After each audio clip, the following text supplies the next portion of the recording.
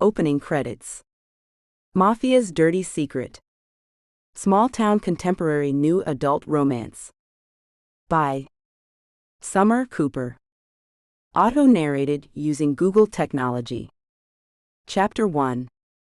Marie ran the warm washcloth down her mother's rigid arm. The tremors were worse today, she noted, as she washed the soap from her mother's skin. The washcloth moved down to the tips of the woman's fingers, and Marie noted for the millionth time that her mother still had slim, shapely fingers. She dipped the cloth in the pink plastic basin that had come from somewhere. The hospital on her mother's last visit, that was where they got it, she remembered now. She brushed black, silky strands of her hair from her naturally tan face with the back of her hand and looked away from her mother. It was too hot to work like this, but she couldn't afford anyone else to help her. A tear slid down her face, but she swiped it away angrily. Self-pity wasn't something she'd often allowed herself to wallow in, but sometimes it was hard not to. Her mother had lost all ability to care for herself, and it was now down to Marie to do it for her. "Mar," came her mother's garbled voice.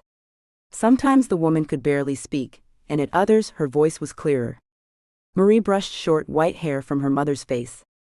A face that had once been on movie posters, with shiny dark brown hair and sassy eyes, was now little more than a shell of what used to be. All that French and Spanish heritage had melted with time into the face of a woman old before her time. "I know, Mom, I'm trying to hurry." Marie moved to the other side of her mother's hospital bed, made sure the blue plastic pads with an absorbent center protected the sheets, and began to wash her mother's other side. Then she'd work on the middle, her back, and finally, her legs and feet. It was a process she'd learned from the home health agency that paid her wages. As her mother's own personal care assistant, she was paid to do the tasks Ruby wouldn't have allowed someone else to do. It allowed Marie to have an income, take care of her mother, and kept them both fed. A state agency paid for it all, some program or another that Marie had signed her mother up for a long time ago. That was back when she first had to use a wheelchair and could get out of bed. Back when Marie had been on her way to Louisiana State University with dreams in her head and hope in her heart. Now she was her mother's slave, the same as always. At least now she didn't have to be verbally abused, too. Her mother could barely speak, even when she was lucid, and that kept her sharp, censored, in check. Marie felt terrible for the thought, and winced as she promised she'd do penance later. For now she had to wash her mother's torso, then the rest. She always tried to think of something else as she went through the tasks she'd been trained to do. She'd think of the beach she wanted to go to, or the restaurants not far away. She'd think about what she'd order from the menu, and what she would do once she had her toes in the sand.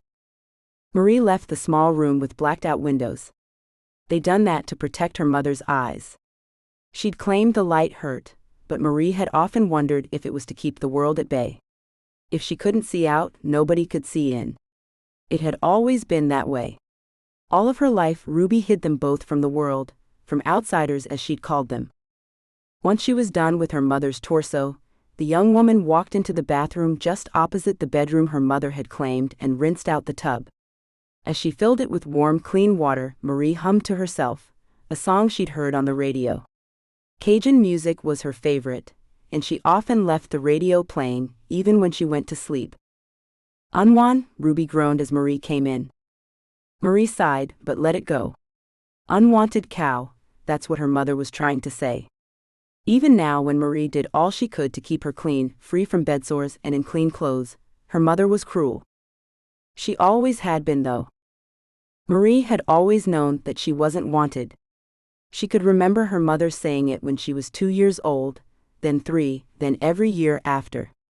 Even when Marie was 18 and ready to leave her mother, at long last, her mother had said it. She'd spit it that day, but she'd added a new twist. Ungrateful. Marie was ungrateful for the long, miserable life her mother gave her. That's how she'd announced the news that she was sick. She'd called Marie an ungrateful, unwanted cow that wouldn't even stick around to take care of her sick mother. Marie had only wanted to escape the torment, but she'd cracked and stayed.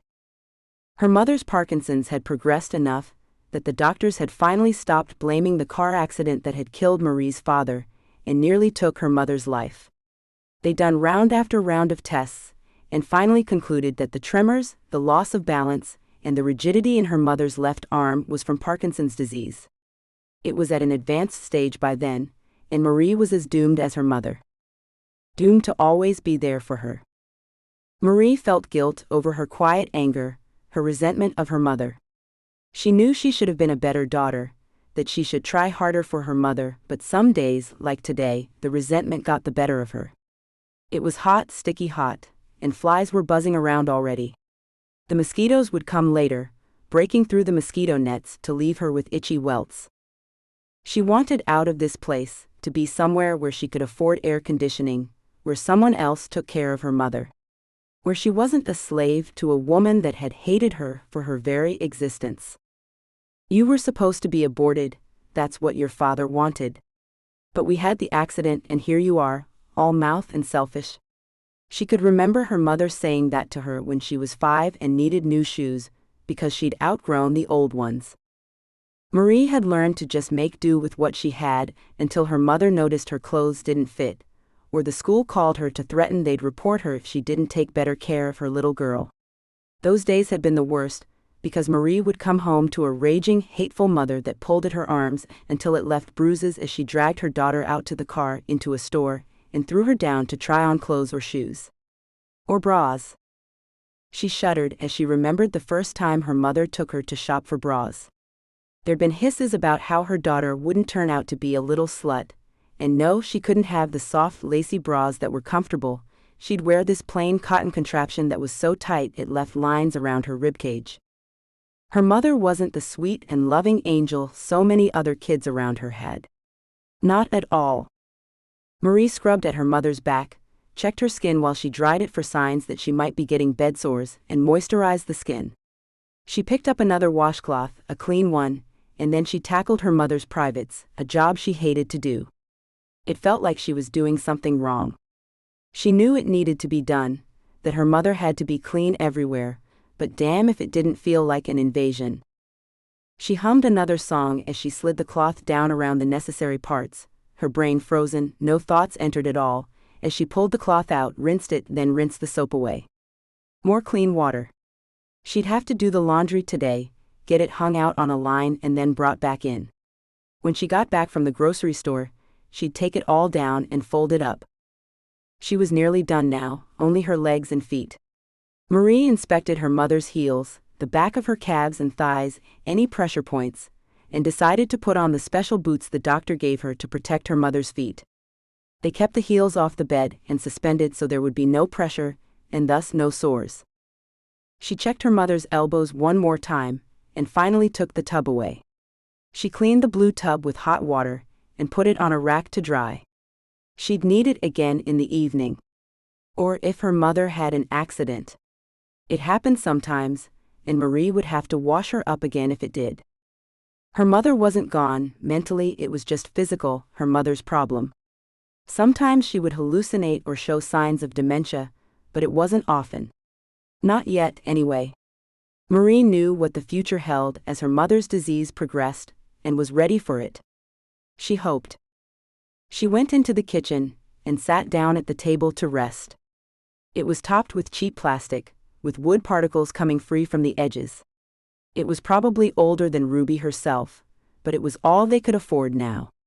Once the house hadn't looked so bad, Marie knew. Her mother had made a little money from the film she made, and every now and then, she'd still get a royalty check. Not often, but every now and then. It had been enough back then to buy the 5-bedroom house with 2 bathrooms and 2 floors. Most of the rooms were empty now, and the doors stayed closed. In the winter, it was too hard to warm rooms that were never used anyway. She'd sold the items inside the rooms to pay for her mother's care, and to pay the bills. Now, her mother had a disability check, and government medical insurance, but it didn't pay for everything. At least Marie was getting paid to take care of her. If she'd had to do it without pay, she might have lost her mind as she struggled to pay bills. Or starved because there was no way she could do both. Another state program paid for a nurse to come once a day and check Ruby's vitals and her overall health. The nurse would stay for an hour, and that was the only real break Marie had from her home. That was when she'd run her errands, get the shopping done, and escape. Sometimes she'd go to the library, pick up some books, something she'd read at night in bed to help her get to sleep. Some days, she couldn't relax enough to fall asleep, and reading would always help her out. "Mar!" The loud sound interrupted her moment of peace, and Marie stood up. She smoothed her hand down her still damp jeans and took a deep breath. She knew what that sound meant. A mess had been made. She picked up a box of gloves, the paper towels she kept off to the side for these occasions, and picked up some plastic bags from the grocery store. The smell hit her as she walked down the hallway, a smell that confirmed her suspicions. She'd have to clean her mother up, wash her again, and maybe even change the bed. She'd put fresh absorbent pads underneath her mother when she'd finished washing her, but they weren't always enough. She made one stop. In the bathroom she found a jar of mentholated ointment and swiped a couple of globs up her nose, then went into her mother's bedroom. The sadistic leer on her mother's face told her this was no accident. Sometimes her mother was just a cruel, heartless cow, Marie had to admit. She tried so hard to be a good girl, she thought. She tried to not be mean, to not give in to her mother's nastiness, but sometimes she hated herself for it, but sometimes she really looked forward to the day this was all over. Marie pursed her lips and ignored the garbled cackle her mother made as she pulled the sheet down from Ruby's legs. Even the mentholated ointment couldn't keep that out of her nose, but she reminded herself not to breathe through her nose and got on with the task at hand. An hour later, just as she heard a knock at the back door, Marie was done. She'd cleaned up the worst of it, washed her mother, changed the sheets in her mother's nightdress, and had put fresh pads down. She walked out of the room, determined not to cry. She wanted to so much, but she wouldn't. She remembered the way her mother had tried to use her good arm, her right arm, to push Marie's face down into the mess she'd made, and felt her eyes well up. How could being born deserve so much cruelty? She knew her mother said her father wanted her aborted, but the hateful woman never said what she'd wanted before the accident. She'd only ever said it was too late once she'd woken up, and the whole world knew about her pregnancy. That no doctor would do it at that advanced state anyway. Marie suspected her mother had wanted to keep her, but had changed her mind once her father died. Marie was a bright woman, had always done well in school, and had made good grades. She was able to deduce from what her mother had said over the years, sometimes after a few glasses of cheap wine, that her mother had become pregnant on purpose to trap the man she'd wanted to force to marry her. But he'd already been married to another woman, and then he died. Her plan, her trap, had failed. It wasn't the kind of past people would be proud of for her or her mother, and her mother drank a lot when Marie was a child. She'd probably said things she didn't remember saying. Marie didn't mention those things or ask about them, for fear of her mother's anger. She'd been slapped one too many times to push her luck. She was 26 now, and she'd spent 8 years in this miserable hell. At first, it hadn't been so bad. She'd been able to take her mother out with her, or she'd been able to go out on her own. Within a year, however, Ruby had taken to her bed and had refused to leave it. Of course, her left leg and arm wouldn't move, and the effects on her spine and hips made movement difficult, so Marie couldn't really blame her, but she'd wondered how much of her mother's problems were exaggerated. In quiet moments, like now when she was headed into town for groceries in the old battered car that barely ran but tried, more thoughts would intrude. Her mother had always been cruel. She could be making this worse for Marie than it had to be. It was within the realm of possibility anyway. At those times, Marie would think that maybe she could be a better daughter. But Ruby could have also been a much better mother. Chapter 2. Marie turned into the slight bend in the road with practiced ease. She'd driven the road so many times, she could have made each movement simply from the sound of the tires on the road. A deep sound meant she was on the road just outside of her house. A softer sound like cloth swishing over metal meant she was on the bend that came just after the house, the part that led into town and the stores. Then there were the shadows. She knew where each tall cypress tree stood, each one dripping with Spanish moss, or where each tupelo tree stood, and where each shadow was supposed to be now. She'd traveled this road practically every day of her life. Each shadow gave her a point of reference as she drove along. The law said you had to drive with your eyes open though, Marie thought with a shadow of a smile, so she kept them open. She saw the same old for sale sign on a trailer off to the right, as she made a stop at the crossing that would take her into town. The tobacco shop had new prices up today though. The bright orange letters were hard to miss. Mr. Terrio still had his crawfish traps for sale on his front lawn, across the street from the small car dealership that always managed to get new stock, but never seemed to sell any cars.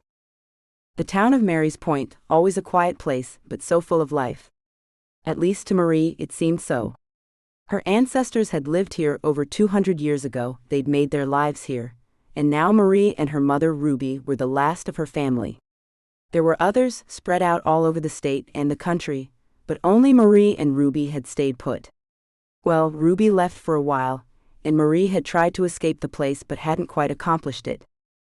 She drove past the small library, the two small banks that were always in competition, over the small drawbridge over the bayou, and pulled to a stop to turn in at the grocery store. On her right was a gas station fast food restaurant, and to her left was the store. A little further down the road were more houses, an apartment building, and a few other offices and boutiques. There was even a cafe that sold café au lait and beignets, but Marie didn't get to go there too often. She wouldn't get to do today either. She had to pick up groceries, her mother's medicine, see Ruby's doctor about a form the government insurance wanted him to fill out, and then get home before the nurse's hour was up. It was a real blessing to have the woman come for an hour every day, but sometimes it just wasn't long enough. Marie knew she had to make do though, it was all she'd ever done. She could smell the water of the bayou as she stepped out of the old car she'd inherited from her mother. The old Ford had been bought new, but that was back when Marie was still a baby. It had been cared for though and still ran. Most of the time. She carefully shut the door, locked it, and went into the cool air of the store. It was always a relief, that first moment when she walked into the brightly lit building. The store was locally owned and stocked furniture, clothing, groceries, and just about anything else anybody would need, stuck out here in the sticks. Marie took a shopping cart and began to walk through the store. She saw a new display over in the furniture section, new sofas and decorations for a bedroom. She saw a white and black comforter on a new bed display too, that she really liked. Black filigree on a white background, so Louisiana, but so out of her budget too. Marie looked away without even so much as a sigh. She'd learned long ago things like that just weren't for her. She sped along into the grocery department and began to fill the basket with the small amounts of food she'd need for the week. Her mother sometimes had trouble swallowing now, so Marie had learned to make soft foods for her. Being in bed all the time meant her mother didn't require a lot of food anyway, but the dietitian that came showed her what to feed her mother and how much. If her mother asked, she'd give her more, but usually getting her to eat one meal could be a huge challenge. She made quick work of the task, and was soon outside again in the damp heat. Her green t-shirt stuck to her, and her thighs began to stick together below the legs of her shorts. At least she had on flip-flops today. Socks and shoes would have been all but unbearable in a car with no air conditioning. A slight boom in the air, and the sound of a very powerful engine drew her attention as she put the groceries in the trunk of the old white car. What should have been a glance up turned into a look of shock at what she saw. A black Lamborghini, probably from some time in the 1960s, was parked at the gas station. The car was unlike anything she'd ever seen before, and screamed expensive luxury. That wasn't what shocked her though. It was the handsome, well-built man with a mop of black hair that pumped gas into the car that shocked her. He glanced around vacantly, as if nothing about the surrounding area mattered to him, and he couldn't be more bored. That look didn't take away from the beauty of his face though. Even from this distance, Marie could tell the man would stop heartbeats all over the world.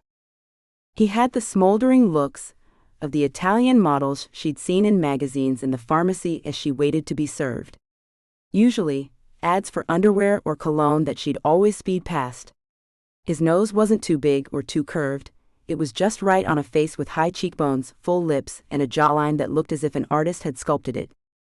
The expensive clothes he wore showed off an equally sculpted body, and she wondered how many hours he spent in a gym to get that built. He glanced in her direction as if he felt her stare, and Marie quickly looked away. She tucked a lock of hair behind her ear and pushed her cheap sunglasses down on her face. Hopefully, he hadn't seen her gawping at him. She pushed the cart back to the stand, in a daze as she berated herself for her childishness. She'd never had a boyfriend, her mother hadn't allowed it, and she'd never really been accepted at school. As the illegitimate child of a failed starlet, she was an outcast even before she'd started school. In this rural part of Louisiana, Catholicism reigned and her mother had sinned. Sinned so much she'd been excommunicated. Marie's cheeks flamed as she remembered it all over again, how her mother had screamed profanities in the middle of Mass, drunk and angry because her latest lover had gone back to his wife. The church spent years trying to aid her mother in trying to get her to change her ways, but when she'd screamed there was no God, and that she'd do those awful things to the Holy Family, well, she'd left the church little choice. That was all before Marie had even started school. It only got worse after that. Ruby had time to go to the bar before Marie came home from school, once she'd shipped her daughter off to the local elementary school. Sometimes those trips out for a few hours became days. Ruby would leave Marie to fend for herself while she spent her evenings at the dance halls, trying to find a man that would help her forget her woes. Marie had learned early on to watch what she said, how she dressed, and how often she bathed.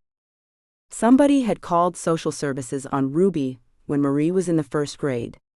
After Ruby had played the perfect mother to get the social worker off her back, Marie had been beaten with a belt until she was black and blue. She'd also gone 3 days without food. That part hadn't bothered her as much as the bruises hidden beneath her clothes. She was used to her mother not bringing home food or taking her out to eat. Hunger was familiar. The pain wasn't something she could forget, though. It had all come together to create a quiet child, one that observed but rarely spoke. Now an adult, Marie wasn't much different to the child that had always been on the lookout for trouble that might come her mother's way. The drinking had hidden Ruby's condition for a long time, but eventually it had caught up with her. Marie was almost glad about the disease slowly taking her mother away from her. At least her mother didn't come home battered and used up now. Which was another disloyal thought, Marie reminded herself. She wasn't overly religious. She couldn't be with her mother there to disillusion her, but she was a firm believer in karma and all that entailed. She knew she'd pay for every disloyal, unkind thought she had about her mother, in one way or another. Her mother couldn't help it. After all, she'd had a really hard life since she'd had Marie. That's the line Ruby drilled into her over the years, every time she did something that made her life a little bit harder. Marie had to sacrifice her own happiness, because Ruby deserved the little pleasures she gained from the life of her own making. Marie took a deep breath, realized she'd been standing at the cart stand way too long, and quickly turned around. The sound of brakes and a powerful engine finally broke into her reverie as she saw a big black sports car had almost run her over. Marie gaped at the windshield, her hands on the hood of the car. Slowly, thoughts began to trickle in. The man from the gas station. He was so beautiful. Gorgeous. And he was out of the car, in front of her now. She stared up, way up, at the most intriguing eyes she'd ever seen. He'd pushed his sunglasses up over his head, and he looked down at her now with concern. She smiled, lost in his eyes for a moment. "Are you all right?" a deeply accented voice asked. "Not from around here then." "Miss?" "Pardon?" Her eyebrows crooked over her eyes in question, as she shifted on her feet and looked up at him. "I nearly hit you, are you all right?" His lips, so full and sensual she wanted to touch them with her fingertips, just to feel their softness, caught her eyes, and again she forgot to answer him. "Miss?" "What?" Suddenly she snapped out of her daze, her cheeks flamed into twin red flags, and she dropped her head down to look at her feet. "Sorry, yes, I'm fine." She waved at her car and looked up at him, the left side of her face scrunched up with embarrassment. He smiled, nodded, and looked down at her with interest now that she wasn't a zombie. "Good. You scared me. I didn't even see you there at the stand until you turned around." My fault, entirely. No, it was mine. I wasn't paying any attention. Sorry, I'll let you be on your way now. She smiled and turned away, but something made her look back. He hadn't moved a muscle, he just watched her as she walked away with something that could be. No, it couldn't be interest. Men didn't look at her like that. He drove away as she got into her car, and she thought about how nice it had been to speak with him. Most people avoided any possibility of talking with her if they could. It was almost as if they thought she'd blight them if she spoke to them. She'd learned to do most transactions quietly, and was used to only having conversations with her mother's doctor, nurse, and the pharmacist. She'd sometimes have to speak to others, to take care of business matters for her mother, but not very often, and those people didn't live here. It was nice to actually talk to someone. She drove away, headed back to the house, hidden almost in the swamp that her mother bought all those years ago. It was much too large for them, with way too many bedrooms on 2 floors. They didn't need all that, and there hadn't been a soul upstairs in months now. Marie went up every now and then to check the ceilings and check for damage after a storm, but otherwise there was no need to go up there. She kept up the 2 bedrooms they slept in, the living room, kitchen, bathroom, and the laundry room. That was enough. Her mother was asleep when she arrived home, so Marie put the groceries away after the nurse left. She put on some pasta to cook on the stove. A little bit of spaghetti sauce she'd put in the freezer went into the microwave, and her radio came on. With her feet propped on another chair, Marie allowed the sound of swamp pop music to take her away to a land where a man like the Lamborghini driver noticed her. He'd take her to dance the night away at the dance hall, or out to eat at some fancy restaurant tucked away in a secret part of New Orleans. He'd sweep her off her feet and take her away from this miserable life, with the flash of a pearly white grin and a blink of those warm brown eyes. Life would be good, something she'd never known before, and she wouldn't have to hear her mother's voice telling her she was unwanted ever again. Marie. Came the strangled sound of her mother's voice, ruined by the cigarettes she used to smoke and the paralyzed muscles caused by her condition. Marie, I'm wet. That, Marie thought with a sigh filled with regret. That's what she wanted to escape, just for a few short hours, even if it meant she'd go to hell for the thought. That voice, that hateful, anger-strained voice. She turned off the stove and pulled a pair of gloves from the boxes she had strewn around the house. She'd never escape, her mother wouldn't allow it. Chapter 3. A beam of sunlight danced across the pages of Marie's book, as the wind rustled gently through the leaves in the tree. It reminded her that she didn't have all day to sit there at the cafe with her book. She finished her beignets and took the last sip of her café au lait before she put the book in her bag, gathered her things and got up to leave. A dress in the little boutique next door caught her eye, and she wandered over. It was a party dress, as her mother would call it. Short, designed to be tight, in a vivid red that would suit her coloring perfectly. The kind of dress she'd never get to wear. She looked at the other dresses in the shop window, and couldn't help but smile. There was a dress that glittered, one that was far too risque in black leather, and another that would be suitable for an outdoor event with a feminine floral pattern in bold blues and reds. The kind of dresses that women with manicures and hairstyles that didn't come from a pair of paper-cutting scissors and the air would wear. Marie glanced down at her hands and winced. They were red and raw from all the washing she did. Hygiene was key to keeping her mother healthy, and that meant she washed her hands a lot. She used hand moisturizer on them, but nothing ever seemed to take away the angry red that appeared around her knuckles and the fingertips. Her nails were clean and white on the tips, but they were short, a necessity when taking care of a bedridden patient. She could look at those dresses all she wanted to, but she knew she'd never have a reason to wear one. There were no parties to attend, and she couldn't afford one of those dresses, even if she did have somewhere to wear it to. It was nice to look, though. Especially since she still had the man from a few days ago on her mind. These were the kinds of dresses a woman he'd date would wear. That one in leather, with a pair of black stiletto heels, would be just his style, for his woman to wear, that is. He'd probably pick a blonde or a redhead with pouty lips and bedroom eyes. A glance in the window told her that her brown eyes were all right, but there were dark circles under them. Her mother had kept her up most of the night with a screaming fit that wouldn't end. She'd finally given her a sedative the doctor prescribed for these episodes, and she'd been able to get to bed. So what if the sun had just started to rise? She'd needed those 2 hours before she had to get up and greet the world again. Marie's fingers fluttered at the ends of her hair, and noted how jagged the edges were before they dropped down. She had on another pair of faded-out denim shorts, with a black t-shirt and her usual cheap black flip-flops. A man like that wouldn't notice her. Except he had. Kind of? Okay, it was only because he'd almost run her over, but still, he'd noticed. That smile came back, the one that she'd discovered on her face not long after the incident at the grocery store. She'd see it in flashes as she passed a mirror, or the black darkness of a television screen that hadn't been turned on. He'd given her a reason to smile, even if he didn't know it. The guy was probably long gone, though. The town was the kind of place tourists came to in the summer, or during the various hunting seasons. People that wanted to save a few dollars by stopping at a hotel just outside of New Orleans would come here, drive into the city, and then come back at night. The hunters always went out into the swamps and might not be seen for days. She'd never seen a car like that around here, though. He wasn't on a budget vacation, and he certainly wasn't a hunter. A traveler lost and in search of directions, maybe.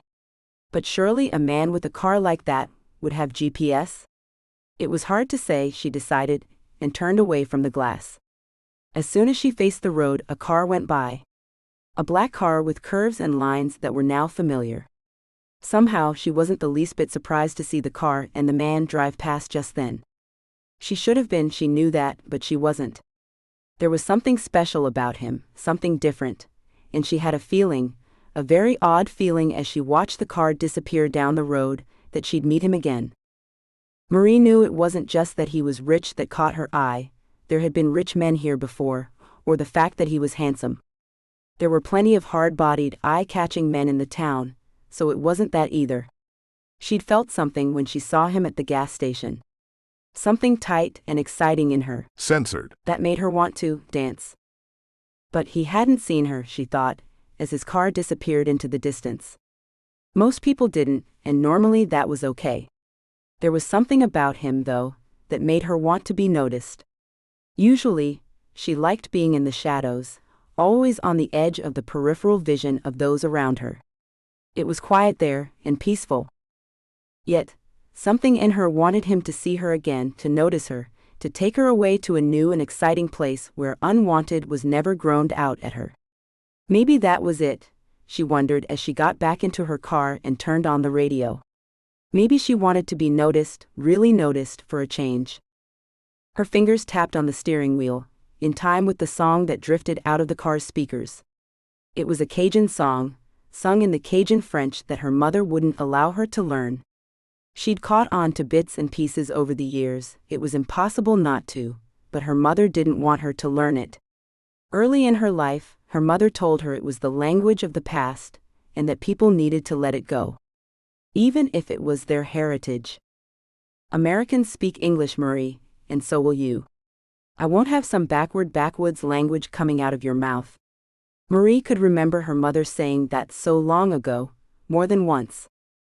She'd never understood why her mother thought it was backward, it was beautiful, the patois of generations of people combined into a musical sound that she wanted to know.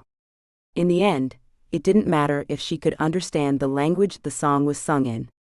The notes of emotion in the singer's voice told her all she needed to know. A short time later, she drove through the crumbling brick entrance to the driveway to the house. Jasmine lined both sides of the entrance. Marie noted all of them needed to be pruned, but she rarely had time to do it. Maybe she could get the boy that mowed the lawn to do it, for a little extra than his normal pay. She'd ask him when he came by later in the week. She pulled up to the house, parked the car, and took out the bags she'd collected. One from the pharmacy, one from the grocery store, and one from the library. She'd picked out a few books to read, and had started one while she was at the cafe earlier. Hopefully, her mother would be asleep when she got in, so she could continue to read. "Is that you, Marie?" You lazy trollop, you've left me for hours in here alone. What kind of ungrateful cow does that? Marie's shoulders sagged, and the weight of the bags in her arms pulled them even lower. Not only was her mother awake, but she'd also regained her speech. It happened sometimes, the ability to speak would come and go. It made Marie wonder sometimes if perhaps her mother was acting. She'd been on the verge of being a star when she was in that accident. Maybe Ruby had found a way to get even more attention. Marie would remind herself at those times that the doctor had confirmed the disease, and that Ruby had always been contrary. She'd fight the disease just to spite Marie and keep her around. She wouldn't give up, or fake being more ill than she was. It's me, Mom. I'll be in there in a minute. She put the bags on the table as the nurse walked in. She's not herself today, the nurse spoke softly, her eyes sympathetic. Marie was ashamed of the way her mother spoke to her, and of the things she'd said. She couldn't look the older woman in the eye. It's hard on her, Jane. Marie glanced over the middle-aged woman with gray hair and soft brown eyes. Besides, she's not in her right mind. You know, I've only been gone an hour. She knows that too, somewhere in her muddled brain. I don't know how you do it, Marie, but you're a saint for doing it. I'll see you tomorrow, honey. Take care of yourself. She patted Marie's cheek, and Marie felt the prickle of tears in her eyes. The fact that someone understood what she went through every day made her feel emotional. Or perhaps it was that slight touch, a sign of affection the woman sometimes gave her. Jane had visited almost every day for the last 2 years, and had become a part of Marie and Ruby's lives. That occasional dose of affection always made her eyes well up. Bye, Jane. See you tomorrow. Marie watched her leave, made sure the screen door on the back entrance closed all the way, then went to the box of gloves. She put on a pair of the purple gloves, and headed in to check on her mother. Ruby's face, lined deeply now with age and the stress of her disease, stared up at Marie with disgust. Marie ignored it, and pulled her mother's thin blanket to check the absorbent pads beneath her. She'd learned over the years how to tell damp pads from dry through the gloves, and found them dry now. She saw the nurse had put the boots on her, designed for bedridden patients that couldn't move around a lot. They were meant to keep her heels from getting bed sores. Her mother hated them, but they were necessary. It was something her mother's general practitioner had stressed to her over and over again. Make sure the patient doesn't get bed sores because they were dangerous. Marie ignored the protests of her mother and checked her skin from head to toe to make sure there were no blisters or redness. Those were the first signs that the skin was breaking down and needed to be cared for. Marie didn't find anything and positioned her mother on her side.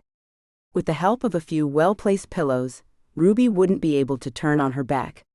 She would spend every hour of the day on her back if she was allowed. That wasn't good for her skin. Marie would let her go on her back in an hour, and then she'd turn her to the other side for a while. This was one of the reasons Marie didn't sleep well.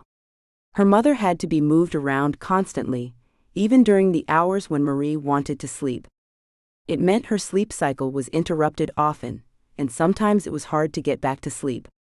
On good days, her mother was able to turn herself, and Marie was able to sleep through the night.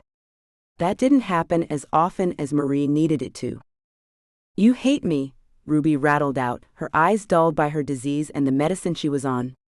You've always hated me since the day you were born. It was a common complaint, and Marie didn't respond.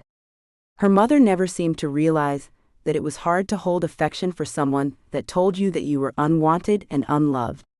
Maybe Ruby's disease caused these moments where she'd forget the past. It used to be the fact that Ruby drank too much. She'd often forget what she did or said after a binge. Now it was the disease, Marie was certain. Marie moved to the end of the bed, threw her used gloves in the trash, and picked up the bedding she'd left to be washed when she came home. I'll be in the laundry room for a little while, Mom. What do you want me to put on the television? You'll let me die here, alone. I know you will, you ungrateful cow, Ruby said to the wall. Marie rolled her eyes, pursed her lips, and stared at her mother's figure in the bed. Mom, what do you want to watch? Censored. Off. Another roll of her eyes was accompanied by a deep sigh before Marie picked up the remote control and turned the television on. A program that Ruby normally liked was already on the channel, so she left it and took the bedding out of the bedroom. She walked into a room that had been added on sometime in the 1950s. It was decorated all in white and brightly lit from the windows at the end of the room. They spanned across the wall, halfway up. It was one of Marie's favorite rooms, and she spent a lot of time there, especially in the winter. The dryer made the room especially warm then, and she'd spend as much time as she could in there. During the summer, it would become way too hot, but opening the windows usually helped a little. Marie put the bedclothes in the washer, filled the dispensers, and sat down at the long table pushed up against one wall. The length of the table made folding laundry much easier, but for now it was a nice spot to sit and read. Only Marie couldn't concentrate on the book just then. Her brain was too busy wondering about the man in the black car. Would his house have a laundry room? With the same kind of long table? A table strong enough to hold two, she wondered with a naughty smirk. The fantasy played out as the washer stopped filling with water and began to rotate. The smile didn't leave her face. Chapter 4. Thank you so much for staying a little longer, Jane. I don't know how long it will take, but hopefully not long.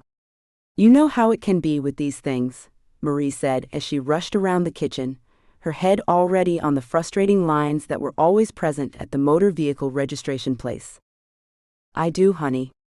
Take your time. The patient I see after your mother is in the hospital, so I'm free for an extra hour or so. Jane pulled at the hem of her pink uniform top and gave a shake of her head. I'll be here. Thanks, Marie said warmly and finally left the house. She thought about what she needed to do as she drove to the parish seat to get to the courthouse. The motor vehicle office was there, and she'd probably be there a while.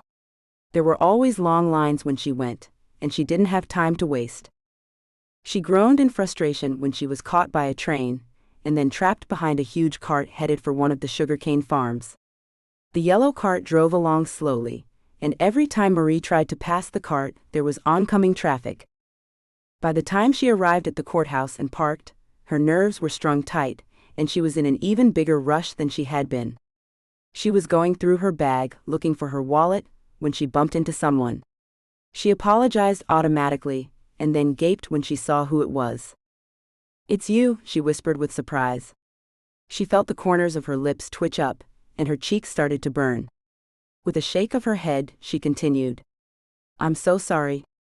It's me that did the bumping this time. I'm really sorry. I was in such a rush to get to the registration office, well. I'm sorry. Her voice trailed off as she looked up at him, and noted he looked a little older than she'd thought he was. Not much older than her, but he had her by a few years if the very faint lines around his eyes were any indication. Or maybe he'd spent more time outdoors than she had, and his features were weathered? Don't apologize, it's nothing. I wasn't paying attention either. His smile revealed straight, gleaming white teeth. His teeth were perfect except for his right incisor, which had been chipped at some point but obviously never repaired. Marie wondered why, but didn't dare ask. Her head dropped down, and she pushed a lock of hair behind her right ear. I guess you need to be on your way. Sorry about this, again. I do, but it was nice to bump into you again. He didn't look to be in a hurry now, and for a moment Marie forgot that she was too. Well, it's nice to see you again. She noted the look of interest he gave her, and was glad she'd put on a nice light blue blouse and a white skirt that flowed down to her knees for this outing. She looked decent at least. Men only want one thing out of us females, Marie, and you'd best believe me. They're all pigs after what's in your pants, so they can get their rocks off, and then dump you like a piece of used-up trash when they're done. Ruby's drunken rant from all those years ago came back to haunt her as the man looked her up and down. His eyebrows lifted in appreciation, even as her mother's voice carried on in her head. Don't be a slut, Marie. I won't abide a slut in my home. You go to school, you learn, then you come home. That's the law, I have to send you. Otherwise I'd keep you here, away from those boys that can ruin your life if you let them. Only Ruby wasn't here now. She didn't feel the way Marie's heartbeat skipped for an instant, or the way her lungs went tight as she looked directly into those dark brown eyes. They were amazing eyes that sucked her in, until she actually began to lean towards him. "I guess I'll see you again sometime," he said after a long pause. "Take care." The shrill sound of his phone broke the silence in the long hallway and the interlude. Marie nodded, stupidly she thought, and walked away. She'd lost more time, but she didn't mind, not when it meant she'd bumped into him again.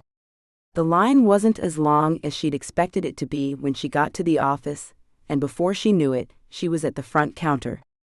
Not long after that, she was back in her car with brand new stickers on her license plate. Job done, and 15 minutes to spare before it was Jane's normal time to leave. And she'd met the mystery man again, she thought with a delighted smile. That was the best part of the whole outing. It meant he was still here, and if he was at the courthouse, maybe it meant he had moved to the small town. That made her smile even brighter, so bright that her face began to censored. She laughed at herself as she pulled into the driveway of her home and stopped the car. Her mother might think all men were bad, and that they were only after one thing, but she wasn't her mother. She hadn't done all of the things her mother had done to get to the top before her rather nasty fall from grace. She wasn't that kind of woman either. Men could want all they wanted to, it didn't mean she had to give it. Her head tilted up in defiance as she walked up to the porch at the front of the house and opened the door. "I'm home, Jane." "Oh, I thought you'd be another 45 minutes at least," Jane said as she quickly walked into the living room. "You should have stayed out a little longer, Marie, taken a little bit of a break for yourself." "I know you have a busy life too, Jane, but thank you." "So, how much do I owe you for an hour and 15 minutes? Marie pulled out her wallet, still with a smile on her face. "Nothing, Marie, it was my pleasure to do it." Jane brushed the offer away, but Marie insisted. "It's your time, Jane. Don't sell yourself short," Marie scowled gently. She wanted to say she wasn't a charity case, but didn't because she might not be, but her mother was. "I'm not, I just know how hard you work all day long. It was my pleasure to help out, really. Keep your money." Jane pushed the wallet Marie held out away, and gave Marie a no-nonsense look. "You deserve an hour or two here and there, you know?" For the second time, Jane made Marie's eyes well up, and she nodded her thanks as the woman gathered her things to leave. "Thank you, Jane. I mean that." "I know you do, honey. I'll be back tomorrow." Jane headed for the door but paused once she had the screen door open. "This won't last forever, Marie. I'm not saying that to be cruel, but you need to know that. This won't last forever." Jane emphasized the last word with a raised eyebrow and more weight in her voice. Marie took in a deep breath as the words sank in, and Jane left. She knew it wouldn't last forever, but to hear someone say it, that made it even more real for her. She was in a hard place, where her mother was concerned. All of her life, she'd been tangled in her mother's web of hate and love. She'd always wanted to love her mother, and in a way she did.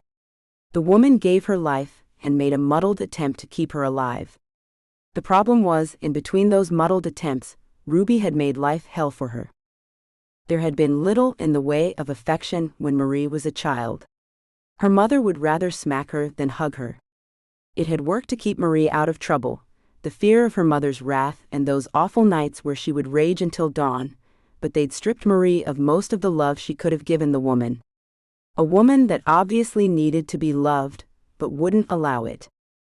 Marie sat down on the faded couch, a pink monstrosity of faded fake velvet, and put her feet up on the coffee table. Her mother couldn't see her, or she'd have never dared to put her feet there. Her whole life had been about fear, she realized, but it wouldn't last forever. Her mother's illness had progressed rapidly, and now she was coming to a stage where she wouldn't last too much longer. Sadness gripped her heart and squeezed it so tight Marie could barely breathe. The thought of her mother's imminent death hurt her, but it also gave her hope. She hadn't quite allowed herself to think about that over the years. Her mother would be gone, and she would be free. It felt like a betrayal to think that, but it was true. For all these years she'd cared for, nurtured a woman that could barely stand the sight of her. Marie wasn't stupid. She knew her mother was a mean, vindictive woman that probably needed a psychiatrist, but it was too late now. Help might have come Ruby's way all those years ago when she came home, back to the small town her mother had been raised in. But she'd felt herself above the hard-working and kind people of the town. She'd ruined her own reputation over and over again. The community that so many others enjoyed here was lost to both Ruby and Marie through Ruby's actions. It wasn't just the drinking. There were plenty of women that got drunk on a Saturday night, out with their friends or a significant other. No, it had been her ranting, swearing, drunken rages, the affairs she'd had with other married men that had ruined any chance of help from their neighbors. Marie was left to fend for herself by most of the people of the town. Teachers at her school would sometimes bring her a sweater or make an extra sandwich for her, things they'd slip to her in her school bag or when she was preparing to leave for the day. One of her teachers had even helped her to apply to universities, hopeful that Marie would flourish with her writing, but her mother had taken that from her. As she'd taken everything. Even the clothes that were given to her, if she noticed that the clothes were something Ruby hadn't bought, that is. Most of the time she wouldn't notice, but when she did, Marie had to pay for it. Her mother would get out her belt, a special belt she'd bought just for whipping Marie with, and she'd strike at her own child with wild anger, screaming that it was Marie's fault for walking out of the house looking like a charity case. When she was young, Marie believed her mother. Everything was her fault. She was the reason her mother's career had ended, the reason her father died, the reason her mother had no friends. Over time, the truth became clear to Marie, however. It was her mother's fault, all of it. Maybe it was her feelings of obligation rather than love that drove her now, she thought, as once again, her mother's voice filled the house with anger. Even in her current state, Ruby was angry. Angry at Marie, at the child she hadn't been able to get rid of. She could have given Marie up for adoption, but she hadn't. Marie had often wondered why. She pulled on a pair of gloves and went back to her mother's room. She stood in the doorway and looked into the room, lit only by the machines around her mother's bed. Out of the semi-darkness, a croak of anger sent a shiver down her spine. "Where have you been, you lazy slut? I've been calling you for hours now." The words were thick, forced out of a throat that didn't want to work. "I've been here for an hour now, Mom. You just woke up." It was a common complaint, rather an accusation. She always accused Marie of bad things, mainly that she didn't take proper care of her. Marie went to her mother, turned her body to the left, and pushed pillows down behind her to keep her on her side. "I haven't just woken up, I've been calling you." Ruby paused, and worked up a little more energy to rasp out more words. "If you weren't so ugly and terrible, I'd say you were out with a man, but there's no man that would want a woman as lazy as you." The words stung Marie, and made her think of the mystery man she'd seen only a little while ago. He wanted her, she had seen it in his eyes. Interest mixed with something she knew instinctively was censored. Her mother's lies might still sting, but they no longer worked to convince her she was better off with Ruby. "Never mind about men, Mom. Just get some rest." Marie checked the absorbent pads beneath her mother and her clothing before she left the room. If her mother hadn't been so cruel to her, she might have told her about the man. They might have been able to wonder together about who he was, what he did. But Ruby had always been cruel, and now Marie kept the man a secret.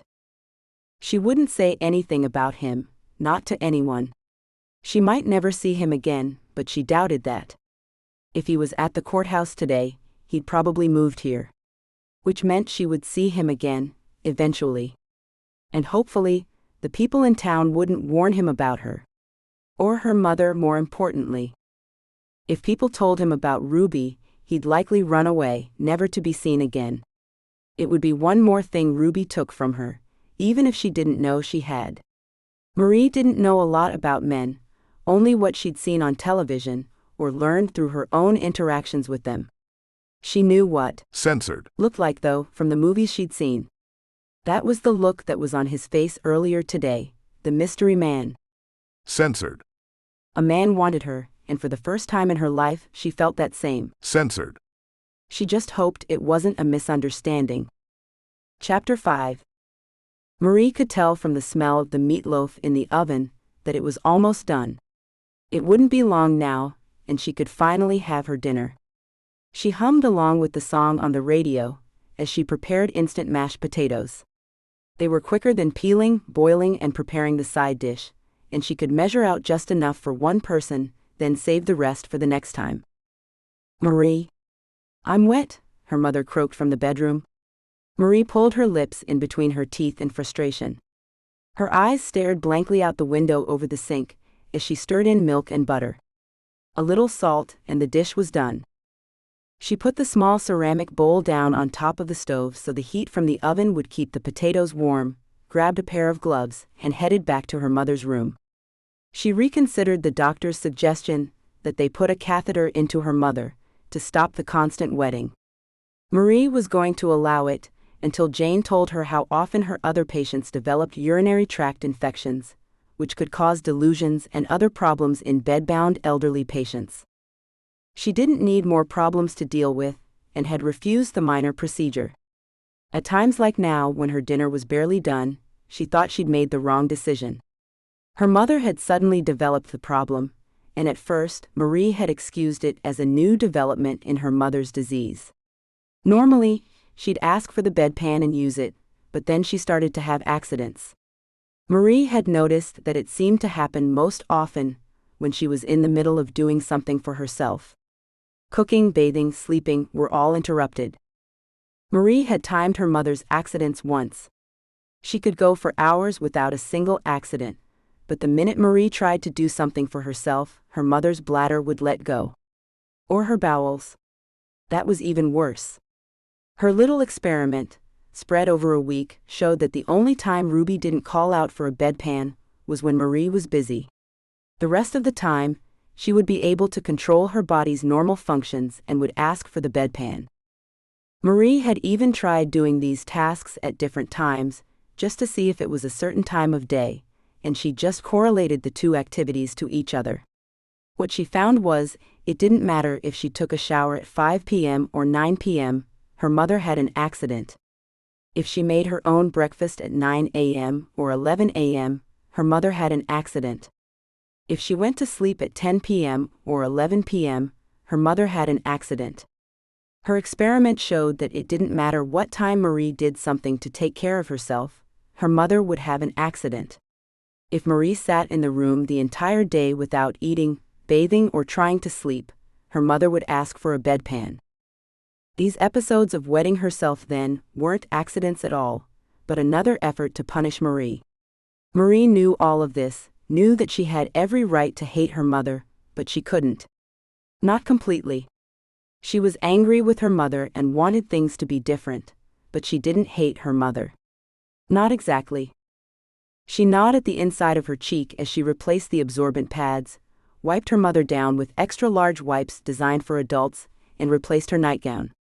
She could smell the acrid odor of her burning meatloaf over the scent of her mother's body, and tried not to be upset. Another burned dinner, but now her mother was dry at least. She turned her to her right side, checked her feet, and walked slowly to the kitchen. There was no need to run, after all, it wasn't going to be less burned if she did. A strange calm had come over Marie when she walked into her mother's room. Jane's words from earlier in the day came back to her. It won't last forever. She'd looked down at the defiant gleam in her mother's eyes, at the way she'd smirked up at her daughter, and thought about the words. Soon enough, this would all be over. It didn't make her feel less angry, less abused, but it made her calm. She sat down to her burned dinner, slathered the meatloaf with ketchup, and slowly ate. She didn't want to wish her mother dead, and she didn't, but at the same time, she knew she couldn't go on much longer like this. She really did care about her mother, and always had, but she couldn't take much more. Her life became even more meaningless when her mother's illness progressed rapidly. To the government, she was a caretaker and employee. To her mother's doctor, she was a caregiver, nothing more. To her mother, she was a slave. Jane had been the only person or entity that saw Marie as a person. Marie was never asked how she was doing, and she rarely went to the doctor. Her mother was the sole focus of most of the people she interacted with. Nobody ever asked how the caretaker was, if the employee needed a break, a vacation that she never got to take. Nobody cared except Jane. Jane understood, but then she would, Marie thought. She did the same thing, only she did it for many patients, not just the one that Marie took care of. Jane saw how the daily practice of caring for patients wore down caregivers though, and had sensed that Marie was nearing the end of her tether. Just that acknowledgement, that assurance that someone cared, was enough to make Marie emotional, even hours later. Her mouth flooded even as her eyes welled up with tears, all over again. Someone had noticed her, had noticed the turmoil she tried to hide so much. Jane knew Ruby was a tyrant to her daughter. There was nothing Jane could do about it, but she could and had given Marie hope. It wouldn't last forever. Marie put her fork down and stared at the meatloaf left on her plate without actually seeing it. Jane wasn't the only person that had noticed Marie lately. That man with the car had too. "Marie," her mother shouted angrily. "What's taking you so long? My program will be on soon, and you left the remote too far away for me to get it. Get in here, girl. What the hell is wrong with you?" Marie sighed, stood up, and decided she wasn't that hungry anyway. Her mother had ruined her appetite. "I don't know what you're doing in there, instead of being in here taking care of me," her mother whined when she came into the room. "Always off doing something for yourself, never taking care of me. You want me dead, don't you? So you can run off with men and act like a whore." "No, Mom, I don't," Marie whispered with resignation. "I was trying to eat my dinner. I'd like to eat dinner, but I have this freaking illness, don't I? I can barely swallow anything more than mush now, and I'm sick of it." Ruby pointed her crooked finger at Marie and gave her daughter an evil glare. "Lazy cow, always eating. You'll end up fat, then no man will want you. As if one would want you now anyway. Look at you, you haven't even put on makeup, for crying out loud." The words stung as they always did, but Marie tried to ignore it. That didn't work, and the sting only spread through her. Censored. Which made her angry. "I don't really have time to do my hair or put on makeup, now do I, Mom?" She couldn't help the words that slipped out. Her mother glared up at her, her eyes narrowed with suspicion. "Are you saying that's my fault? You could get up earlier, you know, make an effort." Anger seethed inside of her as her mother's words echoed in her head. "Earlier? I'm up at 5 a.m., on the days when you actually allow me to sleep for more than an hour at a time. If I get up any earlier, I wouldn't sleep at all." "That's your problem, not mine," her mother retorted, but her voice had grown scratchy. She wouldn't be able to talk soon, Marie knew, and couldn't wait for the enforced silence that would come. She could ignore her mother's hand gestures and angry eyes, but not her words. "It's not like any man would want you, even with makeup on. You're not much for anything, and you're just not beautiful. I thought you'd be much prettier given the genes you had, but—" The words trailed off into a croak, then nothing. Still, the anger inside of Marie grew and turned into something she couldn't control, a monster that would not be denied for this one moment at least. "What do you know, Mom?" "Nothing really, because there is a man interested in me. And guess what? I'm interested in him too." "What?" Her mother's eyes became troubled, not with anger but confusion. "What man?" The words were little more than a whisper, but she managed to get them out. "A very handsome, intelligent man, with a car unlike anything I've ever seen. It's some old Lamborghini, so he must have money. I think he's Italian, but I haven't had time to ask him that yet." Her mother became agitated when she mentioned the car, and she even managed to almost push herself up in the hospital bed. Her hands clenched at the shiny rails so hard her arms quivered. "He's not Mafia, is he? You stay away from Mafia men, girl. They're even more trouble than the rest of the men in the world. Cruel bastards, all of them." Ruby's anger made her throat work, but the voice was still little more than an angry whisper. "I don't think he's Mafia, Mom. He's probably just some business mogul down here to get away from the city and the snow. He's not from around here, I know that, but I don't know anything about the Mafia. besides that garbage that goes on in New Orleans. I don't care who he is or what he is really, girl. You stay away from him, you hear me? You gotta stay right here and take care of me anyway. You don't have time for men or anything else. Just me. Her mother's angry face twisted as she spoke, and Marie knew it took every ounce of energy her mother had to have her say. It didn't matter though, not one bit. She didn't care if her mystery man was Mafia or a vampire for that matter. He brought something new and different into her life. There were possibilities, where before there'd been endless drudgery. The world had finally decided to pay her back for all the cruelty she'd endured over the years, and had put the man in her path. Maybe it was crazy, but she didn't care. The thought that he wanted to touch her, to hold her, to make her smile, gave her hope, and she'd all but lost that in the last few months. Her mother's condition had become worse, and with each new symptom, Marie had lost more and more faith in the theory that we get what we give. Her faith was almost restored since she'd met him, though. When she'd seen him for the second time, that faith had become a little firmer, a little more real. It didn't matter what her mother said to her, she knew deep down that she would do whatever she wanted with this man. She'd give him anything he asked for, as long as she had it to give. Mom, you wouldn't understand, Marie explained with quiet certainty. You only ever took a man to bed because you wanted some material thing from him. You never took a man to bed to feel alive, to feel loved. If I ever go to bed with a man, that will be the only reason I do it. And you can't stop that. If I choose to sleep with this man, it's none of your business. Marie's voice shook on the last sentence, but she got it out at least. For once, she'd stood up to her mother, and she felt the heady surprise of triumph as she stared down at her mother grimly. This won't last forever anyway. Ruby's eyes went wide, and she settled back down onto her pillows. Her left hand remained on the bed rail, gripped so tight Marie could see her mother's knuckles through the thin skin on her hands. She tried to say something, to rebuke Marie in some awful way, but she couldn't force the words out of her throat. That only made Marie's smile broader. She felt a twinge of guilt, but pushed that down. It would do her mother some good to think things over, to know that her little punching bag slave had taken more than enough. You know, Mom, the reality is you won't live forever. You really need to think about that. When you censored the bed to drag me out of the shower, or when you scream in one of your rages in the middle of the night, stop to think. You won't be alive forever, and maybe, just maybe, you should try to redeem yourself a little before that time comes. Ruby's mouth worked, but it wasn't paralysis that made her speechless, it was Marie's words. Marie saw Ruby slide her head away, her eyes pained, and left the room at last. She didn't know if her words had any effect on her mother, but she hoped they did. Marie would love to have some emotion from her, other than the hate and anger she usually spewed at her daughter.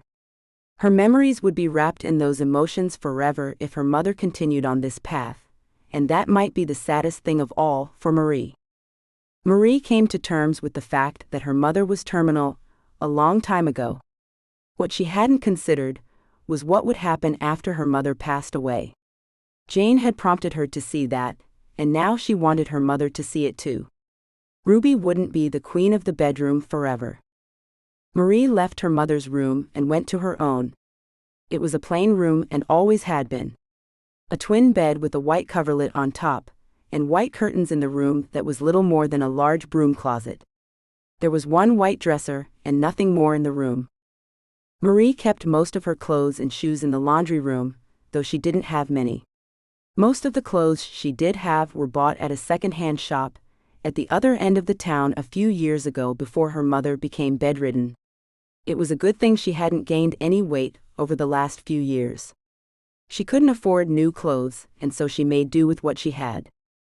With a sigh of resignation, she sprawled out on her bed and stared up at the white ceiling. The walls were cheap pine sheets that had been nailed to the studs behind them. A very basic room for a very basic girl. Woman, she thought after a moment. She was a grown woman now. And she just stood up to her mother for the first time in years. She'd tried it when puberty hit when she was 12, and her hormones were all out of whack. Her mother had been nagging her about how she shouldn't become a whore, now that she was able to make babies. She'd gone on and on about how she wasn't going to raise the kid if Marie got pregnant, and that she'd have to leave and marry the father if that happened. If he wasn't already married. That had been the part where Ruby crossed a line, and Marie had jumped up from the same table in the kitchen that was there now and screamed at her mother, "You're the whore in this family. You're the one that F's married men, Mama, not me." Ruby became enraged and dragged Marie to the floor by her hair and slapped her face until her nose began to bleed. "You don't ever mention those things to me, do you understand, little girl? Never ever backtalk me or try to put me down." Each word had been punctuated with another slap and a harder tug at Marie's hair. She'd given in, so the pain of her hair being ripped from her head would stop. She'd felt really bad about insulting her mother too, and hadn't tried it again. Not until today anyway. Today, she'd succeeded at last. Her mother hadn't been able to hit her this time, and that was one step closer to freedom. Chapter 6. The next morning, Ruby was ill. Well, more ill than usual. She was almost delirious when Marie got up. A quick check of her temperature showed that the bedridden woman had a fever. Marie's gut clenched and she felt shame for her outburst the day before. Her mother was right to be angry, her life had been hard. And Marie had only made that life harder. She still felt like her mother should be nicer to her, and she still wanted her freedom, but she felt bad about it.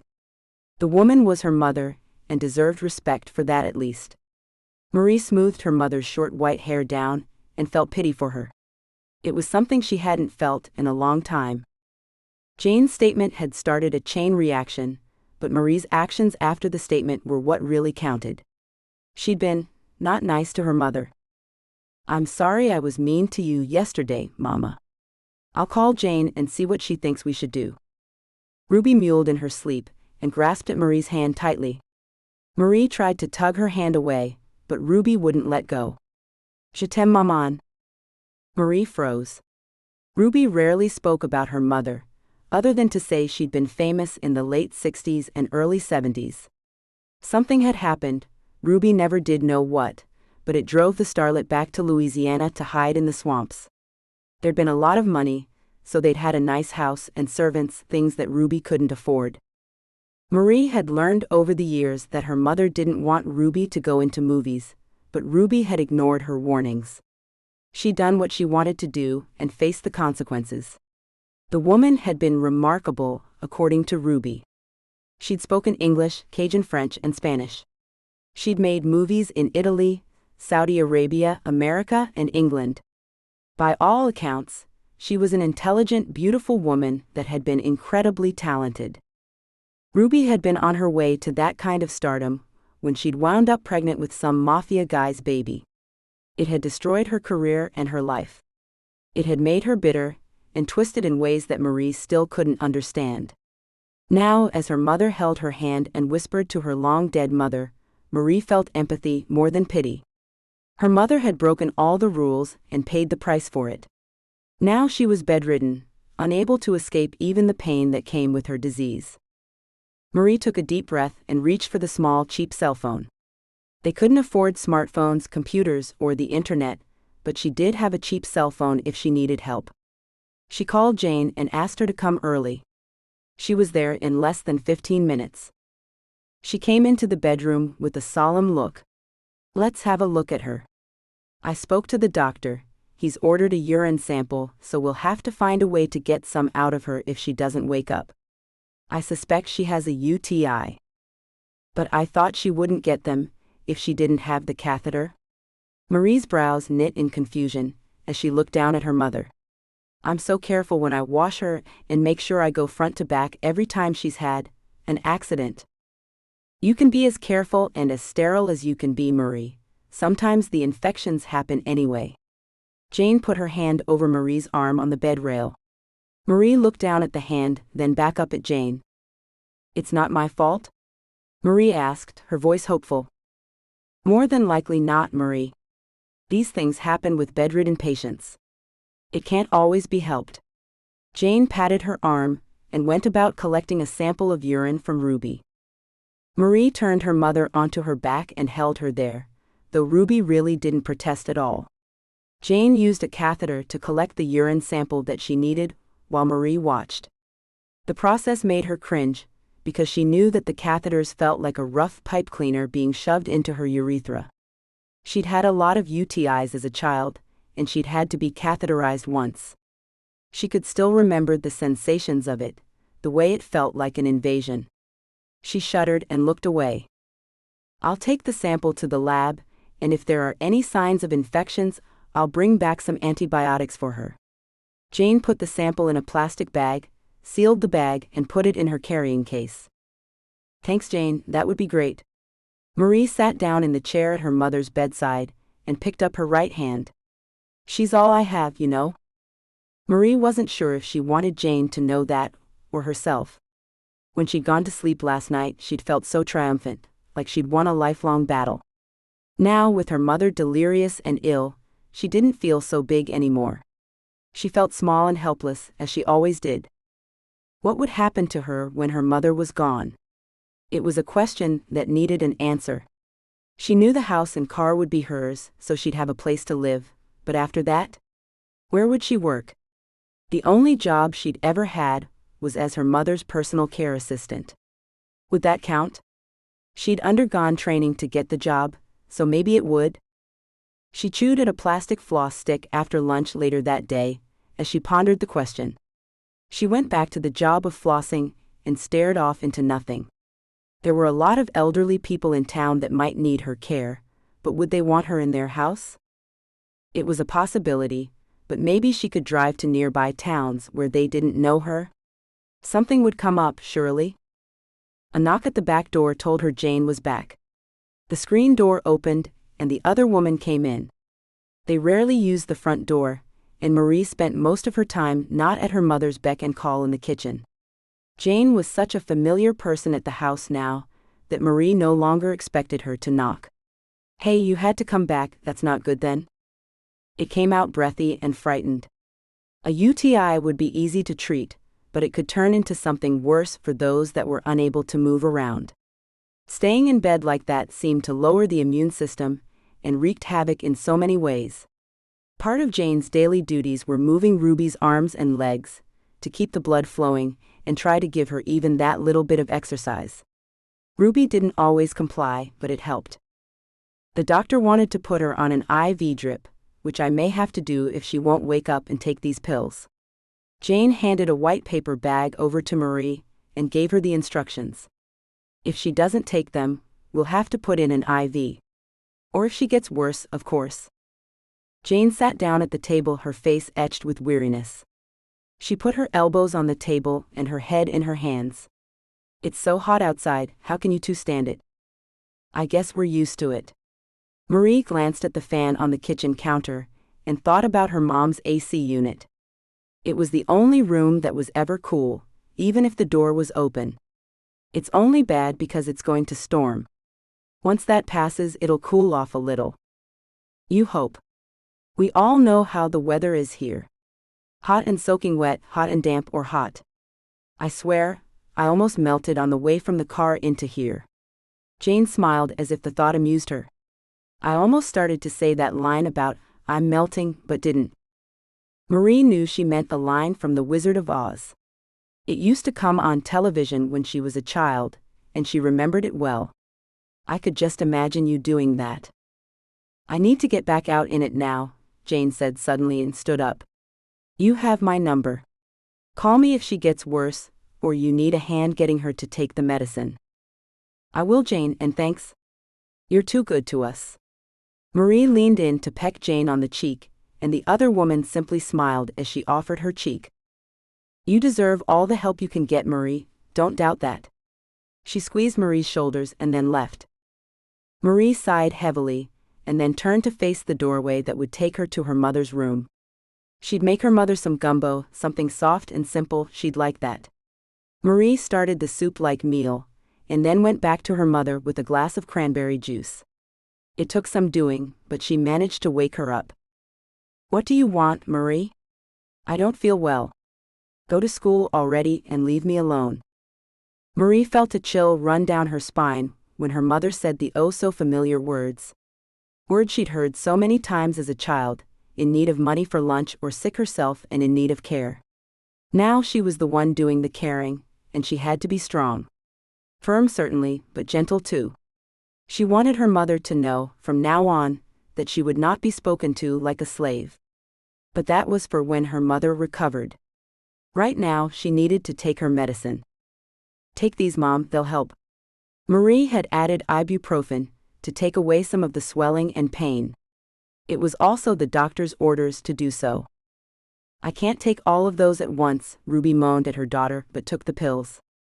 With a look of defiance, she threw the pills in her mouth, took the bottle of water Marie offered her and swallowed. There. Marie smirked with amusement when her mother stuck her censored out and moved it around to show she'd swallowed the pills. Sometimes, not often, but every now and then, her mother's rebellious streak made her laugh. Good girl. What's for dinner? Is that gumbo? Ruby looked up at Marie suspiciously. You only make me that when I'm ill. But you are ill, Mom. Very ill. Now lie back and let me check your skin. Marie grabbed a pair of gloves and examined her mother's skin once again, and soon found everything to be fine. Good, relax now. I'll bring the gumbo in when it's done. Thank you. Ruby looked as surprised as Marie felt. Had her mother actually thanked her? You're welcome, Mom, Marie uttered before she went through the doorway and into the dark hall covered with a dark shade of green carpet. The carpet ran into most of the rooms in the house, except for the kitchen and Marie's room. Marie preferred the bare floors to the carpet and had taken it up when she was a teenager. With her mother's permission, of course. She added a few things to the gumbo, checked the flavor, and then sat down with a book to read as she listened to the radio. Her mother would be asleep in minutes, so she settled down to let the food cook. She liked to read anything, but lately she'd started to read thrillers. They kept her on the edge of her seat, and gave her an opportunity to live an exciting life that was, well, thrilling. Her life was so boring and mundane, sometimes awful, and the books helped her to escape into a new life that she could never imagine on her own. A smell filled the air, one that Marie was all too familiar with. Her mother had an accident. And not one that she could wipe away with a single wipe either. The smell was terrible, and by the time she'd finished cleaning up the mess, a mess her mother couldn't help, she no longer felt like eating. Her mother did though, so she made her a bowl and fed it to her. By the time the bowl was empty, her mother was asleep again. Marie took a shower, put on a clean nightgown, and went to bed without dinner. She'd put the gumbo in the fridge, and she'd have it for lunch tomorrow. Tonight, her stomach wasn't interested in eating at all. Chapter 7. Why is it so hot in here? Jane inquired as she came into Ruby's bedroom. The air conditioner died last night, and I don't have the money to get a new one. Even if I did have the money, I couldn't leave her to go buy one. Marie had been fanning her mother with a paper fan she'd made, but stopped now that Jane was there. I brought the fan in, but Mom's still sweating. I don't think those antibiotics are working. It's only been a couple of days. Let's give it a little while longer, Jane said thoughtfully as she moved closer to the bed. I might know someone that has an extra air conditioner they don't need. Let me ask them while you're gone, and if they'll let you have it, I'll bring it by later on. Really? That would be so wonderful. Marie's smile was almost beatific as she beamed at Jane. I've been so worried about her all night long, I barely slept. Well, go out, relax for a little bit and don't worry. I'll see if we can get this sorted. Jane's reassurance that all was under control eased Marie's mind. Throughout the night, she'd panicked over the fact that her mother didn't seem to be improving, and the fact that the air conditioner wouldn't work. She tried and tried, but couldn't figure out what was wrong with the machine that simply refused to come on. She'd finally given up, brought in the fan from her room, and made another fan out of paper to wave over her mother. It wasn't much, but it was better than nothing. Marie got up from the chair that had once been covered in a red velvet-like material, but was now faded and patched. It was a soft, comfortable chair, and Marie refused to give it up for that reason. It made the hours she spent at her mother's bedside a little more comfortable. Why should she replace it? I'll go clean up and head out for a bit. Thanks, Jane. Marie brushed her fingers over Jane's shoulder in gratitude as she walked out. A short while later, she was seated at the cafe with a cup of café au lait, her beignets and a book. She was too tired to read, and the way the sun slanted on the pages made it a chore to see the words, but she tried because it was one of her favorite things to do. Today, she didn't have to go to the store or pick up a prescription. All she had to do was relax. Only she couldn't. Her mother's condition weighed on her like a 2-ton weight. What would she do if her mother didn't improve? She felt like a yo-yo, being pulled by a child that had never pulled one before. She was joked in one direction, only to be thrown in another direction, before she was joked back into the same direction. Then she just sort of flailed around, with no direction at all. Which was where she was right now. She had no idea what to do, or who to talk to. There was always Jane, but she felt bad for burdening the woman with her problems. It was great that Jane might be able to get an air conditioner for her mother, but at the same time, Marie felt bad about it. She was her mother's daughter, she should be able to provide for her. It hurt her pride just a little, that she couldn't just go out and buy a new AC unit. May I join you? A deep male voice, accented with that Yankee sound, drew Marie's gaze upward. It was him. Her jaw dropped a little, and she looked around as if to make sure he was talking to her. Yes, if you'd like. I would like to. My name is Matteo, by the way. Matteo Mazza. He put down his coffee and beignets, and sat down across from her at the little white table with white chairs. He held his hand out and she felt her face turn red. Marie Hebert. She took his hand and felt the touch, as a buzz of electricity. His hand was so warm, big, and comforting. Like he'd taken on her problems and he'd fight the world for her.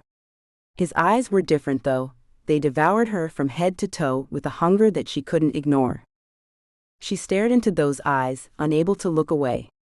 She forgot how to breathe, to let his hand go, and they sat at the table, frozen in that moment as their hands touched. Then he blinked and let her hand go. Sorry, forgot myself for a moment there. I see you've mastered the problem of dressing in this incredible heat. His head nudged in the direction of her body. She'd worn a pair of denim shorts, a lacy cotton white blouse, and her ever-present flip-flops. She looked at him and frowned.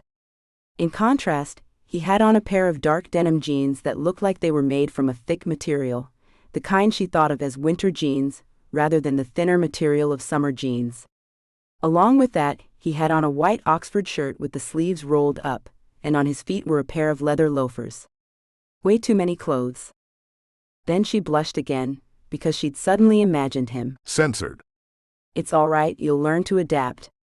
Down here, even senators wear shorts sometimes. I bet they do. I wanted to come down here for a change of scenery, and knew it was hot, but damn. This is incredible. It is. Wait until the mosquitoes start. Even with the mosquito abatement programs, we still get them. It's amazing down here, I love everything about it, but you've just mentioned the two things I hate. Mosquitoes and heat. Well, we have plenty of both of those down here. Marie looked at him with amused glee. It felt easy talking to him, like it was something they'd done many times before. She also noticed the way his lips moved when he bit into a beignet, or took a sip of his coffee. She noted the strength in his hands, but the delicacy with which he picked up his coffee cup. Sensual was the word that sprang to mind. He was a sensual man. Even the smell of his cologne was sensual. Something warm, languid and giddy tensed in her lower abdomen as she watched him eat. She'd never been so totally aware of a man before. There were plenty of men in town that could draw her eyes, but she'd never been interested in them. Not like she was this man. Is it better in the winter? He asked once he'd finished eating.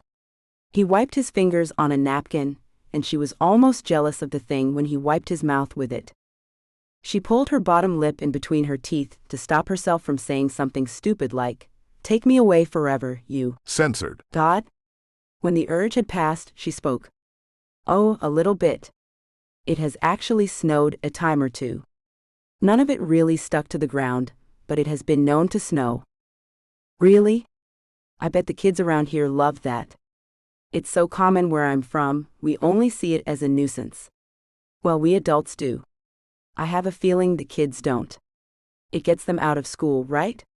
His smile fascinated her. It brightened his face and lit up his eyes in a way that tugged at her heart. I wouldn't know, really. She realized what she'd said, what she'd all but admitted, and cleared her throat.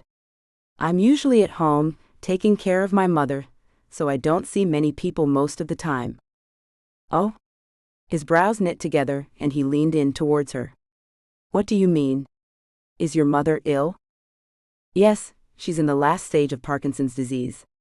I'm her main caretaker. There's a nurse that comes in for an hour a day, so I can run errands. Every now and then, I get to do this. She paused to point at the coffee and book. It's not often, but every now and then, I have the time to sit here for a little while. It sounds rough.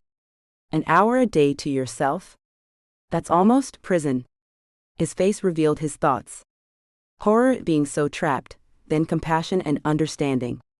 She's your mother, though. You're a good daughter. I try to be. Marie looked away. She didn't want to see pity on his face.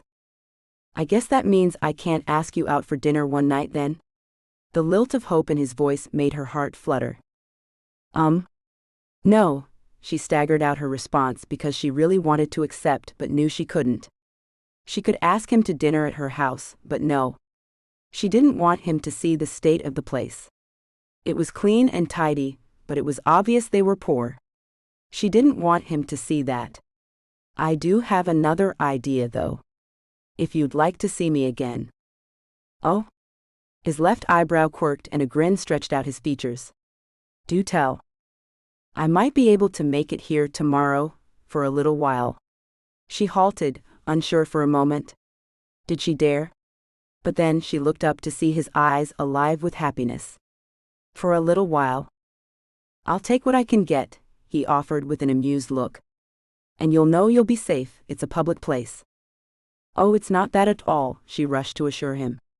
I just don't have a lot of free time. Especially now. My mother has another illness, and it's exacerbated the problems she already had. Marie didn't want to say that she'd been depressed when he showed up, but knew her voice revealed her unhappiness. That compassionate look came back, and he nodded his head. I understand, Marie. It's tough having a parent so ill. I won't nag you about anything. I'll just be happy with whatever time you can give me. Thank you. She glanced at her watch, always aware of the time when she was away from home. Unfortunately, I have to go. I didn't realize how long I've been here trying to read this book. He glanced down at the book, noted the title, and looked impressed. Thrillers, I like that. Good, she said with a laugh of appreciation. I'm kind of stuck on this author. They're old books, but I like them. They're full of ghosts and wickedness. And I can read the whole collection now. They've been around for a long time. Yes, I liked them too when I read them. He nodded as if to agree with himself. She was surprised he read. For some reason, it had never occurred to her that men really would sit down and read a book. Of course, she hadn't been around a lot of men in her life, outside of school and the business she had to take care of. It just didn't seem like something a man would do to her. The fact that he did read impressed her even more than the car, or the display of wealth in his personal attire. The ring he wore on his right middle finger was probably worth more than her yearly income alone. That didn't count the necklace or the watch he had on. She glanced at his right wrist and noted the faint creep of jet black ink. She couldn't tell what the tattoo was, and when his arm moved, she quickly looked away.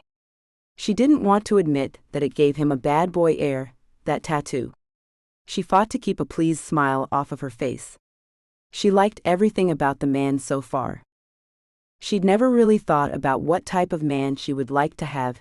She'd never thought that far ahead into the future. Now she knew exactly what her type was. Him.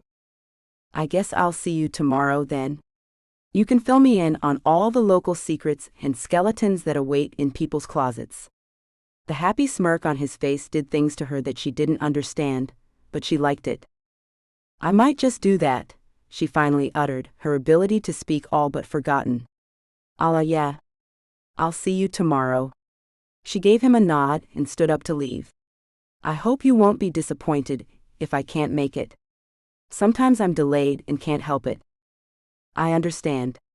Why don't you take my card, and if you can't meet me, just let me know? We'll set up another day." He pulled out his wallet, took out a business card, and gave it to her. "That's a good idea. I don't know why I didn't think of that." She took the card, looked down at it, and saw it was on cardstock that must have been very expensive. "Thank you. I'll see you soon, Marie. Take care of yourself." He gave a short wave from his chair, and she tried not to fall over as she walked to her car. She was so happy she wanted to jump for joy, or fall over with relieved excitement. A man wanted to take her on a date. And not just any man, Matteo Mazza. Even his name was sensual. She repeated it to herself as she drove home, still full of giddy hope. She didn't hear the radio or the way the tires changed sounds as she drove over asphalt, and then cement, and then asphalt again. All she heard was the sound of his voice as he told her goodbye. He'd been very pleased she'd agreed to meet him, and that was something she thought she'd never get to hear. The thought was dimmed, however, when she drew near to the driveway. In that house was her mother. In an instant, everything fell down around her as she realized she'd never have time to date him. That he'd get tired of her eventually, because she didn't know how to pluck her own eyebrows or have the money for makeup and haircuts. He'd want a proper woman at some point, and she couldn't be that. Even if her mother didn't drain all of her paychecks, she still couldn't afford to buy the kinds of clothes a man like Matteo would expect his woman to wear. Expensive things that she didn't even have a clue where to buy. Where did you buy clothes from Louis Vuitton or other designers? She had no idea, and that made the frown on her face deepen a little more. Who was she kidding, she thought. She couldn't date a man like Matteo. She wasn't his kind. Chapter 8. Marie woke up the next morning and stared up at her ceiling. She'd pushed her thin blanket off during the night, and the breeze from her fan blew her hair out of her face. Did she go and meet Matteo, or did she let him go? If she did it now, she wouldn't know the pain that would come later when he figured out that she wasn't good enough for him. A loud bang from her mother's room got her out of bed, and she went in to see what was wrong. Her mother was there, her hair a wild halo around her head, anger spewing from her eyes. She was trying to speak, but words wouldn't come out. "What's wrong, Mom?" Marie asked, and watched as her mother put her hands between her legs. The bedpan. Just a second." Marie went into the bathroom, put on a pair of gloves, and grabbed the bedpan. With practiced movements, she put the pan under her mother and turned away. After a few minutes, Marie was about to turn around when something hit her in the back of the head. She knew what it was the second warm liquid poured down her hair and back. Her mother had thrown the used bedpan at her. She took a deep breath, turned around to see that there'd only been urine in the bedpan, thankfully, and cleaned her mother up. Her mother struggled with her the entire time and slapped Marie in the face twice. Marie ignored both slaps, but when her mother clawed her short nails down Marie's arm, she cried out with pain. Blood welled along the length of the scratches, and Marie looked at her mother with horrified anger. "Mom?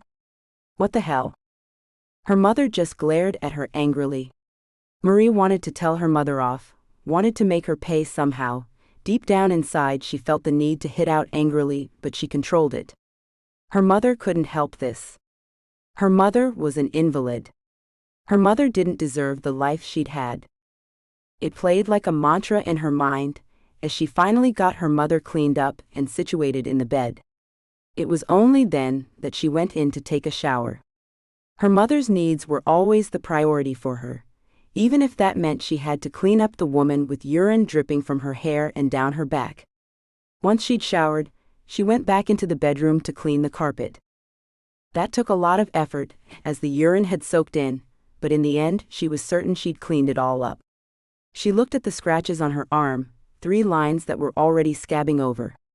At least there were no bruises on her face, she thought before she got up and went into the kitchen. She took out the medicines her mother needed to take, prepared her breakfast, and took it into her on a tray. Ruby promptly threw the hot oatmeal and scrambled eggs at Marie and the wall. The pills she picked up and tossed behind the bed. It all happened before Marie could stop her, and she stood shocked as the oatmeal dripped down her face. The oatmeal wasn't hot enough to really burn her, but it was still warm and could have burned her if it had been a little hotter. She pulled the bed tray from her mother's lap so she couldn't throw that, and ran into the bathroom to wash the oatmeal from her hair. Marie stared at herself in the mirror once her hair and face were cleaned up. She looked like what she was, a nervous wreck. Ruby had been hard to handle before this infection, but now? Now she was a holy terror, and Jane would have to do something.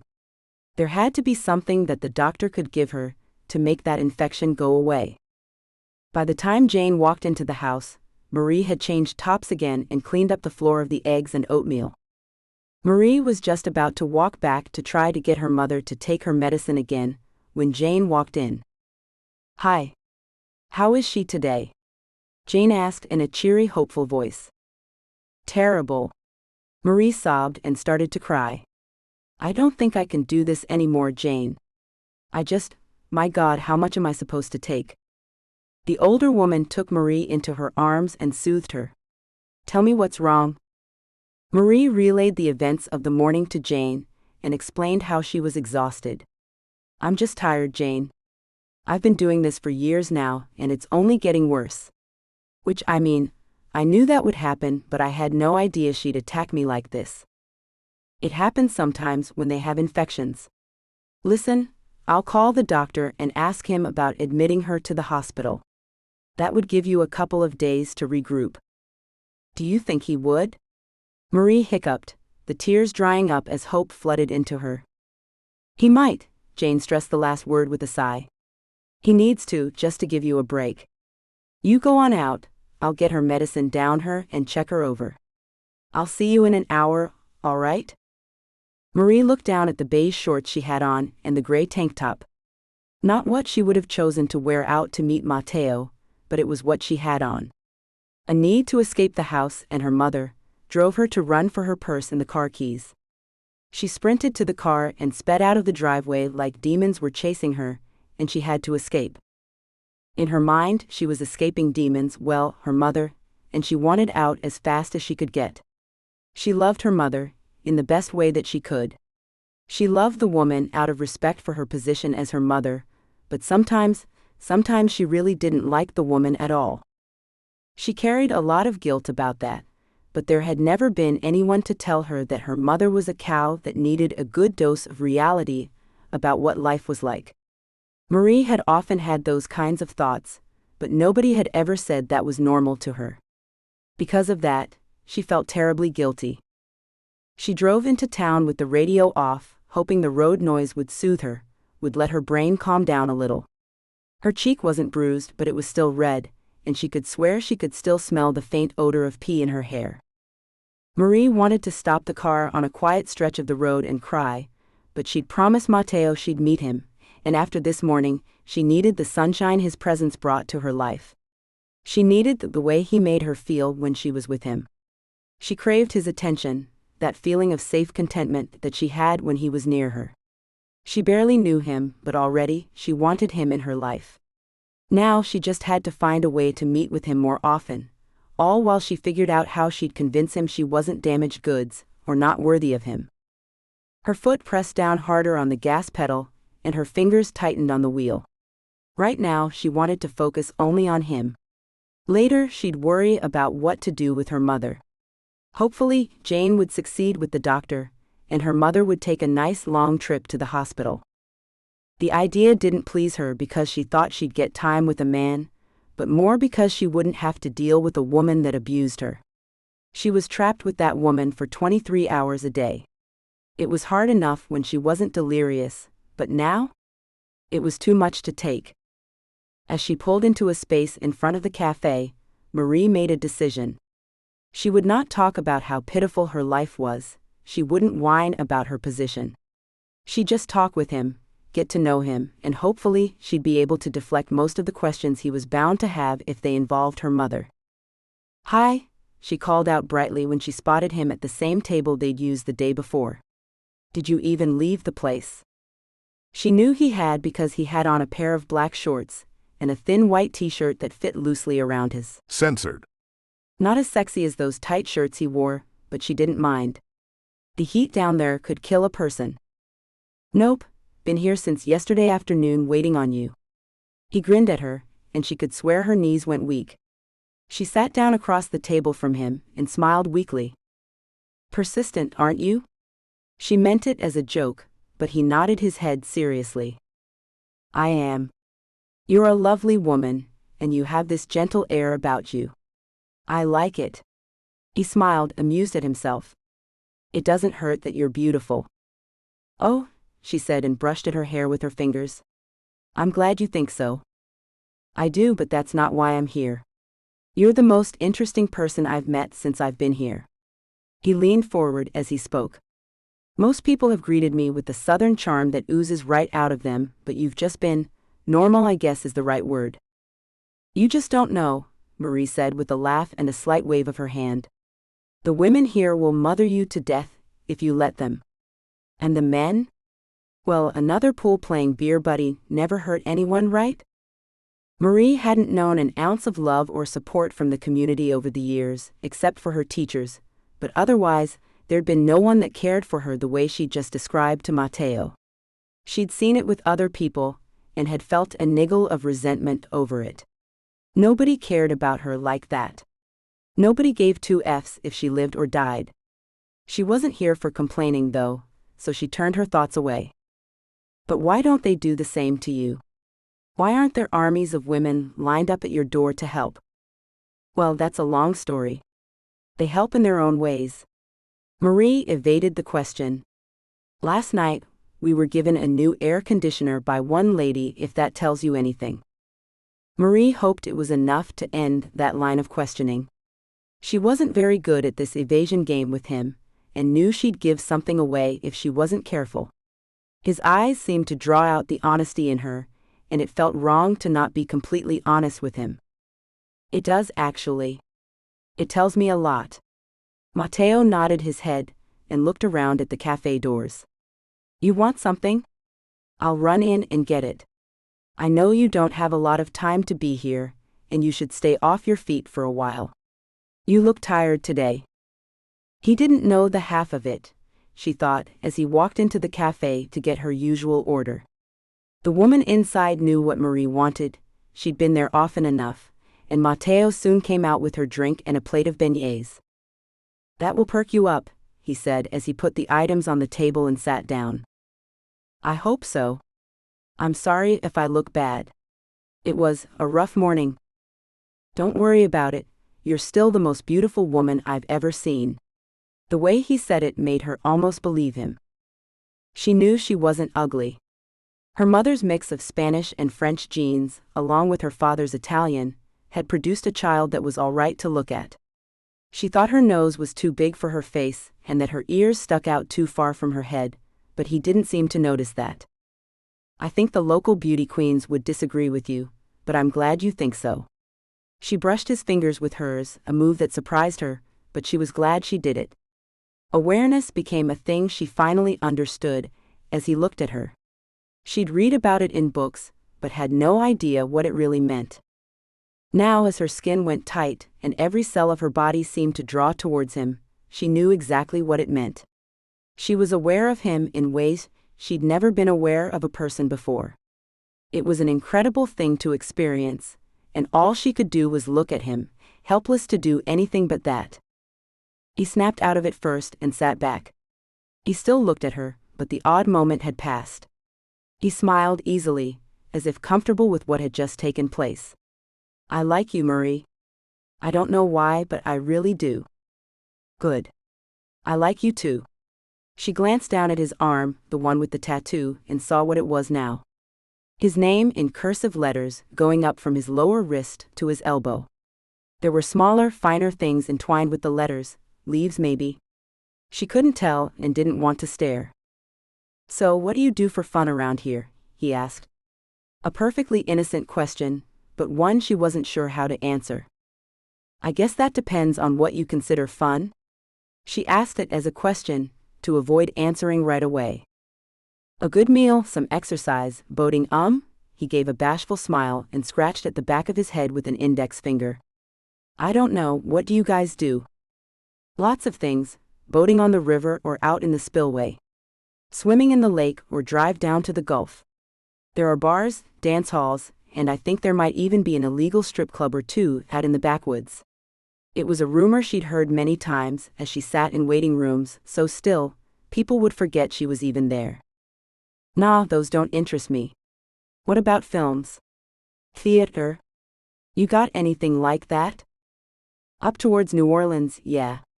Down this way on the outskirts, not so much. I can take you out in the bayou, show you huge snakes, spiders, and bats if you'd like. Could you indeed? He looked intrigued. If my mom didn't need me, I would. She pulled her lip between her teeth for the billionth time in her life, and tried to think of what to say next. I don't know how long that will be, Mateo. You should know that. It might be that I can only give you an hour every now and then, for a long time. Or it might not be. I don't know. I'll take what you can give me. He leaned back, comfortable under the umbrella at the table. I've got time. I'm glad one of us does. She took a final sip of her coffee and glanced at her watch. I can't believe it's that time already. I have to go. I'm so sorry, but I'll be late if I don't go now. It's fine, I'll see you again soon. Just text me, all right? He gave her a wide smile, held out his hand, and when she gave hers to him, he pulled her closer to him. I have all the time in the world for you, sweetheart. Don't worry so much, all right? She gasped but nodded as his lips came down. She held her face up to him, wanted him to censored her lips, but instead he brushed his lips against the side of her cheek. Somehow, that was better than a censored on the lips. She pulled back to look up at him, completely befuddled. Drive home carefully, all right? Your precious cargo. He winked as she stood up and left. The grin on her face couldn't be dimmed, even when she got home and found out the doctor wouldn't admit her mother to the hospital. Maybe when she yanks her IV out and bleeds all over, he'll realize she needs to be hospitalized. Until then, call me if you need me, honey. Jane was in a hurry to leave, and Marie knew her mother was still being a terror.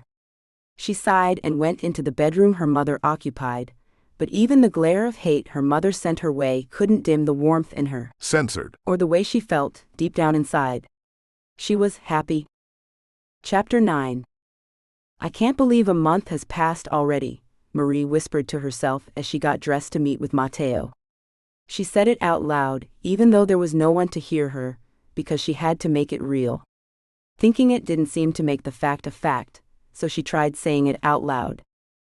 It helped, and she smiled as she slipped into an old but still wearable pink dress. She'd bought it for her high school graduation, and hadn't worn it since. She was amazed it still fit, and smoothed the panels down with careful hands. It was an A-line dress, cut into panels that had been stitched together with a deep V at the top. The skirt went down to her calves, and was more respectable than the top. It wasn't exactly out of fashion, and it was a more mature dress than she'd have bought back then, but she'd felt like a grown-up, so she'd bought it. She liked the way the material swirled around her upper legs. It was a classic dress, and to Marie it was classy. Her mother had even said so when she saw it. Even if she had ruined the moment, by telling Marie not to act like a trollop at the graduation ceremony, just because she was out of school now. Marie rolled her eyes at the memory, and went about finishing her getting ready process. That meant putting her hair up in a ponytail, and making sure her fingernails weren't jagged or dirty. She had no idea how to style her hair, and had no makeup. She didn't have to do a lot to get ready. She was clean, not sweating yet, and presentable. She slipped her feet into a pair of her mother's old black stilettos, the only fancy shoes she had, and went into the living room. Her mother was asleep, so the woman Jane had arranged for waited in there for Marie to come out. The woman was from another town and Marie didn't know her, but she had only asked for $20 to watch her mother for 2 hours, and Jane recommended her. It was worth giving up her favorite snack for a week or two to go on this date with Matteo. Over the last month, they'd spent every hour they could together, and he'd asked her if she could arrange for 2 hours in the evening so she could go have dinner at his house. She'd agreed, and now she was ready to go. Jane's explained everything, right? And you have my number? Marie asked the woman. Carol, that was her name. Yes, honey. You go on now, we'll be fine. You deserve a break from what Jane said, so you go on now, cher. Only when the woman said cher, the old French word for dear or darling, it came out as Shaw. Marie smiled at the endearment and thanked the woman. I'll be back by 9. I promise, no dilly-dallying. Take your time, cher. I'll be right here taking care of your mama for you. Go on now. Marie finally left and picked up the directions Matteo wrote down for her. She thought she knew where the house was, but like the bayou, some of the houses around went deep back into the woods and were hidden away from view. She wasn't as familiar with some of those places, despite living in the town for all of her life. She knew she'd found it when she spotted a discreet fence, with one of those ornate steel gates in the middle that slid away to allow a car through. There was a box just in front of the gate where she stopped and pressed a button. May I help you? A bored voice came out of the speaker in the box. Hi, yes. I'm Marie Hebert, here to see Matt, or Mr. Mazza, please. Just a moment, Ms. Hebert, I'll open the gate for you. The speaker went quiet. A new sound came as the gate started to move to the right, and inside a panel hidden in the fence. Marie drove through it carefully, and then up a long driveway with grass and live oak trees all around. It was almost like driving through the forest, she thought, as she made her way up the cement driveway. She arrived at the house and stopped to stare up at it. 3 floors of white palace greeted her. At least, it looked like a palace to her. There were 6 tall columns along the front of the house, and rows of windows. More trees peeked out from each side of the house, and she wondered what was in the back. She finished the drive up to the house before she came to a stop in a wide spot on the path. She stared up at the house some more. There were jasmine bushes along the front, and she noted that, despite the heat, none of the windows were open. His power bill must be huge to keep a place that big cool. She put the car into park, turned it off reluctantly, and opened the door. She wanted to get out. She had been excited about their date 10 minutes ago, but now? Now she just felt overwhelmed. This wasn't the kind of place she was supposed to ever be in. Maybe a nice 2-story house with a bit of land, and a garage to protect the cars from the summer sunlight, but nothing like this. This was a mansion, and it let you know it. She started to shut the door, but she remembered how much she'd wanted to spend some time with him alone. She was paying someone to stay with her mother, she'd wanted this date so much. A nice dinner, some time alone with him, and maybe a little more than the censored he traced along her wrist was all she wanted. That wasn't too much to ask, was it? Marie wanted to actually have some private time with him. Before now, there'd always been an audience around them, even if nobody paid attention to them. It was still out in the open, where anyone could see them. The hunger in his eyes had only grown over the long weeks, and she'd felt a reciprocation of that hunger in her own body. She wanted him, and for the first time in her life she wanted to have something of her own. Something that hadn't been tainted by her mother.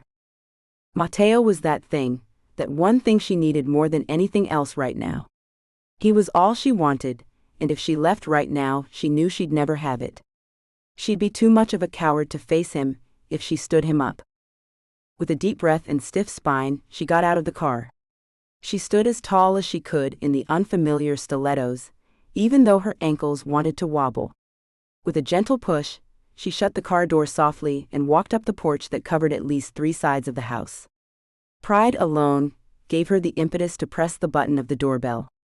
She didn't really notice a lot about the house once she was on the porch, though she did see quite a few rocking chairs and tables placed around. Other than that, all she saw was the white front door and the light that shone through narrow panes of glass on each side of the barrier.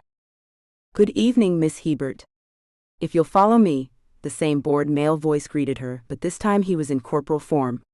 She didn't know if he was a butler, a friend, or a family member, so she just nodded her head and came into the foyer. He was a tall man in his mid-40s with a bald head and bored brown eyes.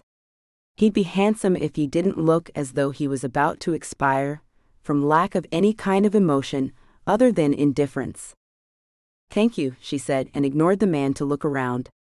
Dark brown wood comprised 2 sets of winding stairs, one on each side of the foyer, that likely went up to the 2nd floor. The bored man didn't take her up the stairs. Instead, he took her through and into a room that she could only assume was a library, because of all of the books on shelves along the walls. There was a couch, 2 armchairs, and a desk in the room as well. "Please wait here, miss," the man said before he left the room. "Of course." "Thank you," Marie said quickly, nervous now that she was in the house. She wrung her hands together and tried to convince herself not to bolt out of the place. His house had a library. Her house had a stack of books that she'd borrowed from the library in town. Maybe she should get back in her car and go to a daiquiri shop, get herself a nice chocolate daiquiri, and head home. This life wasn't for her at all. But she'd always known that, hadn't she? It wasn't like it was a sudden surprise that Matteo was rich. She'd known that all along, she reminded herself. If he wanted her, despite the implications she'd made that she was poor, then there must be something he liked about her. And if he'd spent a month with a coffee every other day as their only dates, then he was after more than just censored. Which, if she was honest with herself, she wanted to. She dreamed about it every night for weeks now, since the first time his lips brushed over her knuckles. They'd been long, hot dreams that turned her days into long hours of restlessness. The only time she didn't feel that itch of restlessness was when she was with Matteo. She smiled as she thought about the fact that she was closer to him than she'd been before. A sudden knock at the closed door made her jump and turn in the armchair to the right of the couch she'd chosen to sit in. "I told Tommy to bring you something to drink, that awful man." Matteo came in, his cologne already scenting the air as he approached. She loved that cologne, it smelled so delicious, but she had no idea what brand it was. "How are you, Marie?" He bent down to censored her cheek and smiled at her. He stood up right away and turned to a drinks cabinet she hadn't noticed. "I'm fine, and I'd like some ginger ale if you have it." She only had a couple of hours, so she'd save alcoholic beverages for dinner. She'd have to drive herself home after this, so she wanted to be careful. "I do indeed. I got some earlier from the store, just for you." He brought her a glass filled with the golden liquid and ice. "Dinner will be ready in about 10 minutes. Do you want to look around outside for a moment?" "I would love to." She stood up and followed him as well as she could in the unfamiliar heels. She managed to stay upright at least, and followed him into a fairy haven in the sparkling twilight. The sunlight had only just started to dim, and the lights had only just started to come on, but she could see box hedges cut into curls and lines that turned much of the area into a maze with small gardens of many varieties spread out around them. Just behind that, she saw a large deck and a pool, with a small cabin to the side. As the clear white LED lights came on, sparkles started to reflect back from the water of the pool, and it turned into a magical place of wonder. Marie breathed in with admiration, and smiled when her lungs filled with air that was scented by more jasmine. "It's beautiful here, Matteo." She couldn't believe how elegant it all was, and how very beautiful it looked. She'd never have guessed this was back here from the front exterior, that gave away so little. It was merely a display of wealth, so the garden in the back was really special. "I'm glad you like it, Marie. Let me show you where the dining room is now." He took her empty left hand and guided her through a maze of hallways to the dining room. It was a large open room, decorated in white with splashes of dark wood. She'd noted that most of the rooms were white, with color added by furnishings or art that decorated each room. This room had a long, dark table that was set for only 2. Marie counted the chairs as Matteo pulled out a seat for her, and then sat down beside her. There were enough chairs to seat 50 people. That was a seriously long table. She turned to her right to face him, and tried to hide how intimidated she was with a cheerful smile. There was so much wealth on display, it overwhelmed her. "Don't be frightened, my dear. The evening has only just begun, and yes, you deserve to be here as much as I do. Relax, enjoy your meal, and let your cares go for just a little while. She couldn't say no to him. Chapter 10. Marie was glad she'd asked him for a light dinner when he asked her if she'd ever been swimming in the dark. The sun had set while they ate a dinner of roast chicken and salad. She tasted very little of it, because she was too keyed up. He was so close, so warm, but at the same time, he could probably tell she had no idea which fork to use out of the setting before her. She'd watched him and hoped he hadn't noticed her pause. She also didn't know which glass was a water glass and which was for wine. She'd let him pour the beverages just so he wouldn't know. Now they were outside, taking in the cool breeze as they watched the water in the pool and the fireflies dance in the darkness. They were on two Adirondack-style loungers, only feet from the water. The clear water looked inviting, lit from below. Far more inviting than the bayou, where anything could swim by or pull you under. Or attach itself to you in the case of leeches. She shuddered and turned to speak to him. I have, but only in the bayou. And only once. I was about 8 years old and tired of being hot. I snuck out one night and came home screaming because I was covered in leeches. Now that sounds like a good reason to scream. His chuckle was deep and throaty, and amusement made his eyes light up. You must have been terrified. I was. I thought they'd suck all my blood out, and I'd die before I even made it back to the house. She laughed with him for a moment, until she remembered how her mother had slapped her and asked her if she'd been out there with boys.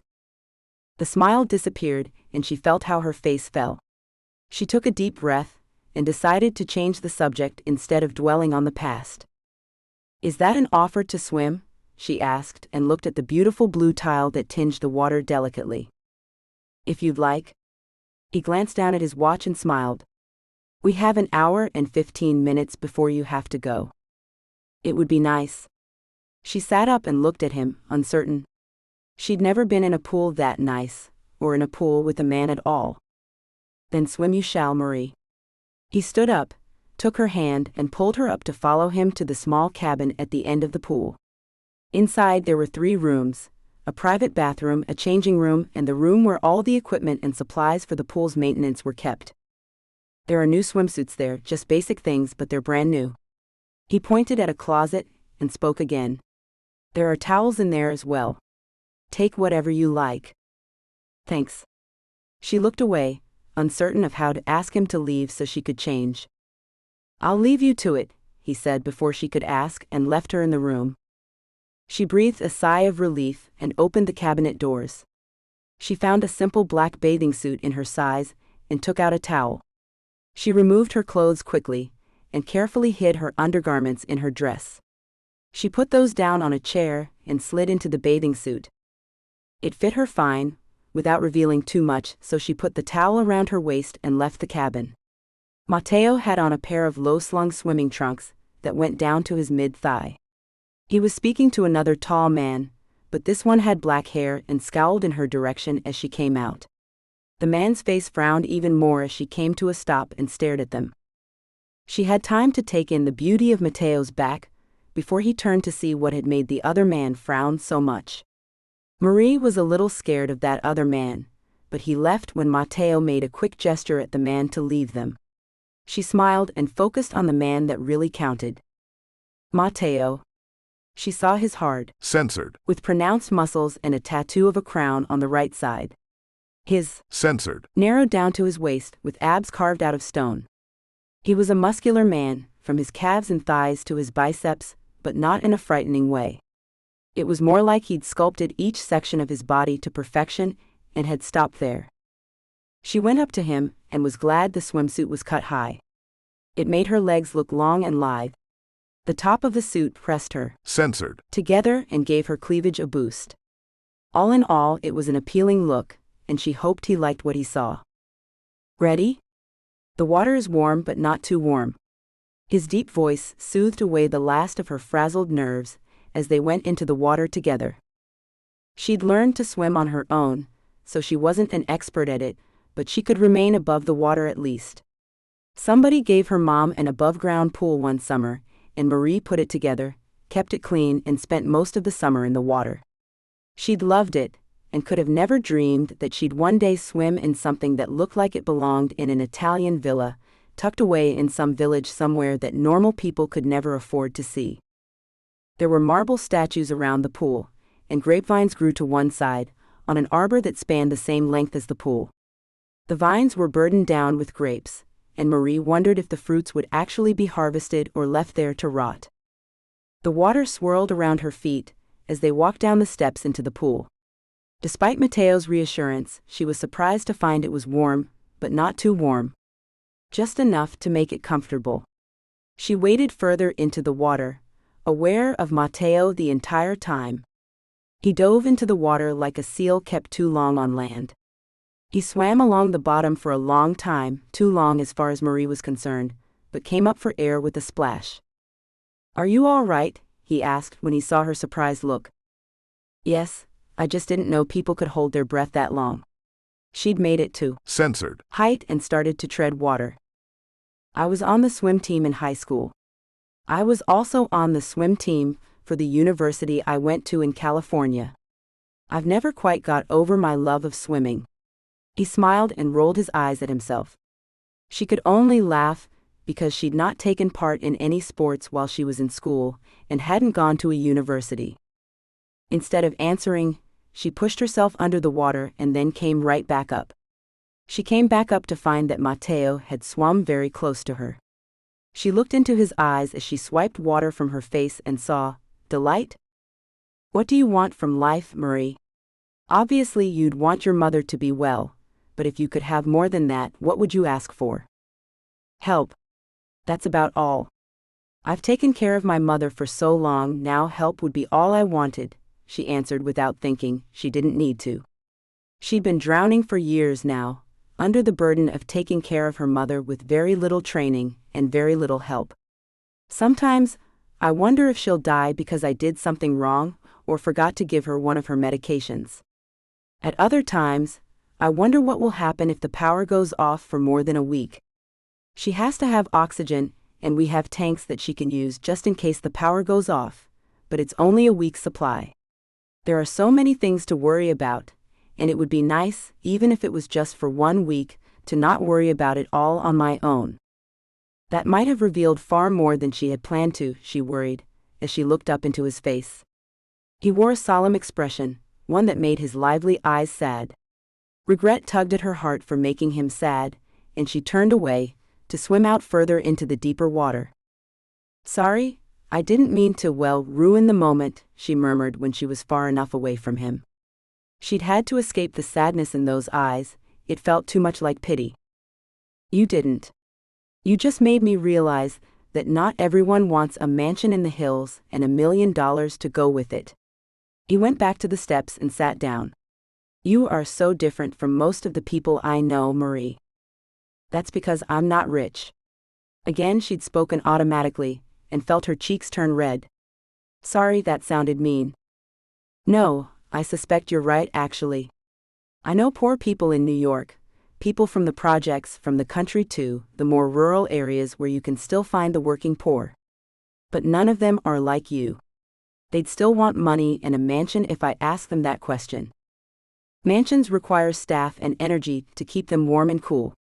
Then there's the furniture that goes inside of them, and everything else. The $1 million wouldn't last long. But then there are trade-offs. There are the taxes we pay. Take my house for example. It's smaller than yours, much smaller, but I bet I pay more taxes on it than you do on this one." He nodded as if he understood, and she swam closer to him. She didn't feel so pitied now. His expression now was more curious, maybe even amused. "You can look to be rich and still be poor though. The cost of upkeep on this house would also eat into that $1 million. It wouldn't last long.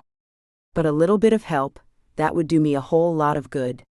If I didn't have to care for my mom 7 days a week, I could maybe go back to school, start the degree I never got to start. I could change both of our lives with a degree, and maybe afford to fix up the house that we live in too. That makes more sense to me than a giant house and a bunch of money that will disappear before I know it." You're right. He leaned forward, his elbows on his knees as he watched her swim. He studied her eyes, her lips, what he could see of her torso. You're an amazing woman, Marie. No, just sensible, I'm afraid. She brushed off his compliment, but still smiled at him with pleasure. I've lived with her my whole life, and it's not always a good thing, but she at least taught me to be sensible. What do you mean, it hasn't always been nice? Isn't she kind to you? His brows knit together as he asked the question. My mother was on the verge of being a film star when she got pregnant with me.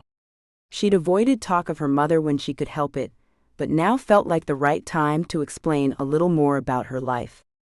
She was dating a man she didn't know was married, and there was a car accident. Some men shot at them, and my father wrecked the car he was driving. He died, but Mom lived. She was in a coma for months. Too long to... To what, Marie? He asked, obviously confused. To get rid of me. She faced him, her chin up, her shoulders back, a portrait of pride, but the bitterly twisted line of her mouth revealed her emotions. She was stuck with me, and that ruined her life. It ruined her film career. Life hasn't been easy for her. It was the mantra she'd repeated her entire life, that her mother had repeated so many times it was ingrained in her psyche. She hadn't been able to get rid of Marie, and because of it, Ruby's life had never been the same. That's not your fault. His confusion deepened, and she knew he couldn't understand. She barely did, but it had been a truth she always knew. Marie ruined Ruby's life, even though it was Ruby's actions that resulted in Marie being born. Marie continued to tread water, but she couldn't look at him. What about you? What was your childhood like? Oh, my parents were the usual children of generations of Italians born in America. We did the whole Catholic Church thing and went to private schools. His words tapered off as he looked away. They were the usual kind of parents, I guess. That didn't reveal a whole lot. Usual could be anything in the world today. Bad, good, brilliant, lackluster. He hid a lot of things about himself she'd noticed over the last few weeks. He never frowned or went silent, he just gave vague answers that could mean anything. Are they still alive? She asked, curious to know so much more. She'd moved closer to him, almost close enough to touch him. Instead of answering her, he pulled her close and censored her. She knew it was another distraction technique, but she didn't care. His lips were on hers and his body so silky hard and warm was against hers. She shivered as sheer pleasure coursed through her body, and her skin went tight.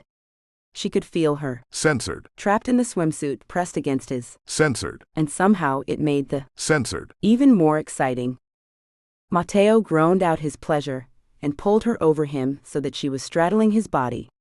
She looked into his eyes, hungry to see the want that was always there. I've wanted this for so long now, Marie. His ragged voice tugged at some secret place inside of her that thrilled at that sound. Her hips moved, pushed her bottom down against the hard length of him, and she gasped. Her eyes went wide with surprised pleasure as she realized he really did want her. Like that. He censored her again until every thought in her head had disappeared, and all she could think of was how he felt, how he tasted, and the sound of his ragged breathing. But then he pulled away. He pushed her off his body gently, and stood up to leave the pool. I want you, Marie, but not yet. You have to go. Your mother needs you.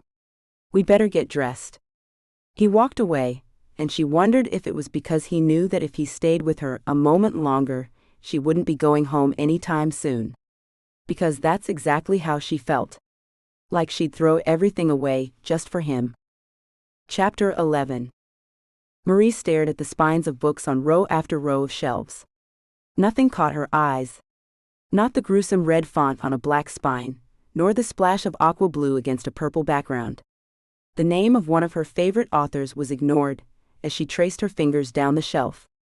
Her mind was far, far away. Well, not that far. Only a few miles away. On Matteo and that pool of his.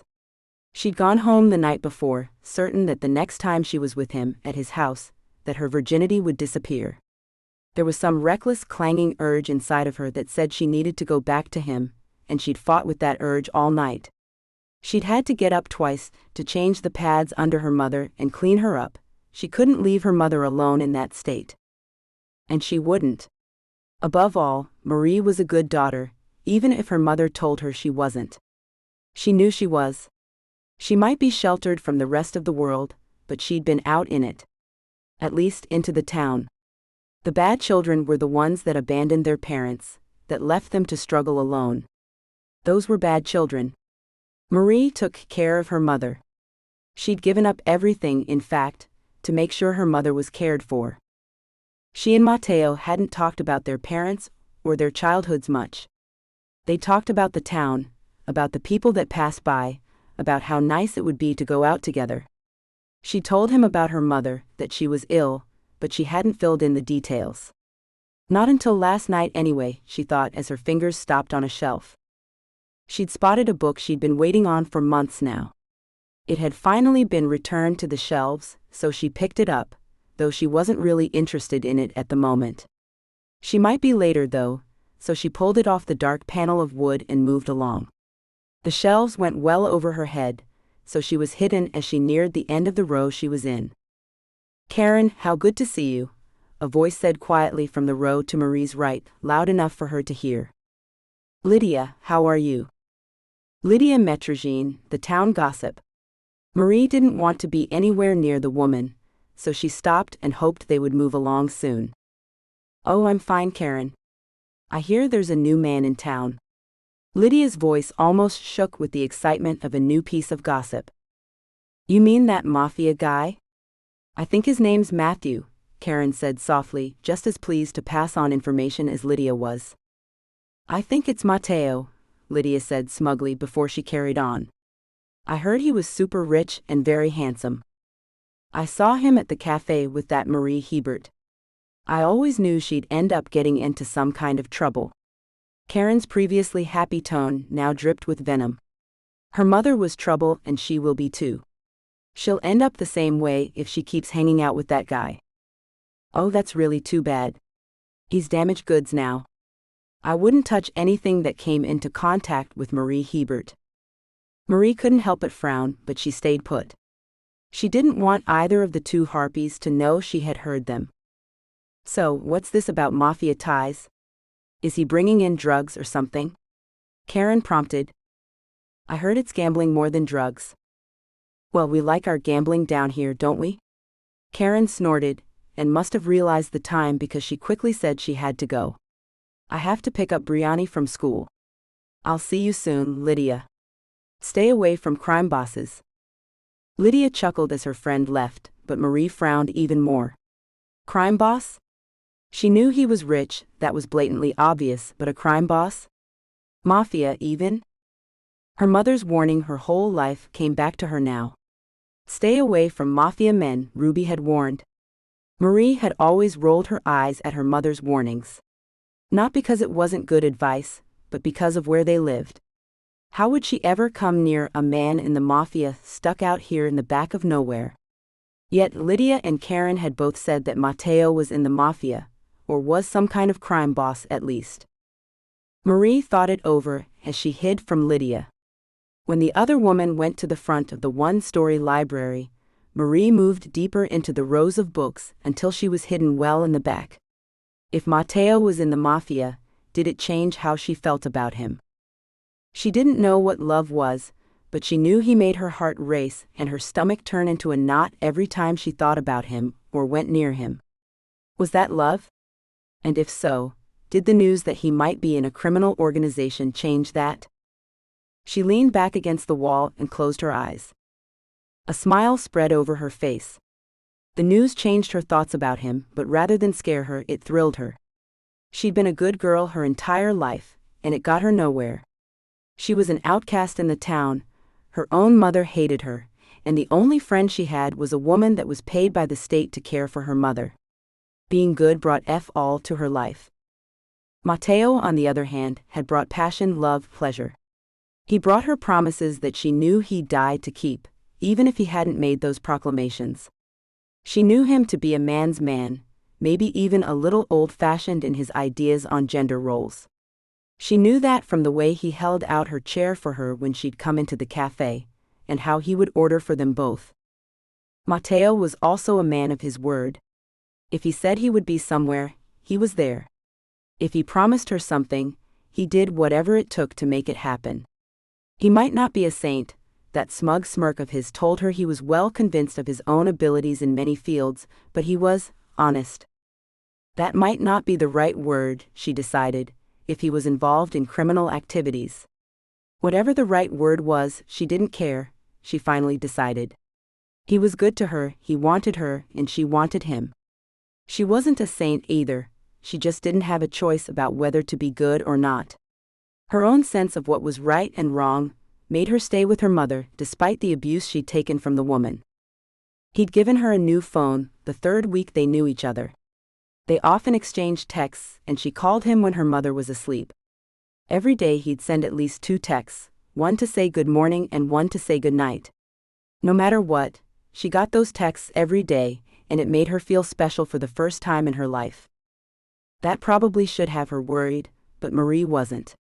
Matteo had given her far more than a phone. He'd given her hope.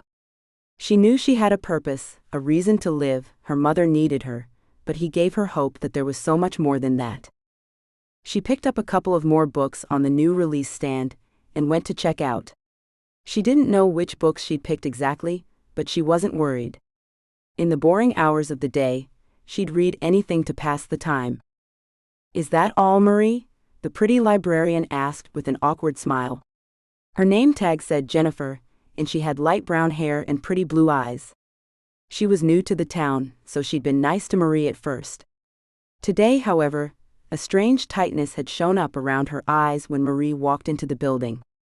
Marie knew someone had whispered vile things to the young woman. Things that were probably true, if they were about her mother. Marie thought. Now even the librarian cringed at the sight of her. That was just perfect. "Yes, Jennifer. Thanks." Marie handed over her library card, and got out of the building as quickly as she could. She didn't want the young woman to see the way her hands shook, and how much she was fighting back tears. "I hate this place," she said out loud, even though she didn't mean to. "I hate this place and the people, and most of all, I hate the fact that my mother made me a pariah in this awful town." These were things she wanted to talk to someone about, anyone if it meant she could just get it all out. She'd considered going to see a counselor, but she didn't think she was necessarily depressed or anything. She just felt trapped. She always had been, until Matteo came along, that is. She drove home with the memory of his breath on her skin, the way his fingers had slid down her neck, how it felt to press down into him to tantalize her. If her mother was asleep, she'd text him, she decided. Or maybe she'd call him. She thought about the tattoos she'd seen on him. She liked them, liked the rebellion that had spurred him into getting the ink. He wasn't exactly like the bikers she'd known in the town. They all seemed sort of, well, dirty to her. Matteo was clean, right down to his perfect fingernails. He was dangerous, he could break her heart or he could break her, and that didn't frighten her at all, in fact it excited her. That was living, taking risks, hoping for the best, and waiting to see what came of the chance taken. That was the kind of life she wanted. She wanted intrigue, romance, and passion. She was tired of being good. She was tired of always being safe. For once in her life, she wanted to know what it felt like to be more than just alive. She turned the car off and walked into the house. There was a smell. That smell. She rolled her eyes into her head, but it wasn't frustration. It was reality setting in. This would be her life until her mother's illness came to an end. And there was only one way that would happen. "Hi, Marie. Don't worry about this. I have a few minutes, so I'll clean her up. Get settled in and I'll see you in the kitchen." Jane's face was red, despite the air conditioner her friend had been kind enough to donate to them. Marie was sympathetic. She knew it wasn't just the heat that caused that redness. It had more to do with trying not to breathe too deep, until the mess was cleaned up. Marie simply nodded her head and waited for Jane.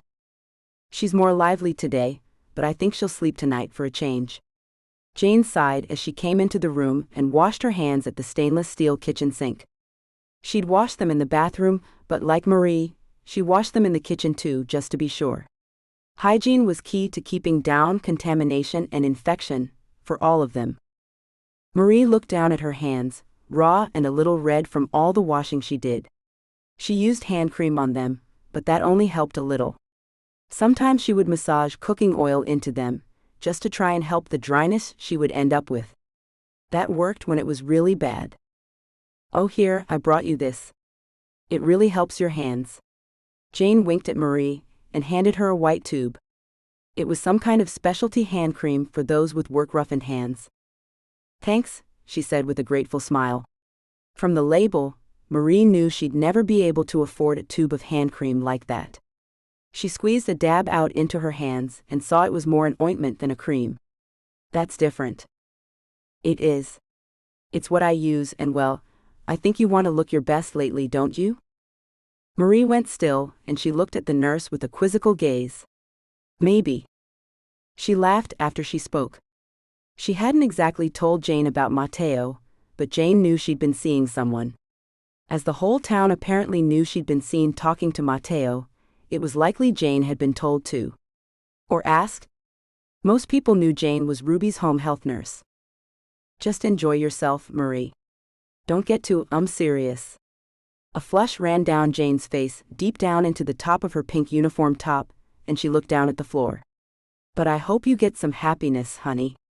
You deserve it." "Thanks, Jane." Marie wanted to hug her, but wasn't sure she should, suddenly.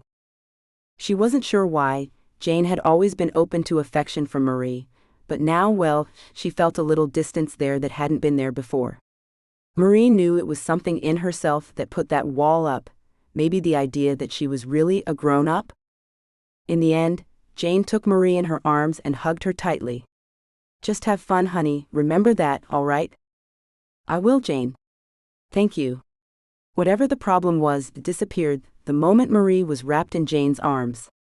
She sank into the embrace and smelled the other woman's perfume. This was what having a mom was supposed to have been like, she thought. But her mother wasn't that kind, she reminded herself and pulled away. "I hope you have a good day, Jane." "I will, honey. One way or another. Use that ointment in the morning and before you go to bed. It works. See you tomorrow." Jane left finally, and Marie took a deep breath. She walked back to her mother's room and saw she was asleep. Even in her sleep, she looked bitter, Marie noted. She wasn't sure if that was from pain, or if her mother had always looked like that when she was asleep. She wanted to be able to tell her mother about Matteo, to tell her the gossip she'd heard, but she knew that Ruby would just end up having a fit. Any hint that he was Mafia would send Ruby over the edge. It was better then to keep the news to herself. To protect her new relationship from her mother's taint. It hurt Marie to think like that, but she knew it was the truth. Ruby corrupted things, it was just who she was. Chapter 12. "You can just take that shit and shove it up your ass, Marie. I'm sick of that mushy crap. I want a steak." Ruby threw the bowl of oatmeal at Marie and barely missed her head. The plastic bowl hit the wall and slid slowly down the wall, the oatmeal adding friction to hold it in place. "Mom," Marie said, her patience with her mother almost gone for the day. She dealt with her all day long. Jane had called to say she was ill with pneumonia and wouldn't be there that day. Marie was sympathetic to the other woman and her illness, but her patience with her mother was worn thin. A new nurse would come tomorrow, but for today, Marie was all her mother had, and she was showing her ass already. The day would end in tears, Marie knew it. "What? I'm the grown-up here, I tell you what I want. Now get in that kitchen and cook me a steak, you lazy cow." Ruby glared at Marie as if she could get up and slap her daughter if she wanted to. She just didn't want to make that effort. Marie knew better. Ruby couldn't get out of that bed on her own if the house caught on fire, much less to slap Marie. "I'm sorry to tell you, Mom, but I've been an adult for 8 years now. We're both grown now." Marie glared back at her mother. Irritation steeled her backbone enough to let her maintain the hard stare. "I'm not making you a steak because you can't swallow it. You are aware of that. I wouldn't withhold food from you, but I'm not going to make another bowl of oatmeal until you tell me you'll eat it. I won't. I'm sick of that shit. Call the doctor. I demand you call the doctor. Ruby shook with rage as she screeched at Marie. If you don't call that charlatan, I'll have Jane call social services on you tomorrow. You can't make me eat that slop anymore. Marie sighed and left the room. She came back with a roll of paper towels to clean up the oatmeal. She reminded herself for the 1000th time that it was time to pull the carpet up in there. It was clean, but even the dark green color had started to show stains and signs of wear. She couldn't afford a new carpet, so she'd have to just polish the hardwood beneath the carpet. Marie, where's my oatmeal? I'm starving, Ruby shouted, her voice a totally different tone now. It was confused, maybe even a little frightened. It's here on the floor, Mom. Where you threw it, remember? Marie had to struggle to keep her irritation under control. What? I didn't do that. Why do you lie about me so much, Marie? Ruby promptly burst into tears, and Marie stood up, stunned into silence. Pardon? Marie watched as her mother pressed her face into her hands and cried as if she was heartbroken. This was new. Marie wasn't a callous person. The sight of her mother's tears didn't leave her completely unmoved. Ruby had been, would always be, an actress, and had used more than one tactic to get her way out of her daughter over the years. Marie couldn't help but wonder if this was real, or if Ruby really couldn't remember what had just happened. I'll get you another bowl, Mom, don't worry. She finished her task and went back to the kitchen for more oatmeal. She heated up a new bowl of the concoction and prepared it how her mother liked it: milk, butter, a little bit of sugar. She took the bowl in and watched as her mother ate the meal as if it was the best thing she'd ever had. This is so good, Marie. Thank you. Her mother sniffled as she spoke and wiped at her nose with a tissue. Luckily, Ruby could still use one hand when she was herself, so Marie left the room to clean up the dishes. Just as she put the last dish in the drainer, she heard a knock at the door. The only visitor they normally had was Jane. Her heart started to trip and shame washed over her. Matteo hadn't decided to visit her, had he? She didn't want him to see where she lived. The house needed a new coat of paint. The lawn hadn't been cut in weeks because the mower had died and she hadn't been able to replace it yet, and the place looked like it was falling in. It was structurally sound, the roof didn't leak, but it still looked unloved. No, it couldn't be him. She'd texted him to tell him she would be busy and not able to meet him today. He always respected her when she told him she couldn't or wouldn't be able to do something. He treated her like a lady. He wouldn't be rude and just show up. Marie scrunched her hair up into a bun and smoothed her clothes down. If it was him, she didn't want to look a complete mess. Even if she was. She opened the door to find an unfamiliar woman in her late 40s on the doorstep. Hi, can I help you? Are you lost? No, I'm sorry. I knocked at the front door but nobody answered, so I came to the back door. My name is Regina Murphy. I'm with Bayou State Home Health. I was sent to stay with Ruby Hebert. I'm sorry, who sent you? Marie frowned and leaned against the doorframe to block any entry, even though the other woman was much taller and rounder than she was. I was told to give you this, along with the company's information and my credentials. The woman dug a folder out of what looked like a laptop bag and handed it over to Marie. It was similar to the folder Jane had brought when she first came. A paperclip held a card that was familiar to Marie, and she closed her eyes in disbelief. Matteo had hired a nurse to come to stay with her mother? Matteo's paying for this, she asked the woman, who shrugged.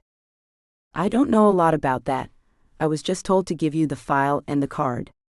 My company pays me, and they bill the person that arranged for me to come. Regina paused, as if she understood the quandary Marie found herself in. It happens like this sometimes. If you want to call him, that's fine, I understand. No, I'm sorry. Please come in and join me at the kitchen table. Would you like a glass of iced tea? I don't drink it, but a glass of water would be nice. Regina sat down, put her bag down, and looked around. She didn't look as if she was judging, just familiarizing herself with the place. Marie got the water, and then sat down to go over the papers in the folder.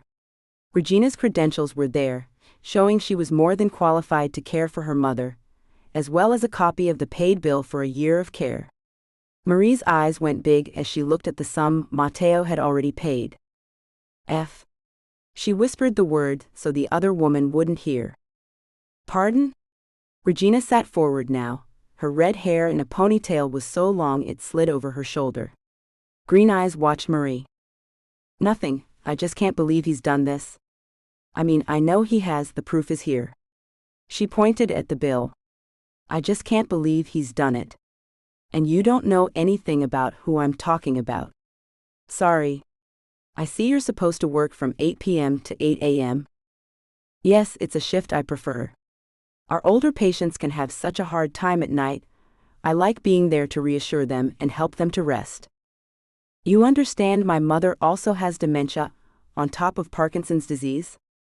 I do. I'm sorry, I know this is a very unusual way of doing this. We gathered from the man that paid that this wouldn't be the normal situation. I've spent the last 15 years taking care of elderly patients with a variety of health problems. I'm prepared for most things. Even the patients that can't help but act violently. I assure you I've seen it all. Something about the woman's tone told Marie that the nurse would be perfect for her mother. Regina would do her job and keep the situation under control without panic. Marie glanced back over her credentials again and knew Regina was the perfect fit. She hoped. Would you like to meet her? Marie wasn't even sure it was legal for Matteo to hire a nurse like this, but money talked all over the world and opened doors. There was a calm air about Regina, and she handled the introduction with Ruby competently.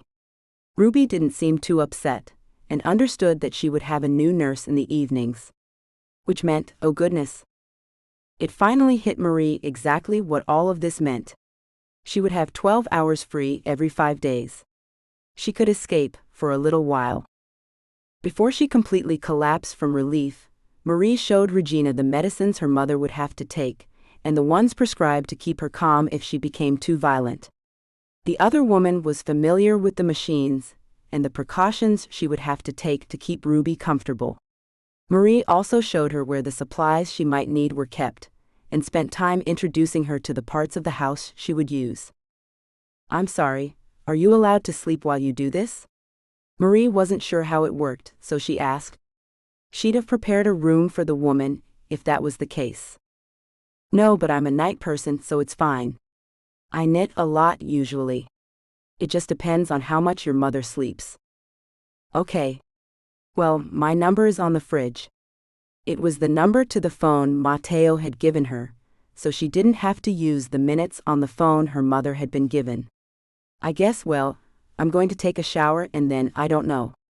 I've not had a night off since I was 18. Seriously? Regina asked, then flushed. Sorry, it's none of my business. No, it's fine. We're alone, Mom and I'm paid to take care of her during the day, but not at night. She gets disability, but most of that pays for her medicines and some of the bills. My paycheck pays for what little I can afford from that. A night nurse hasn't been in the cards. This is just, wow, it's just a relief. Marie knew she was rambling, so she smiled and took a deep breath. I'm going to shower. You go on out and enjoy yourself, Marie. It sounds like you deserve a long night out. Regina gave Marie a reassuring smile and nodded with respect. I'll be here if you get worried, just give us a call. I will. Thank you so much. Marie almost censored the woman. She was so happy, but held herself back. She showered quickly, changed into another old but still wearable dress, this one in black, something she'd sewn herself, and was almost out the door when her mother called her name. Marie? Marie. Who's paying for this woman to stay here with me? Marie cringed at the hateful sound of her mother's voice. She walked back to the bedroom and looked in at her mother. I applied for a grant for you, Mom, and it was approved. Didn't I tell you? It must have slipped my mind. Marie kept her face bland, and when she glanced at Regina, she saw the woman nod subtly. She got it, thank goodness. Her mother didn't need to know where the money came from. Well, don't you be out whoring around. I'm not raising no babies. Ruby all but stared a hole into Marie, but Marie stood tall and did her best not to give anything away. She was about to walk out and do everything her mother had told her not to do. She was going to meet a man that was, supposedly, in the Mafia. She was going to have censored with him if he wanted to, and by heck she was going to sleep beside him if he let her. She wanted to sleep peacefully, without interruption, wrapped in the safety of his arms. That was all she wanted right now, even more than the censored. She just wanted a night without waking up to her mother screeching at her. Thank you, Regina. I won't be far. But don't wait up. The nurse had come to stand beside Marie, and so Marie whispered to her. Enjoy your evening, Marie. However you choose to do it. I'm not here to judge at all, Regina whispered back and gave Marie a wink with twinkling green eyes. Marie smothered a giggle and made to leave the house. She picked up her handbag, slid her phone into it, and got the car keys from the hook. It was time to live. Matteo had paid a small fortune for her mother's new nurse, and though she knew she should refuse it and tell him to get his money back, she couldn't do it. He'd done this for her. And maybe himself a little too, she thought, as she drove to his house. She'd sent a text that she was on her way, but he hadn't answered it yet. Maybe he was preparing for her, having a shower and all that stuff men did to prepare for a date? Though she wasn't exactly sure what that was. She slowed when she saw a small deer bounce across the road, and let it pass before she carried on. He wanted to see her, to spend time with her, and the only way to do that was to make sure someone could stay with Ruby at night. He'd done them both a favor then. Which was another reason she would agree to this. Even though it was a done deal, she still could have refused, but she didn't. As his house came into view, her heart began to thud in her. Censored. And her palms went moist on the steering wheel. She was about to get everything she wanted. Almost. She'd have to go home early, but tonight? Tonight was hers. If all she had with him was the darkness, then so be it. She'd take it, she thought as she parked and got out of the car.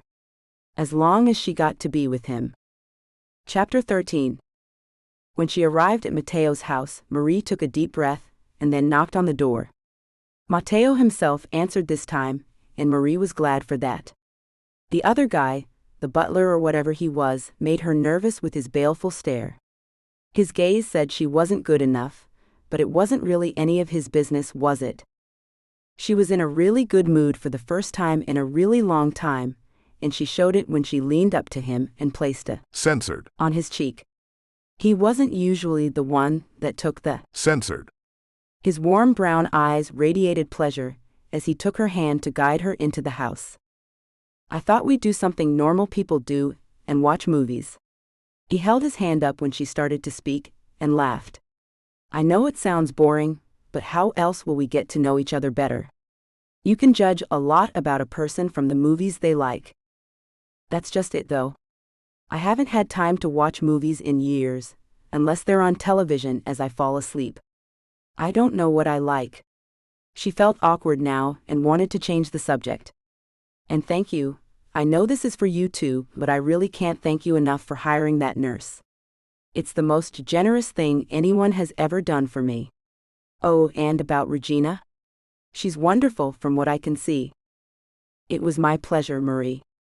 And yes, it was for me too, so not completely altruistic of me, was it? His rueful smile only worked to make her heart melt a little more. I suppose not. They walked into a living room, with a black velvet couch that wrapped around a corner of the room to take up 2 walls. There was a small table at one end, and a large coffee table of dark cherry wood in the middle.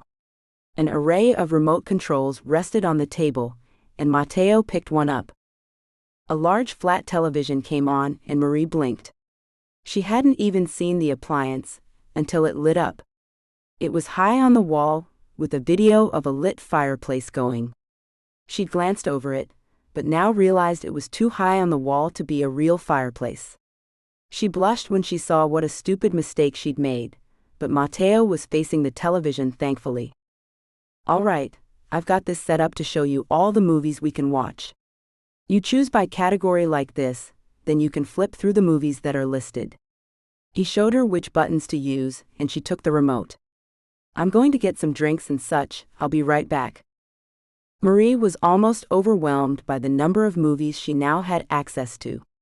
She wished she'd worn something else now, maybe sweatpants and a t-shirt would have been more appropriate for this kind of date. She kicked her shoes off, tucked her legs up under her bottom, and scrolled over to a movie that looked interesting from the picture. What have you chosen, my dear, or are you still looking? Mateo called out to her, as he pushed a shiny metal trolley into the room. The scent of buttered popcorn, hot dogs, and quite a few other things filled the air. What's all this? She asked with a delighted laugh. It's what you can usually get at a theater. I hate theaters personally, but love the food you can get at them. I don't indulge in junk food often, but when I do, I want the good stuff. He gave a dramatic wave at the shelves on the trolley, and she laughed again. Chips, dip, nachos with nacho cheese, hot dogs with every kind of topping imaginable, candy, cakes, brownies, and quite a few other things waiting to be decadently consumed. Her eyes locked on the melted nacho cheese and the nachos, and she looked up at him. I'd like those first, please. I had a feeling you might. He stacked warm nachos into a bowl and handed her a cup of the melted cheese. And to drink? She saw beer, white wine, and juice. I'll have the white wine, please. Good choice. The glass became frosted as he poured a little of the wine into it, and she took it. The wine was crisp and fruity, a nice taste to go with her snack. I like that. She saw he put the bottle back into a bucket of ice, and was glad it would stay cold. She did like that taste. What she liked even more was the feeling it gave her. Right, so I've chosen this movie. A thriller. Good choice. He nodded, filled a bowl with popcorn, grabbed a cup of nacho cheese, and sat down with her. He also had a hot dog with chili and coleslaw on it. She decided she might have one of those next, it smelled so good. She put the movie on, and the lights dimmed down. She looked over to see he had another remote control. Thrillers are best in the dark. I think so too, she smirked at him and leaned over to nudge him. Thank you. He turned his face. Censored. Her forehead tenderly and winked at her. Don't mention it. The movie was over an hour long, and they managed to get through quite a few of the treats on the trolley before it was over. She excused herself after the first movie and went to the bathroom. It was nice to be with him, she thought when she finished and washed her hands. She checked her face and hair and realized it didn't matter. They were watching movies in the dark. When she made it back in, she saw he had an old British comedy movie on the screen, ready to go. She hadn't heard of The Men That Made It, but he said it was funny, so she gave it a chance. This time, she leaned into him where he rested against the arm of the couch. Her back was pressed into the couch, and her head rested against his right shoulder. His arm went around her easily, as it was something he did often.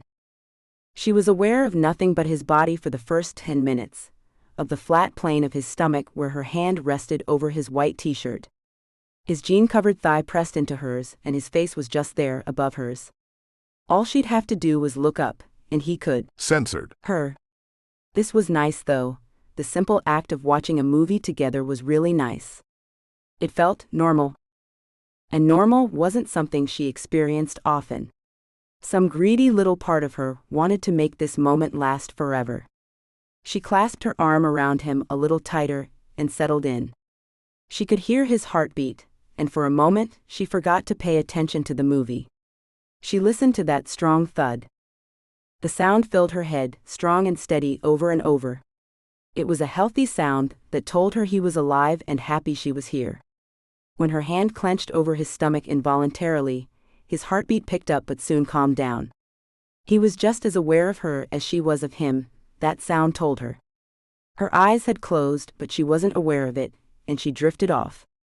She'd been tired when the new nurse showed up, but with a full belly and so much comfort around her against her, she just drifted. I'm going to take you up to my bed, Marie. Is that all right with you? He'd moved and picked her up before she could even make a sound. What? We're watching a movie, aren't we? She was confused but didn't protest. Instead, she wrapped her arms around his neck and let her head settle against his shoulder. It's over, sweetheart. You're tired and need some rest. Matteo moved up the stairs without even breaking a sweat, despite her weight in his arms. He moved down a long hallway, all the way to the end where an open door waited. He carried her to the bed, then turned a bedside lamp on. I bought you a nightgown and some pajamas. I wasn't sure which you'd prefer. Or if you'd want to stay the night, but just in case. He let his words trail off, and she knew he'd said a lot more than he'd spoken. She could still leave if she wanted to, his words told her, or she could stay. Anything that happened was purely up to her. I'll take the nightgown, please. She might have been dead to the world 5 minutes ago, but she was fully awake now. She was in his bedroom, his private domain. It was a small room, but still larger than her own bedroom.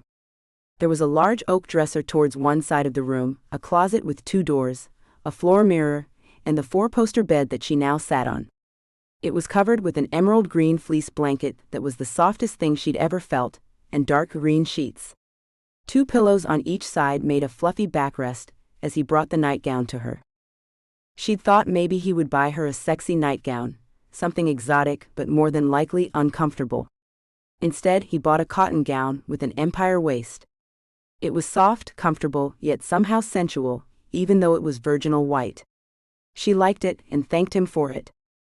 There's a screen just there that you can change behind if you want. He pointed into a dark corner, and she saw the screen there. She took the gown, thanked him again, and went to change behind the black silk screen. She took off everything she had on and put on the nightgown. The straps were adjustable, so she fiddled with them until they supported her. Censored. Perfectly. She had no idea what she looked like, but she didn't care. She was nervous. She'd never slept in a man's bed before, or with a man or anything else with a man. This was all new to her, and she didn't know the rules, but Matteo didn't seem to notice or mind her lack of knowledge. With one last deep breath, she left the screen and found Matteo in the bed. He had on a pair of black pajama bottoms and a black tank top. The impression was sensual, far more than she thought men could be. He looked at her with a faint smile on his face, and her heart skipped a beat. She was really about to do this. With a faint smile of her own, she got into the bed and pulled the covers over her body. Everything all right? He asked and turned to face her. Fine, thank you. I've just never done this. She looked down at her hands nervously. It's all new to me. Don't worry, Marie. You're safe with me. He took her hands and held them in his. I'm not going to do anything you don't want me to do. Now slide down next to me. I want to look at you. I've spent far too many nights dreaming about this. This scene has been censored to provide a safe and enjoyable reading experience for everyone. Chapter 14. When she couldn't take any more, when the sensation became too much, she pushed at his head. Matteo swiftly moved his head away, but he didn't leave the position he was in. She floated in some peaceful place, where nothing existed but him and her. She could feel his hot skin against hers, could feel the slight sheen of sweat on her skin. She heard the sound of his harsh breathing, and knew he was just as excited as she was. Their breaths slowed together, and when she could open her eyes again, she looked down. It's not over, is it? She knew the question revealed the truth to him, when she saw his left eyebrow arch a little. She was a virgin, but she'd never said as much to him. Not until now, when her stupid question gave it away. He looked pleased though, so she didn't look away. It is for tonight, Marie. There's no need to rush anything. He moved her legs off of his shoulders, and came up to rest on the pillow beside hers. You're different, do you understand? You're sweet and kind and so in need of love. You deserve to enjoy every moment that we have together, Marie, and I'm going to make sure of that. She felt torn now. That one phrase, so in need of love, had stung a little, but the rest? The rest was more than she knew she could hope for. She saw relationships come and go in this town, sometimes in a matter of days. People didn't seem to want anything more than a moment of pleasure now, before they went back to their cell phone or laptop. She needed to be loved, she knew that, and he'd said she deserved it. In the end, glee won out, and she smiled at him, happier than she'd ever been in her life. Even the moment, when she opened the letter that said she'd been accepted to LSU, hadn't been this good. "Thank you, Matteo." She put her hand against his cheek and wished her nails were manicured, but then she saw his eyes and forgot to care. They were kind eyes, eyes of a man that would give her the world if he could. Did he love her? It didn't really matter to her right now.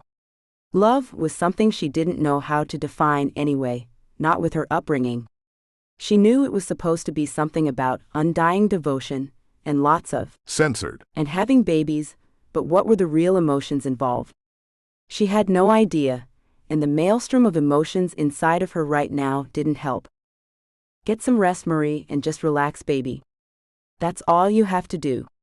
He tucked her under his arm, with her head against his. Censored.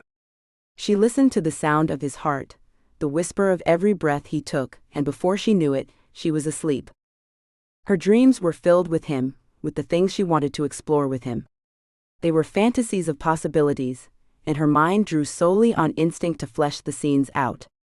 It didn't really matter what they did, the focus was purely on pleasure, hours and hours of it. The things they could do, the moments they could have, the places they could do those things in. When she opened her eyes, the sun was just coming up. Her body was sore and a few places throbbed, but she didn't mind. She stretched under the blanket, the cold air-conditioned climate a luxury she had never experienced before. She knew it was part of the reason she'd slept so well.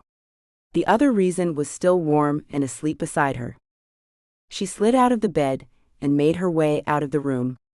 She found a bathroom behind the door, just down from Matteo's bedroom. She did her business, took a shower, and slipped back into his room to dress. When she finished, she went to the side of the bed and censored him softly on the cheek. He joked awake, his eyes wide on hers. "Oh, it's you." He smiled and cleared his throat as he pushed his torso off the bed. "Is it time for you to go?" "It is. I have to get home to Mom now and let the nurse go." She brushed the hair out of his face and censored his forehead. "Thank you. Text me later when you're awake again, okay?" "You know it, baby. Be careful driving home." His hands lingered on her cheek, but then fell away as sleep took him again. Marie's smile was happy as she left the bedroom. It was still in place when she retrieved her shoes from the living room. And when she got in the car. It was only as she started the car up and drove away that the smile began to dim on her face. When her house came into view, the smile disappeared completely. She hated the way she dreaded walking into the house, but she had to. She pulled in, stopped the car, and got out. The nurse met her at the door, and Marie's smile returned at last. "Sleep well?" the woman asked with a cheerful gleam in her eye. "I did actually," Marie answered, and wondered why. She felt some kind of kinship with this woman. Maybe it was something that came with caretakers of the elderly and disabled. You bonded more quickly, maybe? Or maybe it was just that the woman knew what life was like outside of work and was happy that Marie had finally got to experience it too. It didn't really matter, either way, she knew the woman was pleased for her. How was she, Regina? She was fine, really. She watched TV until around midnight, then she went to sleep. She's still asleep now. Regina was tall, a little on the chubby side, but it suited her frame. She was pretty, Marie thought, but she could tell the woman would be tough when she needed to be. Are you kidding me? Her mother hadn't slept through an entire night in years. Marie sat down at the kitchen table, and Regina went to the coffee pot. She held it up and Marie nodded. Regina poured them both coffee and sat down at the table. A tray in the middle of the table held coffee creamer and sugar, but Marie only used creamer. She asked for her sleeping pill at around 11, so I gave her that, and she slept ever since. Regina held up part of a blanket she'd been knitting. This didn't exist when you left earlier, if that tells you anything. Wow. Usually, she manages to fight off the sleeping pills, and that just makes her crankier. I can't believe she slept like that. Marie felt a pang of resentment towards her mother. Did her mother fight off sleep just to mess with Marie, and now that there was a nurse, she settled down? It happens like that sometimes. Patients react differently to different people. It's not really a reflection on you, mind, it's just the way it happens. I've read your notes about your days with her, and how you've managed to cope. I'll never know. Especially when she's abusive towards you. As an employee of the program that paid her to care for her mother 8 hours a day, Marie had to fill out paperwork, make reports, and note anything that happened during the hours of her shift. She had to send in copies of it all at the end of the month, but she'd kept the originals at the house. She'd never expected anyone to read them, mainly because nobody ever replied to her about the reports or the notes. Knowing Regina had embarrassed her a little, and she looked away. "It's not so bad," Marie muttered, too ashamed to look back at the woman. "It is, but there's nothing you can do about it, and you can't retaliate. It can be hard to deal with, but you seem to cope." Regina's voice was filled with sympathetic understanding. Marie risked a glance up, and saw that same sympathy written all over Regina's face. "It's just how it is," Marie shrugged. She didn't really want to talk about it with anyone, not even Regina. "Well, if you ever need help or want to talk, I'm always willing to listen." Regina finished her coffee and stood up. "I need to check on her and do my own report. I'll see you in a bit." Marie nodded and smiled her gratitude. When she finished her coffee, she went to her room, changed into her normal shorts and t-shirt, and came back out to make breakfast. The air was already hot outside, and inside, the temperature started to climb. She searched around in a drawer until she found a hair clip she kept stashed there, and put her hair up. When Regina came back in, bags in hand and ready to go, Marie had a pile of pancakes and bacon ready. "Want some breakfast?" "Sure, then I really should get home. My husband needs to be up for work in an hour, and I have to get my girl off to school." "Oh, what's your husband do?" It was just small talk, but it was nice to have someone to talk to in the morning. She could get used to that. The fact that Regina didn't judge her early morning arrival home was nice too. Marie smiled as she brought maple and blueberry syrup to the table. "He's a home health nurse too. He just works a different shift and fewer hours, so one of us can be home with Beth, my daughter." Regina poured the blueberry syrup Marie had made herself over the pancakes on her plate, and dug in. "It sounds like a good plan," Marie said, simply to have something to say. "It works for us. This syrup is beautiful." She took a sip of the orange juice Marie sat in front of her, and smiled with pleasure. "So good, all of it." "Thanks, I made the syrup. The store-bought kind is just too expensive." Marie dug into her own food, and the table went quiet. "Well, thank you for that. I hate to rush, but I really must go now." Regina stood up, gave Marie a wink, and headed for the door. "I hope you have something wonderful planned for tonight. I'll be back around 7:45. "Oh? For a minute there, I forgot you were coming back. I'll see you then." Marie blinked and stood up with a grateful face. "I can't thank you enough." "It's my pleasure, Marie. See you tonight." "Goodbye," Marie called and sat back down. She stared at the now empty kitchen that would usually make her sad. Today it didn't. She might not have had complete Censored. with Matteo, but it came close. She knew what real pleasure was now, what it felt like to hold a man to your Censored. skin, and what it was like to sleep beside one. She didn't really care if her mother was a grouch today. She'd had a wonderful night with him. And the promise of an even better night tonight. She took a deep breath, smiled at the memories they'd made, and then stood up. She was fortified and ready to face her mother now. She walked into the room and saw her mother was still asleep. It seemed all those years of fighting with Marie all night had taken a toll on her. She'd never seen Ruby sleep so peacefully. Marie decided to leave her to sleep, and went to the kitchen to wash up the breakfast dishes. Once she'd finished that, she looked over the calendar and saw she had to pick up some more medicines for her mom today and get the electric bill paid. Back to reality, she thought, but smirked her way through it. She didn't care what she had to go through during the day. The nights were all hers now and promised to be worth every moment of grief and the headaches she might get. Chapter 15. What she hadn't been prepared for 3 mornings ago was her mother contracting another UTI. She sent Matteo another text to tell him that she wouldn't be able to see him tonight either, even with the nurse there. She couldn't leave her mother when she was that ill. His text back asked if it was normal for her mother to have so many infections. It wasn't written with anger or suspicion, it was just concern. She wrote back that it could happen, and that she thought her mom would definitely end up in the hospital this time. I think it's about time we call for an ambulance and have them take her in for treatment, Marie. Regina came in, her face just as puffy from exhaustion as Marie's was. It can take a while for the antibiotics to work with her, for some reason, Regina. I'd hate to send her in, and then they start working the next day. Regina sat down, took the cup of coffee Marie offered her and sighed. You should at least get out tonight. I can handle her. I don't know. I'm worried she'll try to hit you or something. Marie cringed, ashamed to even have to say that.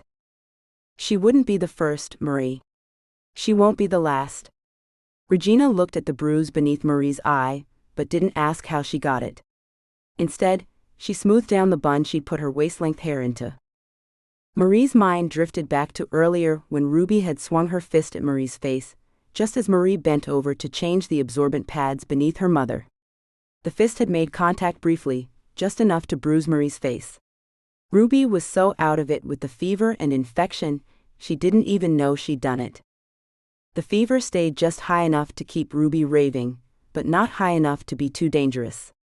Marie had to agree with Regina, though. Another night of this would be enough. Another one, and Marie would call for an ambulance.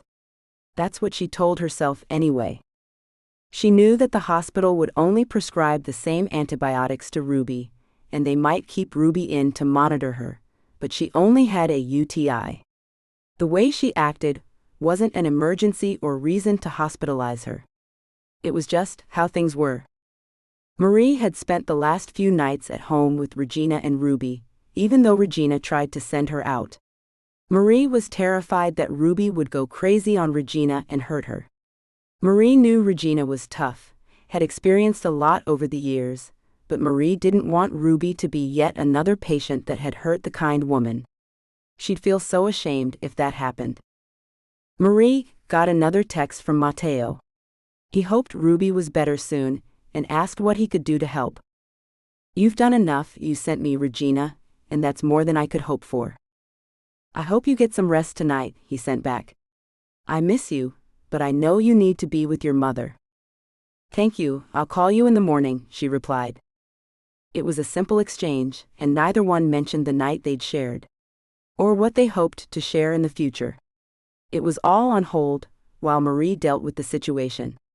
She appreciated that, more than she could tell him. She went back to the room, to find her mother glaring at Regina slyly. What was she up to? Marie, you don't hold a candle to Regina. She doesn't starve me as you do. Ruby watched for Regina's reaction, not Marie's. She was trying to turn Regina against her then. Not a new situation for Marie. She'd often done it in the past if Marie managed to make a friend. Ruby always found a way to run the friend off. Mom, you know that's not true. Well, what can I say? You're a liar. Ruby threw a rolled-up paper towel at Marie's face, and Marie batted it away. You know I'm not, Mom. Marie helped Regina roll Ruby over and replace the absorbent pads beneath the bedridden woman.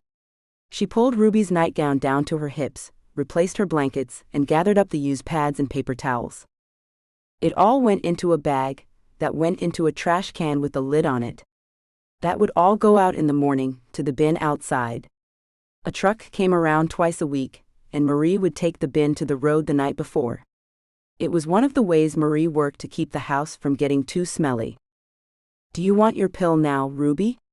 Regina asked with nothing but kindness, despite the way Ruby treated Marie. Marie had to admire the other woman's calm. Yes, I do. Anything that will take my mind off that miserable little sow I gave birth to. Ruby all but spit at Marie as she left the room. Marie had been embarrassed to let Regina witness how Ruby abused her at first, but now she didn't even blink. They talked about it over coffee the second morning after Regina started. It had become their routine now, to have a cup of coffee and some breakfast before Regina left. It would be no different tomorrow morning. Marie poured some coffee into her mug and went into the living room to let Regina deal with Ruby.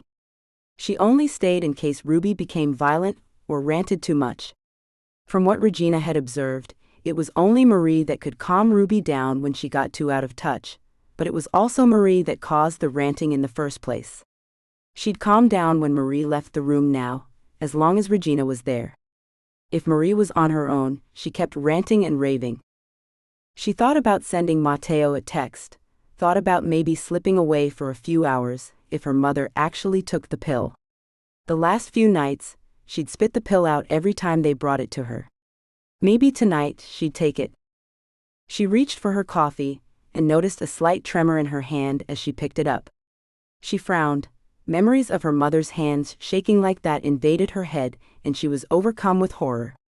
It couldn't be, she finally decided. Parkinson's wasn't generally an inherited disease, especially in women. Then her heart calmed down and she breathed a sigh of relief. That was about her 13th cup of coffee for the day. There was little wonder her hands shook. Regina came in and settled on the other end of the couch. She's asleep. Thank goodness. Marie breathed a sigh of relief and looked over at Regina. I can't believe it. I think she's as exhausted as you are, dear.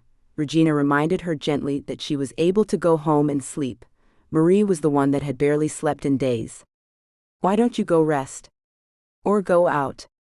You could do with some time away from this place. I don't want to leave her, Marie replied, her eyes on the hallway that led to her mother's room. I wouldn't feel right while she's ill. Marie hadn't told Regina about Matteo, or what they did or planned to do. The other woman just knew Marie had a friend. A good friend that she stayed the night with. Marie wasn't ready to tell anyone about Matteo, not even Jane. The other woman had come back to work after her own illness earlier that day. She still looked pale and coughed a little, but she was better and back to work. Well, at least get some rest while you can. If that coffee in you will let you. Go on, go to bed. I think she's out for the night. Marie started to protest, but knew it was silly to do so. She would fall down and hurt herself if she didn't get some sleep soon. All right, you're right. I'll have a shower and then get to sleep. Good girl. And I'll make breakfast in the morning. Don't worry about that. Regina shooed Marie on her way, so Marie left with a soft chuckle. She stood in the shower for a long time, just letting the hot water run over her numb body. She could barely feel anything but censored and pains, but the hot water helped. She cleaned herself before the hot water tank ran out, then got out just as the spray turned cold. She picked up her phone, saw that Matteo had sent a picture, and opened the message up. He was in bed with the top of his silky black pajamas open. Her heart skipped a beat and then it raced. She looked up to see the mirror was frosted with steam, so she held the phone out in front of her and snapped her own picture. She had a towel on her head and one around her body, so it wasn't indecent, just naughty. She giggled to herself as she left the bathroom and raced for her bedroom. She closed the door quickly and went to her bedroom to send him a text. Regina insists I sleep, but I don't want to leave in case Mom gets worse. I understand and will be busy for the next few moments, so shush. He'd added a winking emoji and had to smother a laugh. She wasn't exactly sure what that meant, but assumed it had something to do with him taking care of himself, so to speak. Oh, if you're busy, then you won't want to open this. This scene has been censored to provide a safe and enjoyable reading experience for everyone. A new message came, much longer, so it took a moment to load. Hi there, baby. Sorry, got carried away. I've waited a long time to do that, and well, I have to say your picture just sent me over the edge. I had to take care of that little problem. But, he paused here, and she could hear the smirk in his voice, I suspect it gave you a problem in return. Give me a call if you want me to help you take care of it.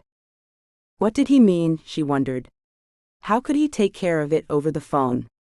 Curious, she dialed his number, with the earbuds in her ears for privacy. He obviously had something he wanted to say to her, and she was more than eager to hear what that was.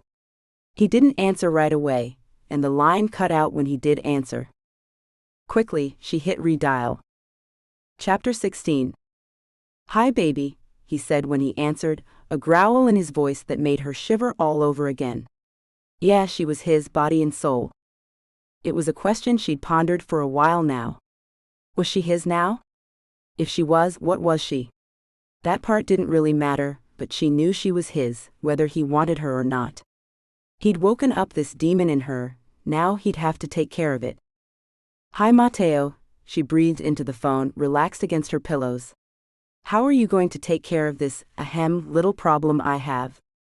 She felt a little silly, talking about sexy stuff like this with him over the phone, but it was fun too.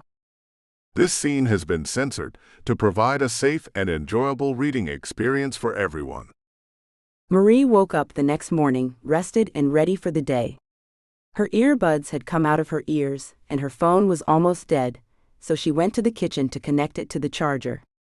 She found Regina there, with gravy and biscuits ready and on the table. Good morning. I was about to wake you. Regina was her normal chipper self, and Marie couldn't help but respond to that. I must have smelled this. She looked up from her seat at the table and smiled. You didn't have to do all of this. You've had a rough night, I'm sure. Actually, I think your mom is coming around. She went to sleep around 2 a.m., and has been snoozing away ever since. I can't believe it. Marie was surprised but pleased. Maybe that was good news then. Has her fever broken? It was down when I checked it at midnight. Let's hope she's out of the woods. I hope so. It's been rough. Marie broke up her biscuits, put a fried egg on top, then smothered it all in gravy. Not the usual way to eat the dish, but that's how she liked it. She added a piece of sausage to her plate, and dug in. Regina would have to get home soon, and Marie didn't want to keep her. Her excursions the night before must have drained her energy, because she ended up eating an extra biscuit with a piece of sausage stuffed into it as Regina left. See you tonight. Regina waved and left through the back door. Marie went to her mother's room, checked on her, and saw that she was still asleep. Ruby's skin felt cool to the touch for the first time in days, and she didn't whimper in her sleep, as she'd done the few moments she'd actually slept. Marie knew Ruby was on the road to recovery now, and the relief she felt almost dropped her to the floor. Hopefully, the ranting and raving would be over now. Marie went to the bathroom, had a quick shower, and dressed in her usual attire. A clean pair of shorts, a bright green t-shirt, and her hair down to dry. She checked on her mother one more time, then went to the kitchen to clean it up. She put the radio on and hummed along to it as she washed the dishes up. Her phone chirped, and she quickly dried her hands to see what it said. Only one person knew her phone number, so she didn't doubt who it was from. How's your mother? The text asked. She's asleep, her fever's gone, and she's peaceful. Marie added a smiling emoji and sent the text. She leaned back against the counter as she waited for his reply. Meet you at the cafe? Matteo sent. I'll be there. She gave a laugh of happiness and sent the text. Her mother spent the morning and early afternoon asleep. She hated to think it, but Marie was relieved. Her mother had been a holy terror to everyone throughout this latest illness, and they all needed a break from her. Marie was supposed to get a break now. Matteo had generously seen to that, but she was too devoted to leave Regina alone with Ruby. Marie wasn't quite sure if that devotion was to Regina or her mother. Since she'd met Matteo, she'd spent a lot of time thinking about the last few years of her life. About her entire life, really. It had not been easy. Some would say it was even hell, but it was all she'd known. She'd put up with a lot, fought back when she could, and had learned to pick her battles. If nothing else, her mother taught her to know which battles were worth fighting for. By the time Jane arrived, Marie was ready to head out the door. She greeted the other woman, asked about her health, and then quietly slipped out of the door. There were no medicines to pick up today, she didn't need any shopping, and all she wanted was to see Matteo. She drove to the cafe with the radio off, it jangled her nerves too much, so she turned it off to have some peace. Over the last few days, her mother had spent her days screaming about demons, and how Marie was the daughter of Satan and not really Ruby's child. She'd ignored most of it when she was alone with Ruby, but if Jane or Regina was present, her mother's raving caused her shame. What must these nice ladies think of her, if her own mother talked about her like that? It was hard. Ruby made it harder, but she'd got through it. Matteo's memory, his phone calls and texts had helped her immensely, and she planned to tell him that when she saw him. She pulled into the parking lot, got out and looked around. He hadn't arrived yet, so she ordered her usual coffee and beignets, and found a table towards the back of the sitting area. She'd finished her snack when he pulled into the parking lot, the engine of his classic car a vibrating roar that made her grin. She wanted to take a ride in it sometime. She'd have to remember to ask him. He got out of the car, a censored smile on that face of his, as he loped towards her. His stride ate up the distance, and instead of sitting down with her, he pulled her up out of her seat and towards the side of the building, where trees would block anyone from spotting them. He pushed his glasses up, and the hunger in his eyes set her on fire. Before she could say a word, his lips were fused to hers, and his hands were on her ass. The press of his fingers there tilted her hips towards him, and she felt him, hard and ready for her. He broke away, and she felt the heat of his skin as his lips slid to her left ear. "I'd F you right here, it's this wall, but you deserve better than that, Marie. But you need to know, I want you more than I've ever wanted any other woman on this planet." He pressed his erection into her, and all she could do was whimper as she looked up into eyes that burned for only her. "I might be able to come to your house tonight," she said after a moment, even though her lips felt oddly numb and her brain could barely churn out a coherent thought. He was too close, too aroused, and it made her brain scatter. All she knew was she wanted whatever he wanted, and she'd let him have her against this wall if that's what he wanted. I hope you do, Marie. I need you so much." His fingers tensed on her ass again, and she moaned into his mouth. He inhaled the sound, as if it was the most wonderful nectar he'd ever tasted. "I can't take too much more of this." She started to speak, but he pulled away, his self-assured grin back in place. She wanted to trace the outline of his lips with her fingers, but held herself still. This was a man on the edge, and she didn't want to push him, not here anyway. "Want some coffee?" "No, but I'll take some." His laugh soothed the frantic beat of her heart, and the way he clasped her hand in his as he took her back to her seat made her feel warm. It was a nice kind of warm, the kind that came from somewhere inside and might be called happiness. They had 30 minutes. It was enough for now. At least he hadn't mentioned the bruise on her face. For a little while, she even forgot about it being there. Chapter 17. "I can deal with her, Marie. This is my job, remember? I'm trained to handle cases like this. Now it's been at least a week since you've had a good night's sleep with that friend of yours. I suggest you go see them." Regina glared at Marie across the kitchen table and sealed her lips together.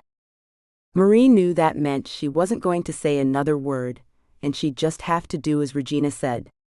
The woman was stubborn, that's for sure, Marie thought as she stood up from the table, her face doubtful.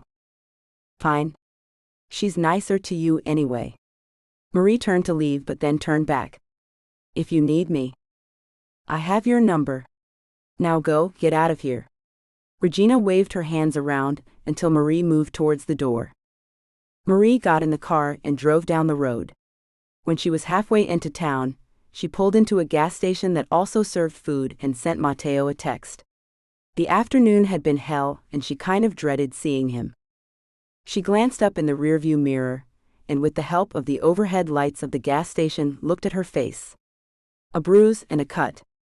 She hadn't been able to get the nail scissors off the table fast enough.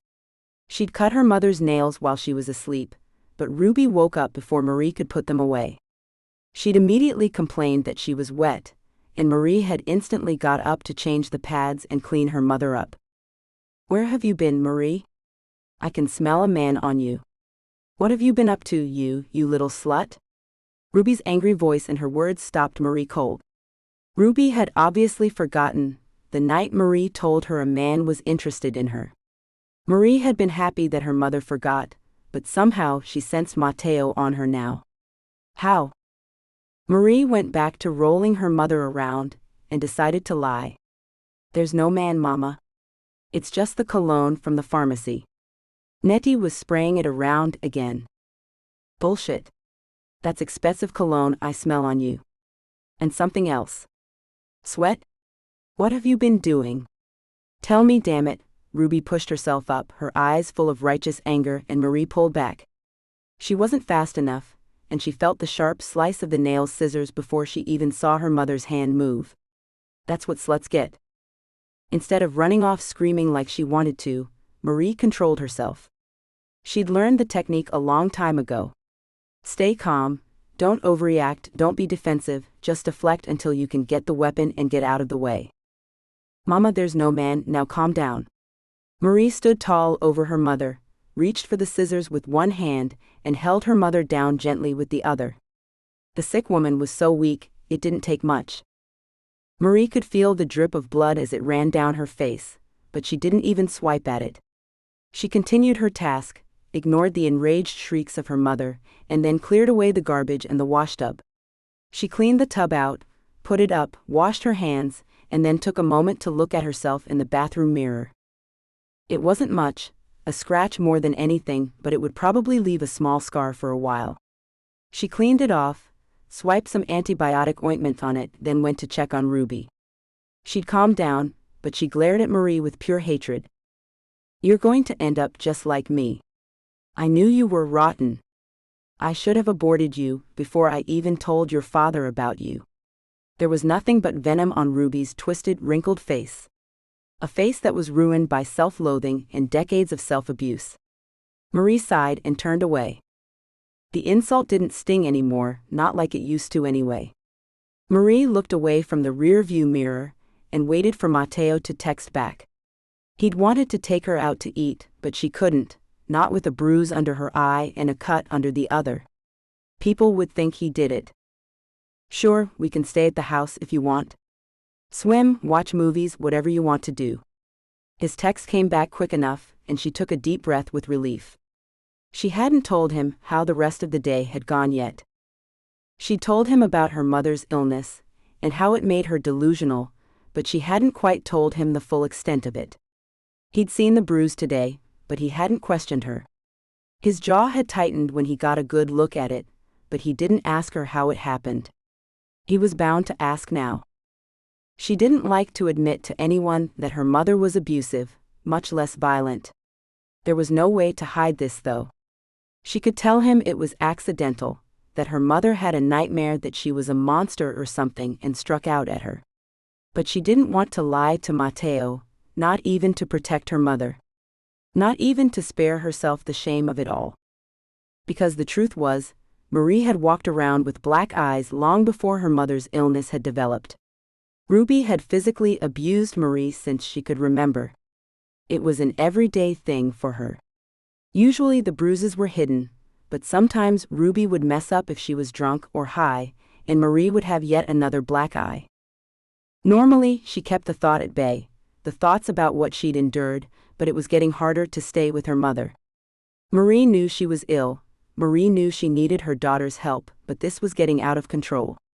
And what would Matteo think? This was starting to get too difficult, she thought as she turned down the road that took her to his house. She dreaded seeing his face, the anger that would likely make his jaw go tight again, as his eyes narrowed. But maybe he wouldn't notice. Maybe he'd think she'd fallen or something. That's what she told the teachers at school. And the social workers. And the police. She told them all different stories over the years. A rock had spun up and hit her in the face when she mowed the grass. She'd fallen and hit her face on the edge of the steps to the back door. She tripped and hit the edge of the footboard of her bed. She'd always taken the blame, even though it was Ruby's fault. Maybe it was time to stop that and tell someone the truth? With a resigned frown, Marie turned her car off and headed up the steps to Mateo's house. It was time to face him and get it over with. That was something else her mother taught her. Face your problems, deal with them, then prepare for the next set of problems because more was always on the way. Not the happiest outlook on life, but it had kept her prepared anyway.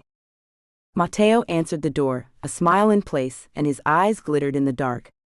He took in the cut under her eye, the bruise under the other, and instead of questioning her, or being angry, or anything that might make the tears in her eyes spill from her lids, he took her in his arms and held her gently. He inhaled her scent just like she inhaled his, and the tears fell, even though she tried to stop them. He let her cry. He didn't scream at her about what the neighbors might think or try to drag her into the house. He just let her cry on him for a long few minutes. "You're tired, baby, and obviously upset. Do you want to sit down? I can have someone bring you a drink or something to eat if you want." He hadn't pulled away or tried to push her down to the step. He just talked softly, soothingly, as his hands ran up and down her back to comfort her. She pulled away, embarrassed at what she'd just done. "Wow, I'm so sorry about that. I don't know what came over me." "You're doing a very hard job, Marie. You're going to have moments like this. It's bound to happen. I'm just glad I can be here for you." He pulled back a little, dried the tears in her eyes, and handed her a handkerchief out of his pocket. What man carried those now, she thought stupidly as she dried her nose on the clean cloth. "I'm really sorry about that, Mateo. I just lost it, I guess. I'm so sorry."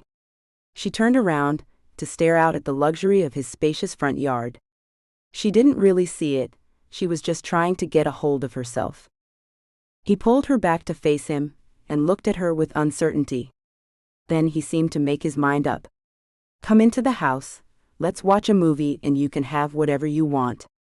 You don't have to talk if you don't want to, or we can spend the entire night talking, whatever you want, Marie." "A movie sounds good." She followed him into the house and tried to hide the sounds of her sniffles. She swiped at her nose again and wondered if he'd want the handkerchief back once she washed it. And just like that, she was all right.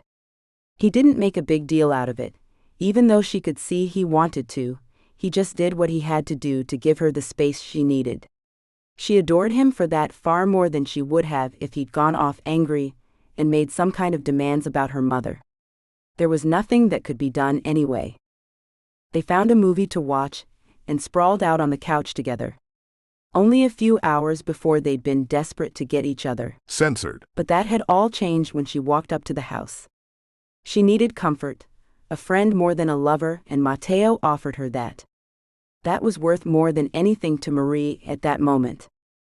She leaned into his. Censored. Comfortable and content. She'd never actually had this kind of human contact before Mateo came along. Her mother had barely held her as a baby, and when she grew into a toddler, refused to pick her up at all. Her first memories were of her mother slapping her. She'd fallen, scraped her knee, and wanted comfort. She'd soon learned not to do that again. To lie next to him like this again was more than a treat, it was heaven. His arm was around her and she held his other hand with hers, over his censored. His arm was probably numb by now, but he didn't seem to mind. He just held her and let her rest there with him. When the movie finished, he asked what she wanted to do next. She thought about it, and then asked him something that made him grin. "Do you have any floats for that pool of yours?" She sat up and looked down at him. He was in a relaxed mood, with a pair of dark blue pajama bottoms and a t-shirt on. To her, it was one of the sexiest outfits he could wear. "I do, actually. Want to swim?" He sat up too, turned the TV off, and stood up. "I can get a bottle of wine and put on some music. Actually, do you have any beer? I've never had it. I'd like to see what all the fuss is about." "I do indeed," he said with an amused chuckle. "And a radio? There's this channel I like. I thought it might be nice to float in the pool, spend some time staring up at the stars, and just listen to some music. As long as the mosquitoes don't carry you away. Or the frogs. I don't know how people can stand that." "Ah, you're a city boy. I forgot for a minute. She knew he came from somewhere up in New York City, but she wasn't sure where exactly. I guess you're used to traffic noise and bars but not frogs. Nope. Never heard the things until I came down here. They walked into the kitchen where he grabbed a six-pack of something that looked expensive, a small radio, and headed out towards the pool. She followed along, trying to decide whether it was a good idea to swim. Censored. Or not. Could she take her clothes off in front of him? She wasn't sure she was brave enough, but she was about to find out. He handed her the battery-operated radio, and she tuned it to the right station. Cajun music filled the air as he went into the little cabin to get her afloat. She put the radio down and decided that maybe if she hurried up and got in the water, she could do it. She stripped down quickly and all but ran into the water. She ran so fast, she was over her head before she knew it, and came up for air to find him standing at the side of the pool in a pair of shorts, with a very amused tilt to his eyebrow. "Hot were you?" he asked, and his voice dripped with the same amusement that showed in that raven eyebrow of his. "Just a little," she said with her head up, proud and unapologetic. "I might have been a little too eager, but here we are. Two grown people swimming in the dark. Well, you're the only one swimming. And if I had to guess, I'd say you're swimming." Censored. "I might be." She didn't let her head drop at all, determined to play this amusing little game. She tried not to grin and almost failed, but she looked away from him and saved herself. "Is that a problem?" "Not at all, Miss Hebert. Suit yourself, I say." He came down into the water, two floats in his arms, and slid one out to where she was. "If you want to climb up on that, you're more than welcome to." "I think I might." His eyes dared her too, and she wasn't about to back down now. She'd got this far, she might as well play along. She went to the shallow end, while he floated out to the deep end. The only light came from below, and there wasn't anyone else around to see her.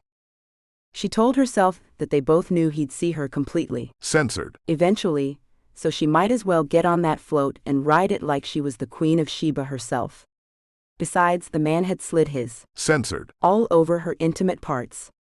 If he'd been disgusted by her body, he'd have said something by now. She cast a glance in his direction, only to find he wasn't facing her at all. He knew she was being brave, and had decided to make it easier for her then. That, or he was totally oblivious. She knew at least one thing about Matteo, oblivious he was not. He was being respectful. Again. It nearly made her tear up, but she pushed that down.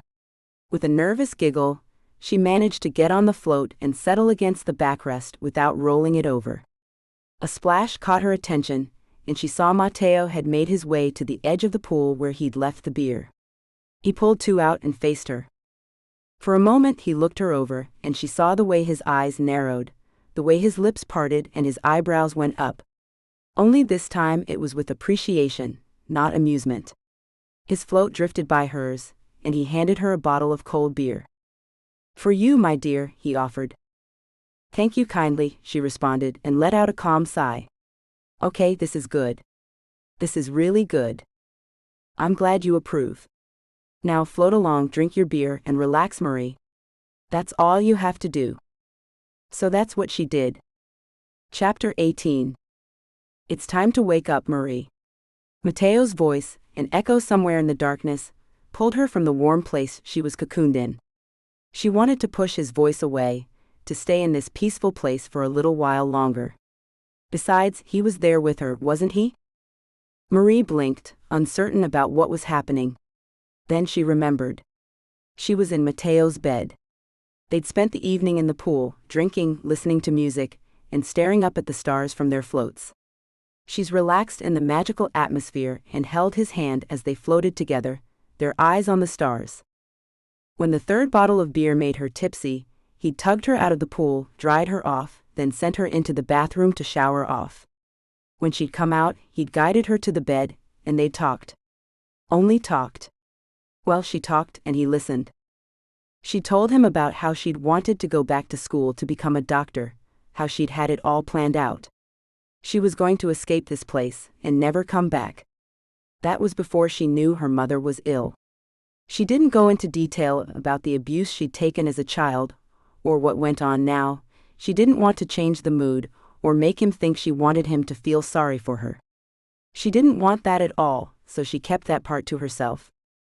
She'd gone quiet then, and must have fallen asleep. His warm body was pressed into hers, and she turned into his arms. "I don't want to get up." She sighed against his neck, determined to stay hidden there under his head for the rest of the day. Her mother would have to find someone else to abuse today. She'd had about enough of it. And the problem was only growing worse. She didn't want to be hit anymore, or screamed at, or demeaned by the one person in this world that was supposed to love her unconditionally.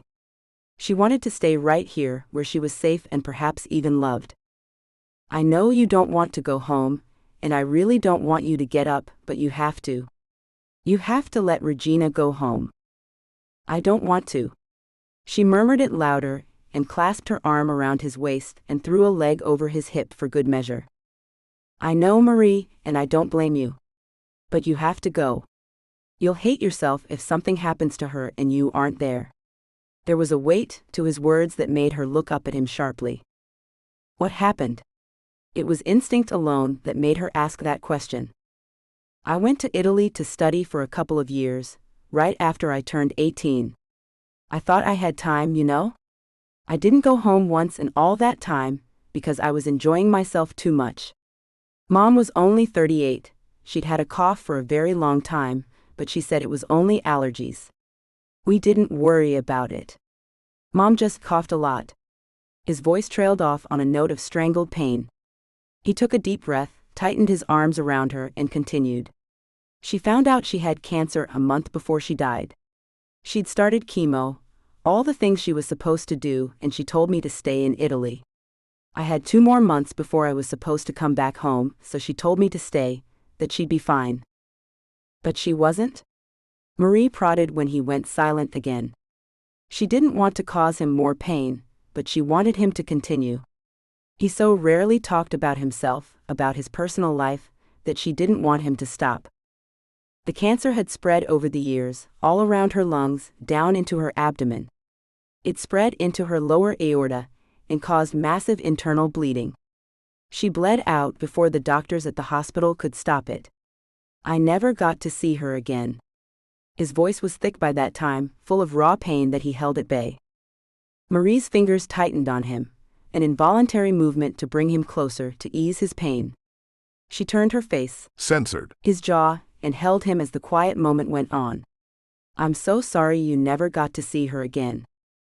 I am too, which is why I'm pushing you out of this bed and on your way home." He got out of the bed suddenly and clapped his hands. "Out you go, Marie. Let's get the day started." His smile was a little wobbly, but his eyes were clear and his body relaxed. He'd brushed off his own pain and focused on her. It made Marie wonder if she'd ever stop melting over him. She put on a brave smile and slid out of the bed. "Fine," she said as she pulled her hair into a bun and secured it with the hair tie she'd left on the bedside table. "I guess I should get home." "Yep. I'll see you later this evening, and you can tell me how your day was. I'll text you later." He Censored. her and disappeared down the hall. She found the other bathroom he'd shown her, and cleaned up a little. She had her own toothpaste and toothbrush in here, her own shower products and towels. It was kind of nice to know she had her own things at his house. He'd left by the time she walked out the door and got in her car. Light slanted along the top of the trees and straight at her face as she got behind the wheel. She flicked down the sun visor, but it didn't really help. This was the only thing she hated about mornings, driving in that bright sunlight that blinded her, yet left other places so very dark. She made it home in time to let Regina give her the rundown of the previous night and say goodbye. Her mother had slept again, thankfully. She was still asleep, so Marie went into her bedroom, changed clothes, and put a load of dirty clothes in the washer. She spent the morning in the laundry room and folded loads as they came out of the dryer. By the time Jane showed up, the table was full of clothes, bed linens, and towels. "You've had a busy morning." The cheerful face of the nurse came into view around the edge of the doorframe, and Marie smiled in greeting. I have, but it's all clean now, I think. It was a task she didn't mind doing. It helped her to relax, even though the folding was physical work. Good. Where are you off to today? I have to go to the library, the grocery store, and stop by the pharmacy. No coffee and beignets today, I'm afraid. Well, don't rush too much. I'll be here, so she's in good hands. Marie nodded her thanks and left the laundry room. She went by the library first, found a new stack of books, and then went to the pharmacy. The insurance company had given the pharmacist a fit over one of her mother's medicines, so Marie used her new phone to call them. She'd sometimes have to use the one at the pharmacy to make these calls, but she had her own now and got the matter sorted quickly. She then made her way to the store. She noticed a few open stares from staff members and a few other customers, but ignored them. She was used to being blanked, and knew there must be rumors going around about her relationship with Matteo. She could almost imagine them all tittering to each other about it. What does he see in her, one would say, without knowing Marie at all? They only knew the rumors. Some might remember her from school, but even back then, nobody had spoken to her.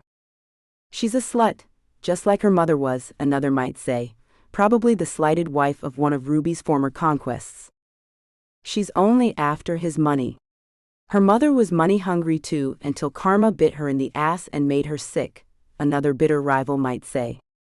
They were all things she'd heard, in one fashion or another, before. People were mean, snide, and downright snotty. Marie had stopped wondering why a long time ago. They didn't know her, and never would, because her mother made sure they were both outcasts. Marie didn't care, she decided, as she slung a box of cereal into the cart and went down to the dairy section. The people that stared, and their opinions, really didn't matter to her at all. The only person that really mattered was Matteo, and she was sure he'd been warned about her by someone already.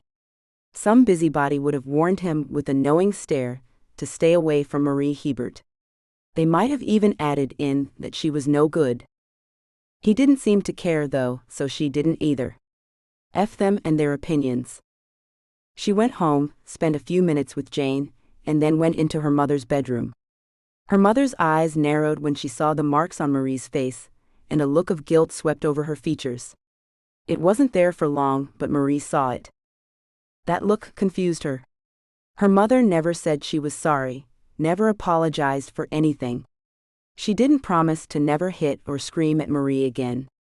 She just did as she pleased, with no regrets. But Marie could have sworn she saw it there on her mother's face, even if it hadn't lasted very long. Out slutting around again, were you? Oh yes, Mama. I slutted it up with the pharmacist, with the butcher at the grocery store, and then, for good measure, I did more slutting over at the library with the pretty new librarian. Marie wasn't sure what exactly had come over her, but she didn't question it too much. Matteo had given her strength, shown her she had worth, and now she would use that strength to help her get through this time with her mother. That's not funny, Marie. It's not funny at all. Where's my lunch? Ruby glared at her daughter.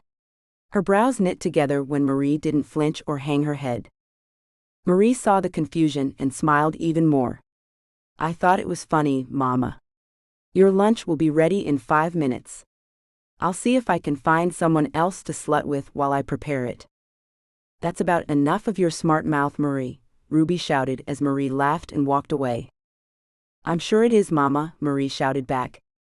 She would probably regret being smart with her mother. Her mother would find a way to make her pay, but she didn't care. It was worth it to see her mother so uncertain, and maybe even a little worried that she'd lost the upper hand. Ruby had always been a calculating woman, and she'd used every weapon in her arsenal on Marie and everyone else she came into contact with over the years. Now Marie was turning the tables. Ruby would just have to get used to this new, confident daughter, whether she liked it or not. Marie fed Ruby, gave her a bed bath, and then put the television on for her. The day was a little cooler, so she turned the AC down and made sure her mother had enough blankets on the bed. I'm going to wash up the dishes, Mom. Call me if you need me. Ruby muttered something that Marie couldn't hear, but Marie didn't rise to the bait. She just left the room and went into the kitchen. She checked her phone and saw that Matteo had sent her a link to a high-end, very expensive-looking clothing shop. "I'm in New Orleans and saw this dress in a shop window. What size and color do you want?" the next text said. Marie blinked at the phone. There wasn't even a price on the thing, just the possible sizes and colors. "I would need a medium, I guess," she wrote to him. "Red? Red would be perfect.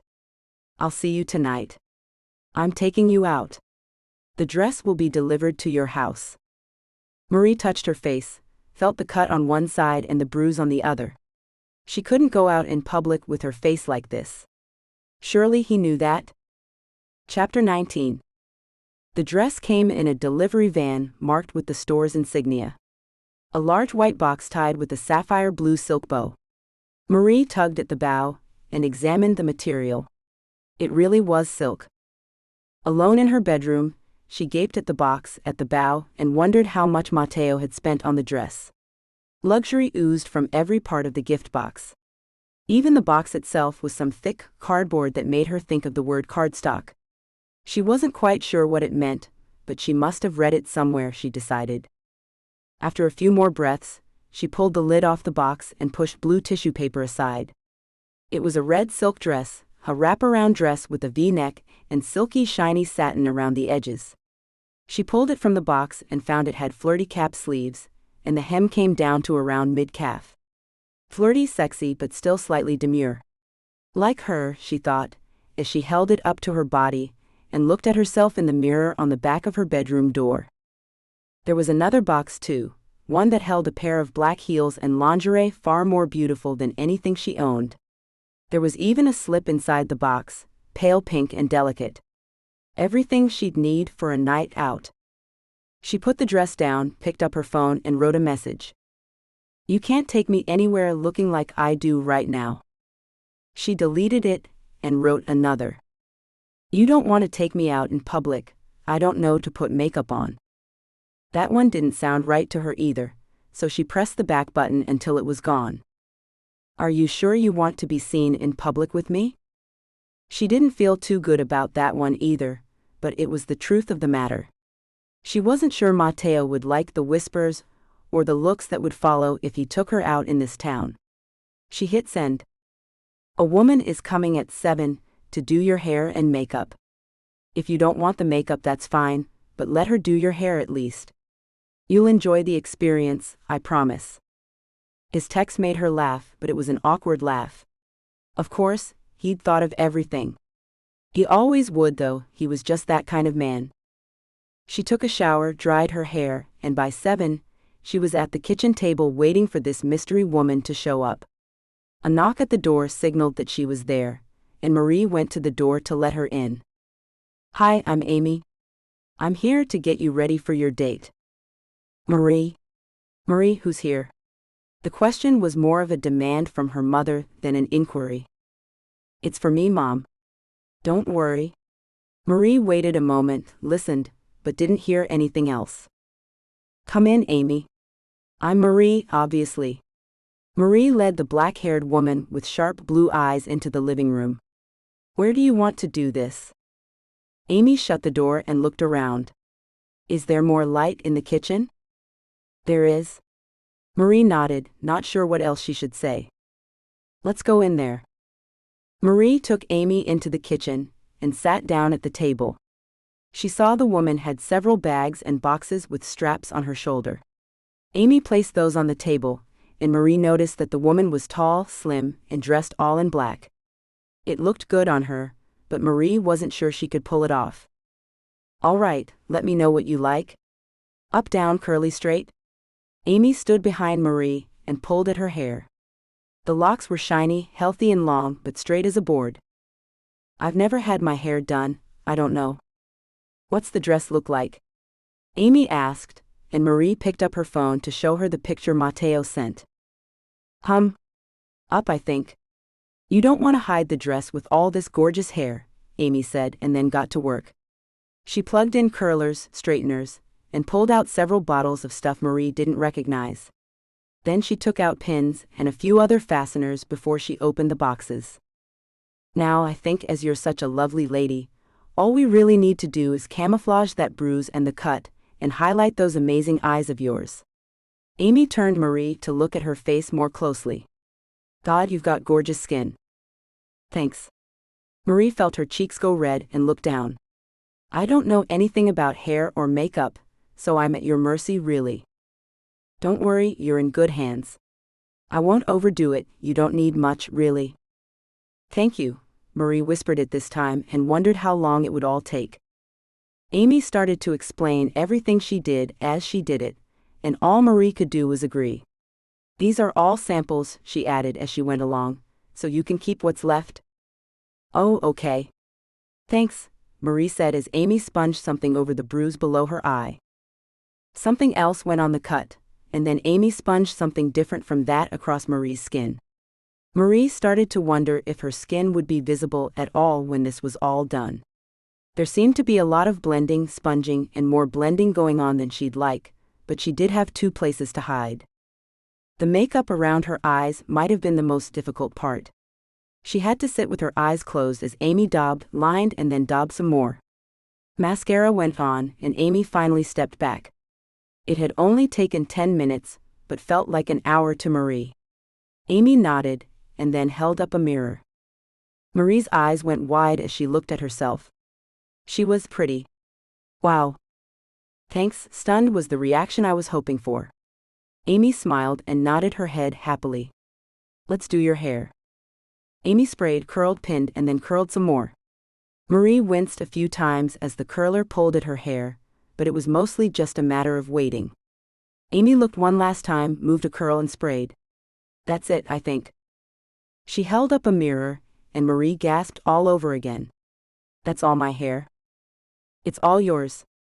Amy had pinned Marie's hair up into a loose chignon, curled the ends into a swirly cascade, and left a few romantic tendrils to rest against her cheeks. The look wasn't overdone at all. It was romantic, sensual, and Marie couldn't believe it was her. Thank you so much. I definitely couldn't have done this.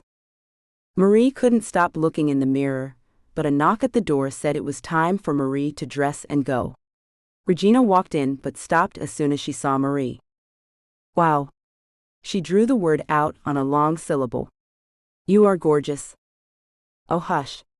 Marie ducked her head down, but was pleased with Regina's reaction. No, really?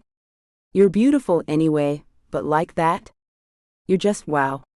I feel like a proud mom on her daughter's wedding day. Regina choked up a little, and her eyes glistened. Ah, Regina, thank you.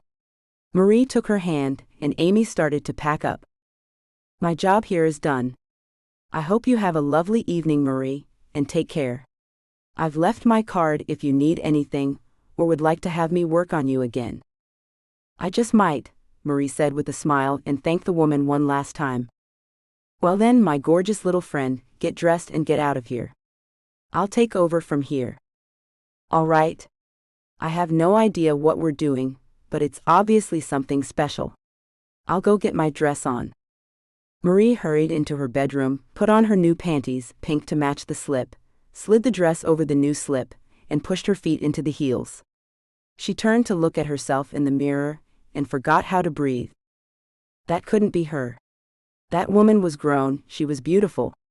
It wasn't her at all, was it? Marie stepped closer, looked at her face and body in the dress, but couldn't believe it was really her. She was really pretty. She'd never been conceited, and didn't want to think the word gorgeous, but when she looked at her reflection in the mirror, she saw a woman that could be in magazines. How had that happened? It was all Amy's work, she said to herself and stepped back. I don't really look like that. But she did, and she couldn't help the smile that spread over her face. She dabbed a small sample of lipstick over her lips, and went out to greet Regina. I'm off now. Baby girl, whoa. Regina was speechless after that. It's good? It's more than good, Marie. It's exactly what you deserve, honey. I'm just... She stopped, her eyes full of happy tears again. I'm so pleased for you. This is what you deserve. A man that does this for you. He's done well, Marie had to agree and picked up her bag. I'll see you in the morning, I guess. Have the coffee on and I'll tell you how the night goes. I'll be waiting patiently. I hope it's as lovely as you are, Marie, your night that is. Have fun, sweetie. Regina stepped up to Marie. Censored. Her cheek softly and pulled away. Have fun. I will. Thank you. Marie clasped Regina's hand and then left the house. She drove over to Matteo's and met him at the door. You ready to go? He asked and then stepped out to get a better look at her. His jaw dropped open and he stared at her. Is it too much? She'd been terrified on the way over, worried if he'd hate it or love this new look of hers. It wasn't like it would happen often, but she wanted him to like it anyway. He'd paid to have it all done after all. It's freaking hell, Marie. She's done magic. Don't get me wrong, honey, you're always gorgeous with or without makeup and the hair, but you are stunning. Marie could feel the way her face glowed with pride, and could but feel a light of happiness beaming out of her head. Matteo approved, and that was what mattered the most. Matteo continued to stare at her, and she laughed. Well, are we just staying out here in the dark all night? What? He asked and blinked. Oh no, let's get in the car. I'm taking you to New Orleans. All right. She was happy to hear they wouldn't be going somewhere in town. She was a little overdressed. She noticed at last that he had on a tailored black suit, made of a fine, lightweight material. Moonlight glinted off the silky darkness of his hair as he sat forward and started the car. The engine roared to life, and Marie's eyes opened a little more. She could feel the engine through her seat, and the vibration made her giggle. Like it? He asked, a grin on his face. I do. She nodded and looked at the car. The sound system had been updated, and he'd had a navigation system installed, but everything else was original to the car and full of the promise of luxury. She'd never been in a car so sexy before, and when he put the gearshift in first gear and pulled out, her heart raced with excitement. It was a sports car, and every inch of it was made for speed. They raced down the road, on their way to the glittering lights of New Orleans that beckoned in the distance. She was quiet as they drove, happy to enjoy the ride, and looked out as they crossed over the Bonnet Carré spillway. It was always romantic in the dark, and she couldn't help the smile that spread over her face. Everything about Matteo made her smile. Just being with him made her smile, the things he did, the way he adored her, everything made her smile. He hadn't done any of this to impress her, she knew that without him saying a word. He'd done this because he wanted to make her happy, and he'd succeeded so far. It hadn't occurred to her to refuse his gifts. She hadn't even protested, she thought, as they left the spillway behind and drove on. He wanted to give her the things she didn't have, to give her the things he thought she deserved. Not to show off or impress on her that he was rich, but because he thought she should have whatever she needed or wanted. How had she gotten so lucky, after a lifetime of misery? Thank you, Matteo, she said softly but loud enough that he could hear her. It was my pleasure, Marie. He took her hand, Censored. the back of it, and then frowned. You don't have any jewelry? No. Costs too much even for the cheap stuff. She looked down at her hand. Besides, your hand on mine is decoration enough. Maybe so, he said, and Censored. her hand again. He let go to change gears and then pulled off an exit.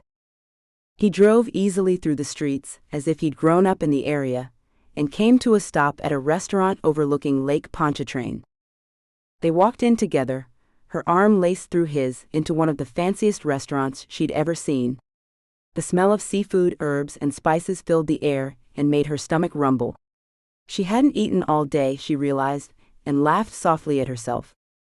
They were seated, brought a bottle of wine and menus. Marie looked at the menu, saw there were no prices, and knew what that meant. She frowned, but Matteo had brought her here, so she wouldn't say anything. They ordered starters and their mains, and then they were left alone. He took her hand and Marie looked at him. There was a band playing soft jazz in a corner where they could dance, but Marie had never learned to dance. I'd ask you to dance, but I have a feeling you don't know how, he whispered to her as he leaned over the table. She leaned back, a resigned look on her face. I don't know. But I could try. That's my girl, always brave. He smiled happily, and they went together to the dance floor. He swayed with her softly, and told her how to move her feet as they moved around the dance floor. Nothing too in-depth, just a nice safe dance that became much more enjoyable when she relaxed. She put her head on his. Censored. As the song ended and sighed with happiness. You're too good to me, do you know that? She looked up at him, still a head taller than her even in the heels. His eyes grinned down at her, just as happy as she was. He didn't get to say what he wanted to say, because his phone rang. He led her back to the table as he spoke into the phone. I don't care what Jeffrey wants, we do things my way down here, you get me? His voice changed, became rougher, a little more menacing. He spoke quietly, so nobody would overhear him, except her perhaps. Marie pretended to gaze out at the lake beyond the wall of glass beside them, but she heard the exchange. No, Tommy. You do as I say. Move the shipment, get back to the docks and stay out of trouble, you hear me? Matteo waited, and must have gotten the answer he wanted. He put the phone away, and then looked at her with an apology on his face. Sorry, Marie. Business. That should be the last interruption, I hope. It's all right. Regina could call me at any time. We both have lives. Don't worry about it. She didn't run, she didn't wonder what the shipment was that this Tommy was supposed to be moving. She just wondered what kind of excitement she was in for, the deeper she got into this relationship with Matteo. Chapter 20. The date night ended earlier than they expected. They'd had dinner, danced a few more times, and walked through the city for a little while. The shoes began to hurt her feet, so they went back to the car and started on their way home. It was a lovely night, Matteo. Thank you. She turned towards him and put her hand on his thigh. She felt him tense beneath her fingers, but he didn't joke away, so she left it there. His thigh was like a rock, and she flattened her hand out on it to learn the curves of his leg. I'm glad you enjoyed it. You should have nights like that every night. He put his hand down over hers, and left it there until he had to move it to change gears again. His hand brushed hers up a little higher, and she was the one that tensed. He'd never let her touch him there, even though she wanted to. He always brushed her hands away, or distracted her by moving away. She wondered if he took care of himself a lot, because he never got off in front of her. He'd done it over the phone, yes, but not with her there. Matteo, can I ask you something? She waited quietly, her breath held. Was she brave enough to ask? Of course, Marie, what is it? His brows were lowered when he glanced at her, concerned. Well, you never, when we're together. You never let me touch you. You never get off. She felt like an idiot, but she got it out anyway. Of all the things I thought you'd ask, that wasn't it. He chuckled and then took a deep breath. You're a virgin, Marie. I want you to enjoy what comes before the act of. Censored. For as long as you can, before you take that next step. He stunned her with that. Not because he knew she was a virgin. It was obvious that she was with the things she'd said, but that he wanted her to wait. It's not like I was saving myself or anything, Matteo. I never had the opportunity to lose it. I'm not sentimental or anything like that, or religious and waiting for a husband. I've just never had a boyfriend. Until now, he said, and made his claim on her real. He took her hand. Censored. Her knuckles, and looked at her like she was the only woman on earth that could make him whole. It took her breath away, but he often did that. Until now, she repeated. She hadn't been totally for sure until he'd said that. She didn't want to be sentimental, or sappy, and assumed that just because he was fascinated with her that he wanted anything lasting. She still didn't know how long he'd be in Louisiana, so maybe she was just a distraction for him while he was there, she'd thought. She wanted there to be a relationship, but she wouldn't push for one. Her mother had taught her enough about men by example, and through her words, to know that marriage was a sham and that men always strayed. They'd take what they could get, and then they'd F off to the next woman they'd use. But not Matteo. He was different. Everything in her told her that she could trust him, believe him, maybe even love him. "You're not married, are you?" She blurted it out without even realizing she was going to ask it. "What? What brought that on?" He burst out laughing and then looked over at her. She was serious and her frown showed it. "No, I'm not married. You can search online if you want to. You'll find out I've never been married." "Oh. Okay." She paused, then spoke again, relieved. "Good. I probably should have asked that a long time ago." "Probably," he agreed with a soft laugh. His fingers came out, brushed against her face, and glanced across her lips with a tender caress. "You amaze me all the time, do you know that?" "No," she disagreed immediately. "I'm not special, Matteo, I promise." "Oh, but you are, lady. Very special." He shifted into a lower gear and slowed the car. They were coming up to his driveway. "You've dug a place into my heart that I didn't even know existed. And you're brave as F." "I'm not brave, just sensible," she continued to disagree with him, but was astounded that he'd said that other part. About how she dug a place into his heart. That was big. Very big. "That may be, but you are brave, lady. I know brave, and it's you, all over." He let his accent deepen, gave her a wink, then turned down the path to his house.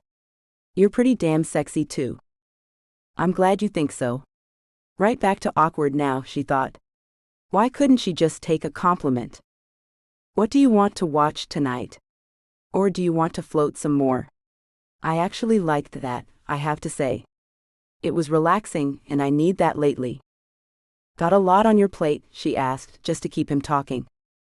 "Yeah, we're moving some of our New York operations down here, and well, it's a whole different world down here, isn't it?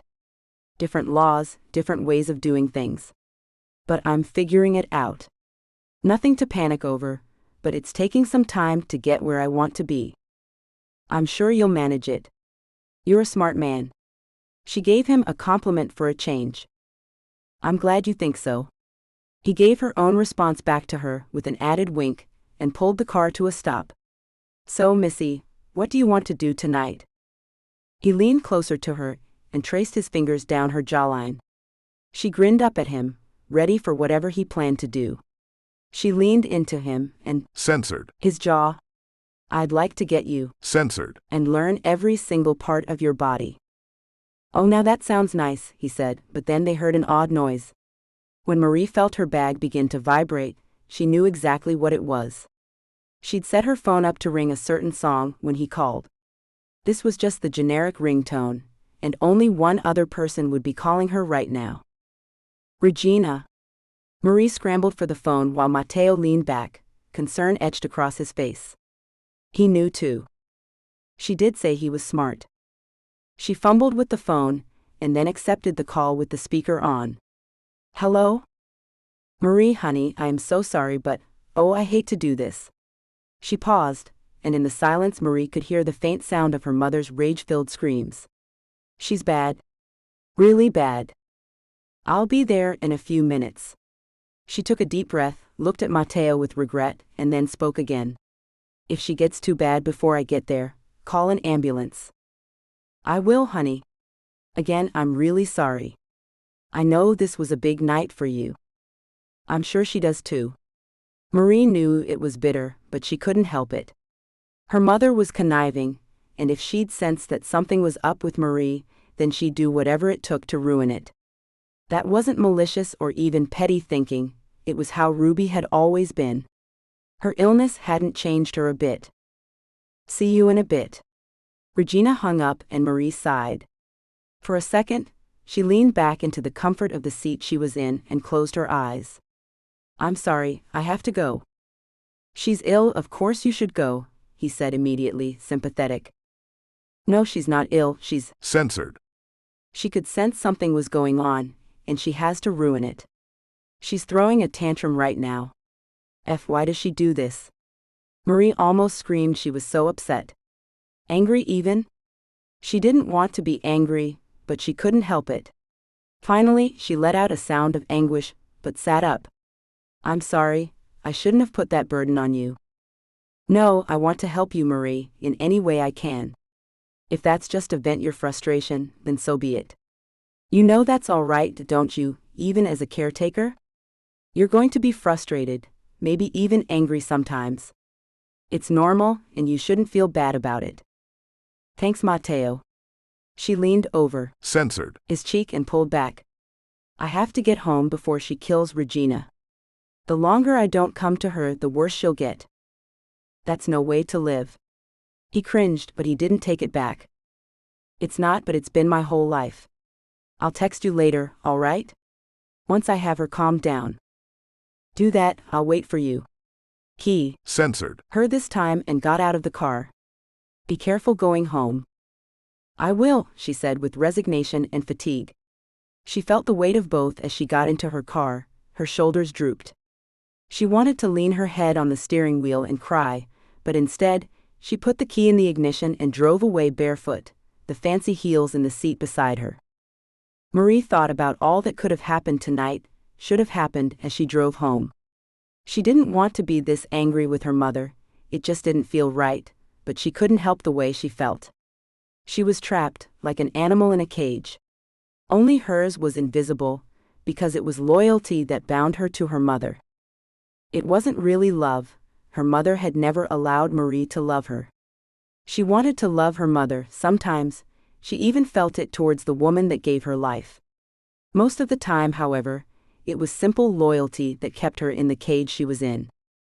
Nobody else had ever stuck around for Ruby, they'd left, or she'd run them off. In the case of her father, he died. But before he died, he'd broken Ruby's heart. She didn't want to prove her mother right, when she screamed that everybody left, in the end. That nobody ever stuck around, they all left.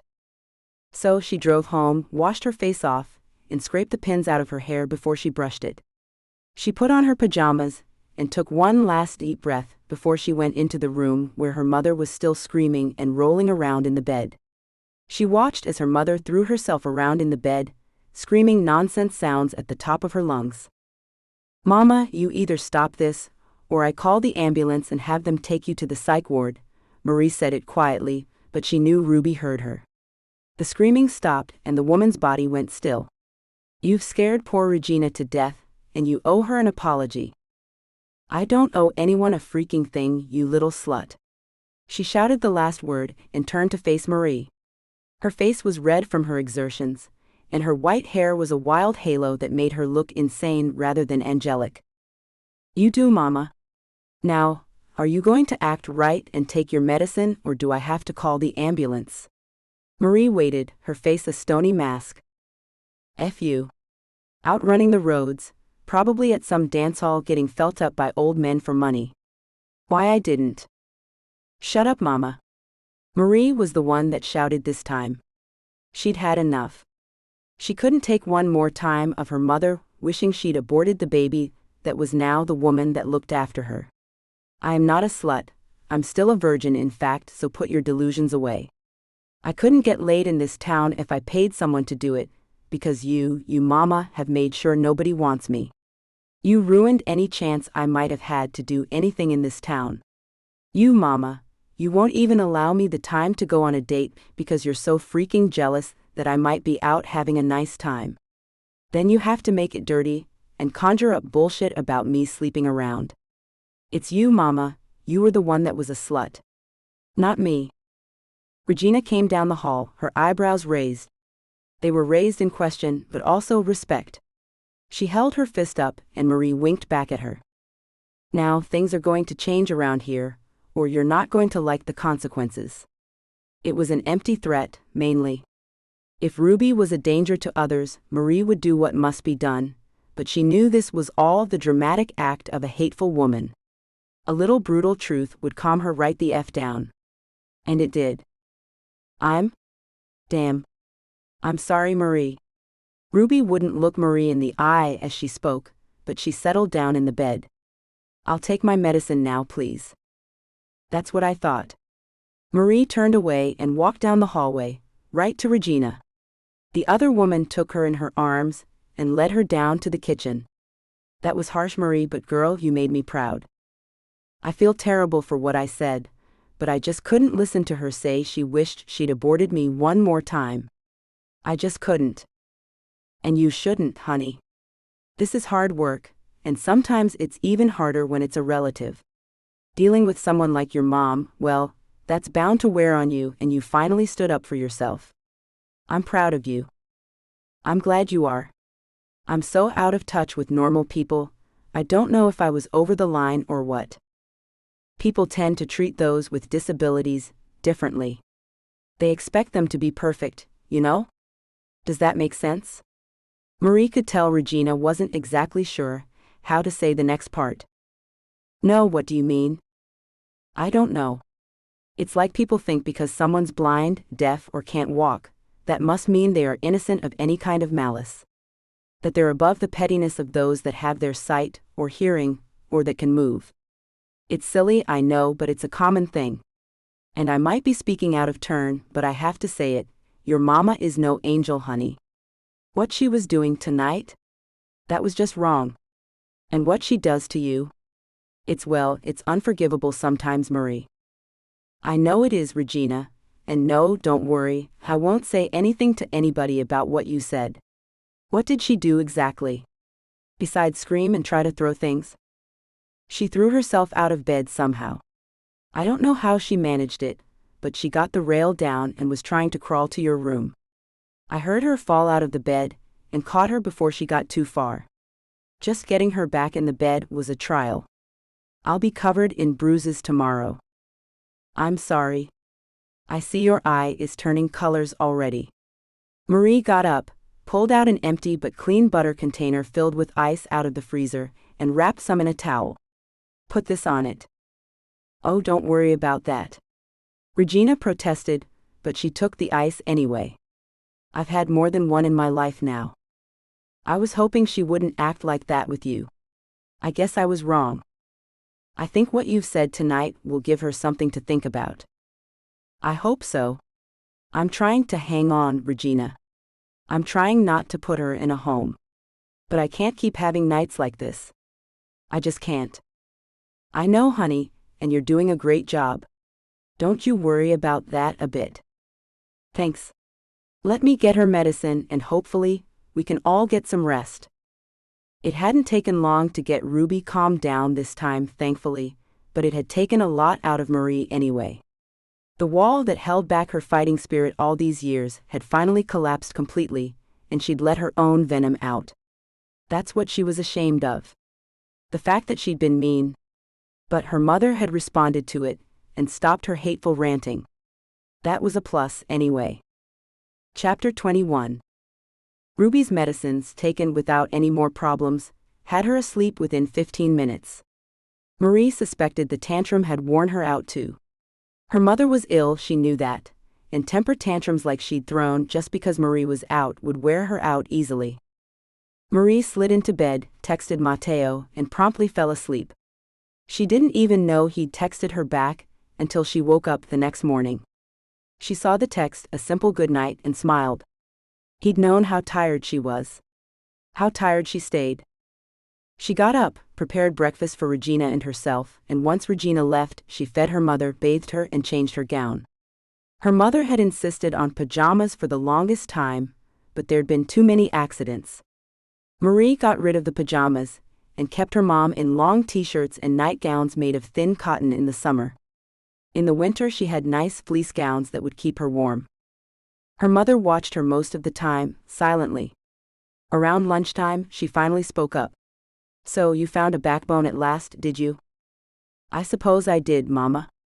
Marie felt a pang of guilt over the things she'd said, and stood at the end of her mother's bed. I'm sorry I was so mean, Mama, but you can't keep throwing temper tantrums just because you don't want me to be happy. I have to get out of here sometimes. If I go out to eat or see a movie, it's none of your concern. At all? I see. Ruby pursed her lips, her eyes a little angry, but she didn't act out. Good for you. Thank you, Mama. Marie had no idea if her mother meant it as a compliment or not, and she didn't particularly care either. I'm going to wash these sheets and get lunch ready. Thank you. Ruby took her eyes off of her daughter then, and looked at the television. Marie was a little shocked, but she didn't let it show. She walked out of the room with her head high and got the chores done. When Jane arrived, she showed her a picture of how she'd looked the night before, a picture Matteo took for her, and Jane acted much the same as Regina had. "You're gorgeous, girl, and I'm glad to see you got to flaunt it some. How was dinner?" Jane looked tired, but she was still getting over her bout of pneumonia. "It was nice. Mama threw a major tantrum and I had to come home, but it was a nice night before that." "I hate to hear you had to come home. You deserved a night out. And that fella of yours sure was determined to let you have a good night." Jane smiled and the tired lines disappeared. "I think you'll have another chance." "I will." I told her off. She wasn't bragging, just informing the other woman of the night's events. I really let her have it. She's been much calmer since then. "It's about time, Marie, I tell you." "Good for you." Marie smiled at the praise and grabbed her bag. "I have to head out to that mega store to get some supplies for Mom, but I'll be back before it's time for you to leave." "That's fine. I've got time, honey. Just be careful." Jane waved her off and Marie left the house. She got her shopping done, came home, checked on her mother, and started dinner.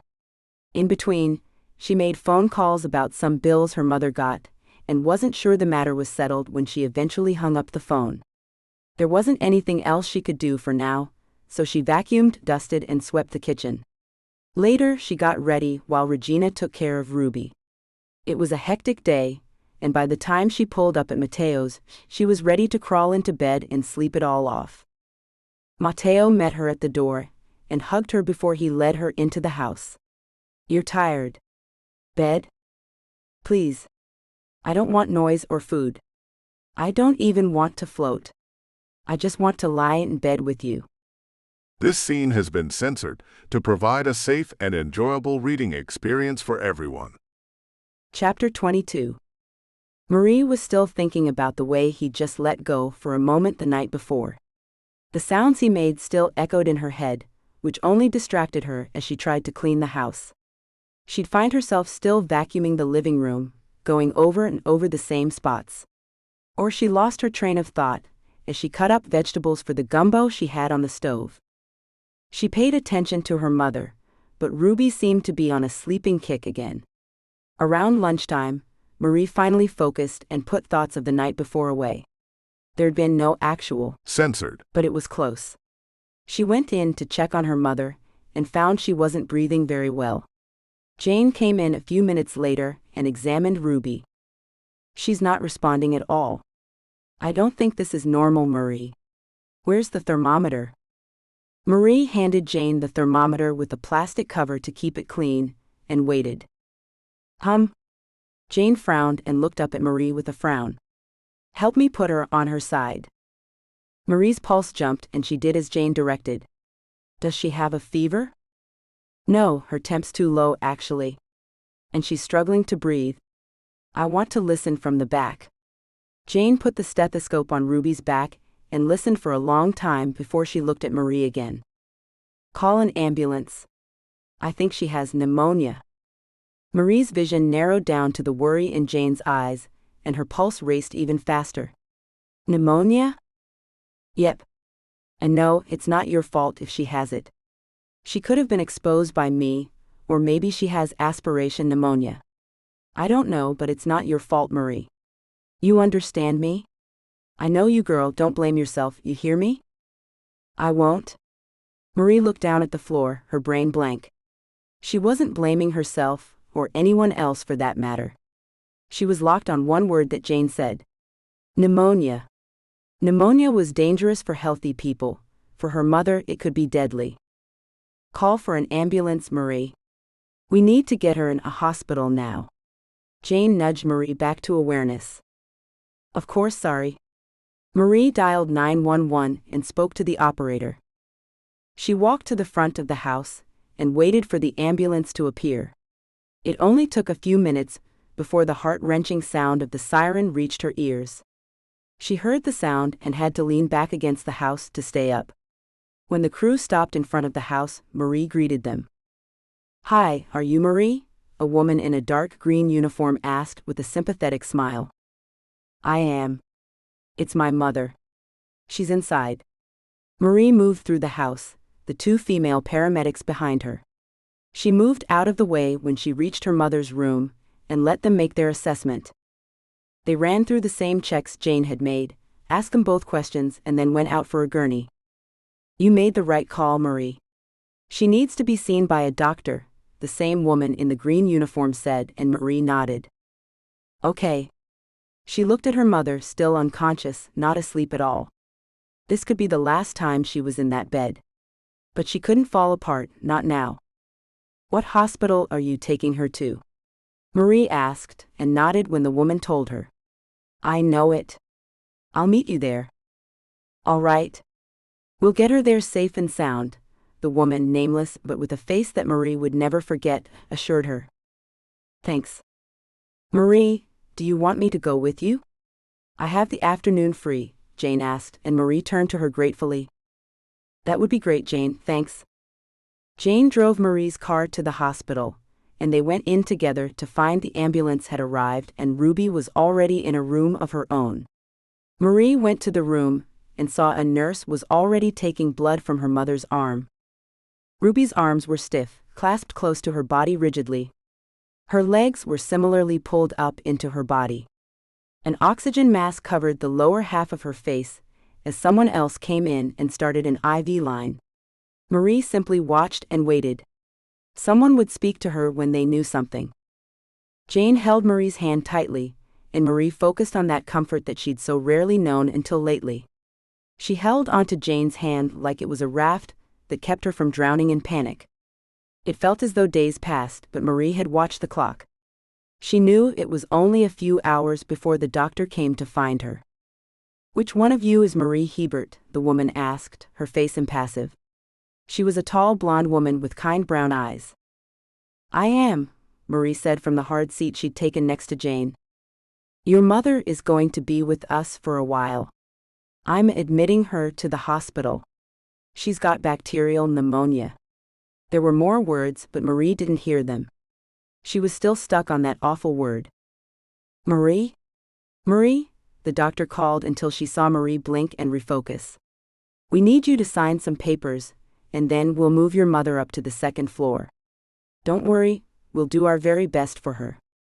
Marie nodded, murmured a thank you, but she still wasn't totally in the here and now. She was stuck. Her mother had to get better. That's all there was to it. A few weeks ago, she reassured herself that the hell her life had been wouldn't last forever. That it would end. She'd been calm about that fact when it occurred to her. Now, faced with the reality of just how quickly that hell might end, she couldn't function. Ruby was her mother, not a very good one, but she was her mother. There was always a chance that one day her mother might be kind to her, might act like a normal mother as long as she was alive. If she died, that chance was gone. Marie wanted that chance. A man brought papers, asked Marie to sign them, and so she did. Jane guided her through the hospital when a team moved Ruby upstairs. She sat out in the waiting area while the new team changed Ruby into a hospital gown and started the lines that would be needed to treat the illness. But deep down, Marie felt it. Her mother had already left. All that was left was a shell. She could feel it when she walked into the room and looked down at her mother. She took the fragile hand that was so determined to stay at her. Censored. Her hand was cold, the skin paper thin and dry. A hoarse sound filled the air, and Marie knew it was her mother struggling to breathe. A noise pierced the air and Marie turned. That's my phone, Jane. Can you answer it? Marie sat down in a chair at the side of the bed and watched her mother's Censored. move. She was congested, and the sound of her breathing rattled with each movement of her lungs. Would she come back, Marie wondered. Could you come back? She heard Jane's voice behind her, but it was like listening to sounds from underwater. She could hear the sound, but it was muffled. The light disappeared, the room grew dark, until a nurse came in and turned a light on to examine Ruby. Marie blinked, looked around, and saw Mateo had taken Jane's place. Her eyes narrowed, her face a mask of confusion. What are you doing here? she asked, her throat almost too dry to speak. She cleared her throat and realized she needed to pee. I called you and Jane answered. She's gone home and called Regina to let her know you're here with your mom. It's almost midnight, Marie, let me take you home. There's nothing you can do here, tonight. You need to rest. Marie turned away, looked at her mother, and closed her eyes. She felt a tremor run down her wrist and into her hand. She'd held the same position for hours. Her mother hadn't come back, not yet. She probably wouldn't. Okay, Marie whispered. You can take me home. Good, he said, and came to help her stand up. She hadn't realized her legs had fallen asleep until she stood up. She leaned into Matteo, and a sob broke through the numb wall that had blocked all thought. He held her as she cried, made sounds to soothe her, and let her cling to him with a tight grasp. Come on, baby. Let's go home. They'll call if something happens. Marie nodded and wiped her face. He picked up her bag, took her hand, and helped her out of the hospital. He drove to a fast food place, grabbed some food, and she ate something, but she had no idea what. The wall went back up after her tears dried. When he had her in bed, wrapped safely in his arms, her head against his, Censored. She asked him for one thing. Peace, Matteo. Please give me peace. How do I do that, Marie? He asked and brushed a lock of hair from her face. What do you want me to do? I want you to, she paused, swallowed, and then looked right into his eyes. I want you, Matteo. You don't want to wait, Marie? Until a time when you're a little more certain about it? I don't want you to regret anything. He Censored. The tip of her nose, and that made her giggle. I felt like I'm dead inside all day long, Matteo. My brain is just off. I want you to make me feel alive again. Yeah, I guess we could wait until a more romantic time, when you've had time to plan out everything just right. But I don't want to. Well, let me just do two things first, okay? He grinned a teasing grin and got out of bed. She laughed because she knew he always had to make things just right, even when she wanted spontaneity. He went to his dresser, pulled out 2 brand new candles, cinnamon apple from the scent she smelled, and then put on music. It was something she'd never heard before, sultry, with pulses of deep bass, but no singing. Whatever it was sensual, and she liked it. She liked it even more when Matteo moved in time with the music, his eyes on hers as he made his way back to the bed. She sat up on the edge of the bed when he curled his fingers at her. He came to her, took her slim wrists, and placed them on his shoulders. He was in his usual attire of pajama pants only, while she had on a new nightgown he'd bought her. A navy blue satin and lace slinky little nightgown that she'd loved, but had been too numb to truly appreciate. As she looked up at him now, and saw the way his eyes moved down to the lace triangles that covered her, Censored. She knew he'd made the perfect choice. This scene has been censored to provide a safe and enjoyable reading experience for everyone. Chapter 23. The next morning Marie woke up sore, tired, and not ready to face the day. She was ready to face Matteo, though, and grinned when he brought breakfast to her. I know you like pancakes, so I brought you these with sausage and maple syrup. There's coffee and orange juice, or apple juice if you prefer. Thank you, she said, and pulled her head back when he leaned down to Censored. her. She put an extra Censored on his cheek as he pulled away to put the tray over her lap. Today, I'm yours all day long, Marie. I know you'll want to be at the hospital, so I've cleared my schedule. I've also made it clear that your mother is to get whatever care she needs, whether her insurance will cover it or not. He didn't expect thanks, she knew that, but she said it anyway. She's your mother, Marie. You love her. I couldn't do anything for my mother, but maybe I can for yours.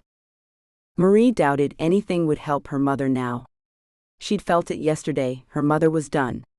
Ruby had been trapped in that bed for years now, she had no real life anymore, not like the one she'd lived. She'd given up, now that Marie could stand up on her own 2 feet. She was ready to go.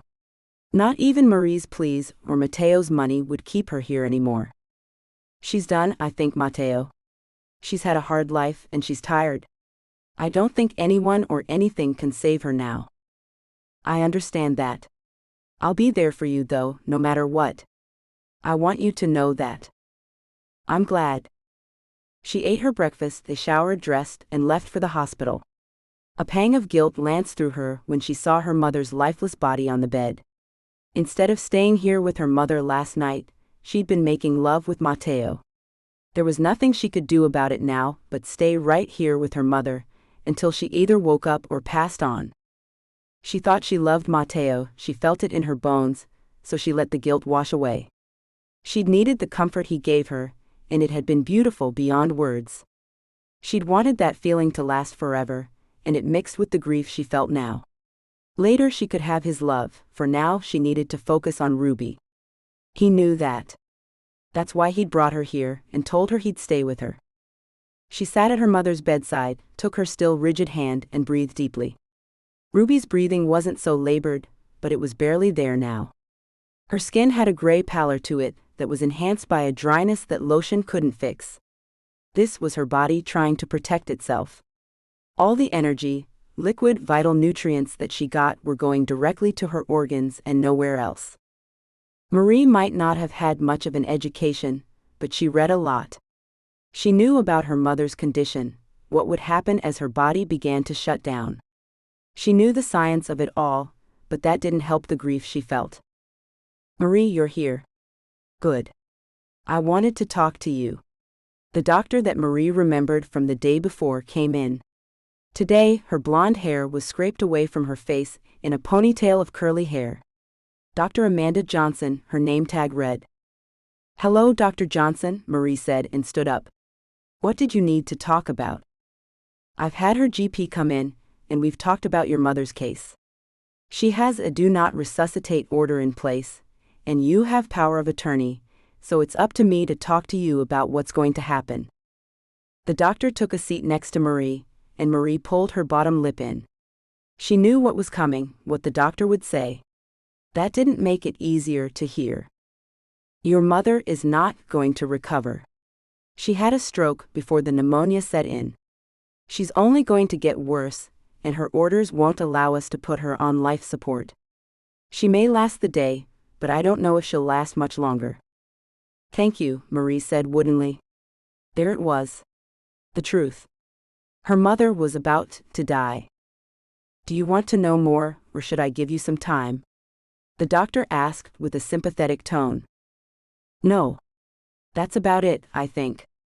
I just have to wait now, don't I? Marie's eyes filled with tears and she brushed them away. Thank you, doctor, really? I'm just trying to process this. No problem, Marie. I want you to know, I'm here if you need someone to talk to. From what Jane told me, you have spent a very long time caring for your mother. I know this must be very hard for you now. Thank you, Marie repeated. She hated the words now, she said them way too much, but there was nothing else she could say. I appreciate that. The nurses will page me if anything happens. Thank you, doctor, Matteo said, and came to take the woman's place as she got up to leave. She left the room and Matteo took Marie's hand. Are you all right? No, but I'll have to be. She's dying.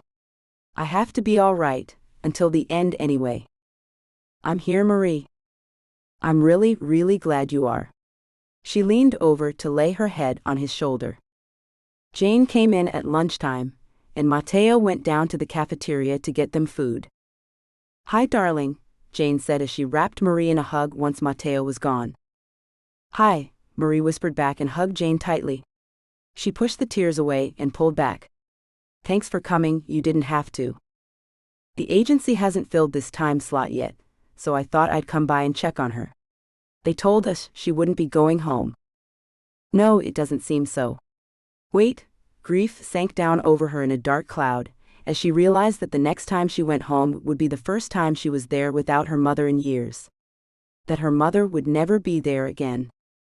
Emotions warred inside of her as she sat there with Jane. The relief of freedom at hand made her feel even more guilty than having censored. Had grief that she'd never get that chance to measure up in her mother's eyes. Or maybe she had. You know that day you told her off, Marie? Jane piped up suddenly, her voice sure. I think that was the day she knew you could go on without her. She wasn't the world's greatest mother, but she knew you were ready to face what was on the way. Do you think so? Marie asked. You don't think I caused the stroke? Not at all, honey. She was bedridden and she had pneumonia. You didn't cause that stroke at all, Marie. I hope not. It was a thought that had been playing in the back of her mind. Now it was out in the open. She remembered the last words her mother said to her. Her mother told her thank you. Maybe she had gotten that last chance to measure up, after all, she just hadn't noticed. Thank you, Jane. That's put my mind at ease, Marie spoke again.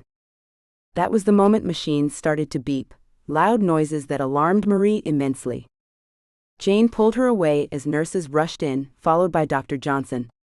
They looked at Marie, and Dr. Johnson held her hand out to Marie. Say goodbye, Marie. What? It had happened so quickly, way too quickly. She's not gone yet. Can't you just do CPR and get her heart to work again? No, honey, they can't. She has a DNR, you remember? Jane whispered. But she was alive just a minute ago. This isn't right. She's? Marie looked down at her mother's face. It was slack now, peaceful, far more peaceful than she'd ever seen it before. Gone. Come on, Marie. Let's let them do what they need to do. Jane pulled her from the room, and Marie followed stiffly. She was even more numb than she'd been the day before. Her mother was dead. She knew it was real, but it couldn't be. She was alive only a few minutes ago, and now she was gone. She slipped away without a sound, gone before Marie could say anything. But what would she have said? Marie's world tunneled down to her own breath, her own heartbeat, as people brought papers for her to sign, as Matteo asked questions she couldn't answer but tried to. A nurse came and asked what funeral home she wanted them to call, and Marie didn't know. Jane provided that answer. There was only one in their town, so it was obvious, but Marie couldn't think. She made it into the car with Matteo, and she managed to get through the ride home. It was when she walked into the house that she finally collapsed. He was right there behind her, kneeling over her to protect her from anything, anyone, as the sobs finally tore free from her soul. She's gone, she kept repeating. In whispers and screams, the words came out. Her mother would never again be in this house. She would never call out for Marie, or eat the food Marie made her. She'd never ever see her mother's eyes, or feel her touch. It was all done, gone because her mother was gone. And in the back of her mind, in some secret place that was swathed in guilt, was another word that she didn't want to think about it, but it repeated, it clashed with the other words that she could speak. Free. She was free at last, and it felt so wrong to think it. But she couldn't help it. After all these years, she was free. So why did it feel so wrong? She clung to Matteo, curled herself into his body, and cried out the pain, the grief, the misery that had plagued her for so very, very long. Chapter 24. Marie looked around at the empty cemetery, a public cemetery because her mother had been excommunicated from the Catholic Church. She was alone except for the officiant. She didn't know who the man was, didn't know his name, though he'd said it. She closed her eyes as his words droned on, hidden beneath the umbrella as the rain poured down over them both. The grave must surely be filling with water, she thought, as she stared down at the empty hole. Beside it was her mother's casket. A plain thing, it lacked any sort of ornamentation, and the only flowers on it came from Jane, Regina, and Matteo. Marie added a sprig of roses from the bush in the backyard, and that was the final token of respect from anyone that Ruby received. Marie had put an obituary in the local paper and the Times-Picayune, so that if there was anyone out there, some long-forgotten relative that might want to attend the funeral, they would know the time and place. Marie stood alone, though, and somehow that seemed to be how it should be. Jane had been given a new patient to care for, as had Regina, and their lives would go on. Marie's was paused, however, stuck in that same moment of grief. The sloshing sound of tires on a wet road intruded into her mind, and Marie looked around. Matteo stepped out of the car, a black raincoat over his black suit, and walked to her. Without a word, he put his arm around her, took over the umbrella, and stood with her as the unknown man droned on. Marie watched the man in his late 40s, paunchy, with a balding head of black hair. His glasses kept getting splattered by rain, but he didn't stop to dry them. He held a paper in front of his body in one hand, with an umbrella in his other hand, but he never deviated, and Marie suspected he knew the mournful words by heart. The words finally came to an end. The man spoke a few last words of respect to Marie, and he left. Marie turned to Matteo, her eyes wide, the skin beneath them bruised with grief. What now? Do I just leave her? Do they leave her here and put her in the ground later, when it's stopped raining? Or do I wait for someone else to come and do it now? She had no experience with funerals. She didn't have much experience with anything, come to think of it. They'll do it, darling. Listen, he paused, stroked her face with gentle fingers, his eyes full of something that she could only call mournful. Maybe something akin to regret. What was going on? He answered before she could ask. I need to talk to you when you're ready. I have to go out of town tonight, and I'm sorry about it, but I have to go. When I get back, there are things we need to talk about. About your mother. Her past, and well, we can discuss it later. I have to go, I have to pack, but I'll be back soon, all right? What? What do we have to talk about, Matteo?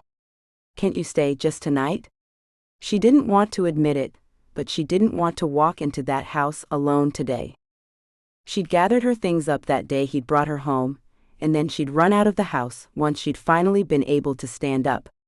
She'd been at his house the last 3 days. Now she'd have to go back to her house alone? I can't stay, baby. I'm needed in New York. I would stay if I could, I swear it, but I can't. All right. I understand. She blinked rain out of her eyes, or maybe it was tears. She didn't know anymore. Be careful. And call me. He left and she turned back to the grave. The flowers had fallen from the casket as the rain pelted down. They'd slid down into the grave, and Marie's eyes began to sting. This was how it ended then. This was her final moment with her mother. I'm sorry it was only Matteo and me, Mama. I guess you probably knew it would be, though. You lived your life trying to push people away. You couldn't push me out, though, no matter how hard you tried. I did good by you, I was a good daughter, even if you never said it. I hope you found peace at last, Mama. Goodbye. She turned away just as the rain started to fall down even harder. The drive back to the house was strange for Marie. It was so familiar, the route, but the world had suddenly become a different place for her. She was alone. She had Matteo when he got back from New York, but otherwise there was no one to worry over her, nobody to care about what happened to her. That feeling only got worse when she walked into the house. The machines in her mother's room were quiet now, turned off by someone. Probably Jane, or the paramedics that took her mother away. She didn't know. She stood there, in the doorway at the back of the house, and looked into the kitchen. She wanted to shut the door, speed over to Matteo's house and beg him to let her stay there while he was gone. She knew she had to do this at some point, though. She knew she had to face the truth. She kicked off her plain black flats and made her way through the kitchen. For years now, the kitchen had been her domain. Most of the house had, but she hadn't changed anything. She'd left it as her mother wanted it, in case there was a miracle cure that came along and fixed her. In case her mother might be able to get up and walk into the kitchen again. Every surface was clean and tidy. Everything had a place, and all was in order. She hated it right now. She moved into the hallway, thought about going into the living room to watch TV, but that room down the hall called to her. If she closed her eyes, she could hear the oxygen machine that helped her mother breathe. She could hear her mother call to her, could smell her still even though she was gone. Marie walked into the room, turned on the light, and wondered what it would be like to sleep in this house now. Her eyes spotted the air conditioner, and she decided that if she had to stay here for once, she was going to sleep comfortably. She knew it was all distraction, that she should probably wait and have someone else do it, but she couldn't. She took the AC out of the window in her mother's room, lugged it down to her own room, and fiddled with it to get it snug in her bedroom window. When the unit came on and started to fill her small room with cool air, Marie sighed. She smiled and laughed at her own silliness. Her back censored, but she didn't care. She had air conditioning in her room, for the first time ever. She had peace and quiet, and the certainty that she wouldn't be woken up in the middle of the night to clean up another human being. For the first time, she let herself think it without guilt. She was free. She could do whatever she wanted, go wherever she wanted, be whoever she wanted to be. Thoughts began to spin wildly around in her head. So, instead of doing anything, she curled up on her bed and rested. She must have fallen asleep, because it was dark when she woke up. She checked the phone Matteo gave her, and saw he hadn't messaged or called. Odd, but something was going on there. He'd said something about her mother's past. What could that possibly mean? She didn't know, but wondered for a moment. Could he be some relative of her father's? He was from New York, but would he sleep with her, knowing they were related? No, that was insane. They weren't related. He probably just wanted her to talk about the years of abuse he suspected she'd endured. That was more than likely it, she decided, and got up to go find something to eat. She saw the mail she'd collected from the mailbox, and wasn't surprised when she saw a bill from the hospital. They hadn't even given her time to grieve. She set it aside and went through the rest. Condolence cards from the businesses her mother had been associated with over the years. The pharmacy, the local grocery store so small it knew when one of its customers passed away, the doctor's office. Even the agencies that had sent Jane and Regina sent cards. She put them all in a pile, and that made her brain click. What would happen to the equipment in the bedroom? Her mother had paid for it all. There wouldn't be anyone coming to collect it. She'd have to sell them somehow, she decided. Which made her think about her mother's clothes. Her jewelry. It was all fake, except that diamond ring she'd held onto for dear life. Marie went back to her mother's room, dug the jewelry box out of the dresser and brought it back to the kitchen. Trashy costume jewelry filled the box, but a few pieces weren't too bad. Marie put aside some earrings, a couple of cheap but pretty rings, a silver bracelet, and two that must have been gold. Marie had no idea how to tell if any of it was real, but the two gold bracelets hadn't faded, so they must be real. She put them all aside, and decided to ask Matteo about the rest of the jewelry before she put it in a yard sale. She'd decided that's what she would do. She would put everything up for sale, see how much she could get, and what was left she'd give to charity. She'd keep the furniture and appliances she used until she could replace them, and then she'd get rid of that too. Maybe she'd even paint the rooms, cover up the awful colors that decorated the walls now. That's how she'd fill the empty hours until she found a job. She decided she'd give herself a few days, and then she'd call the agency that paid her. They must need someone with her experience. And she was used to the work now, they wouldn't even have to train her. She knew what to do.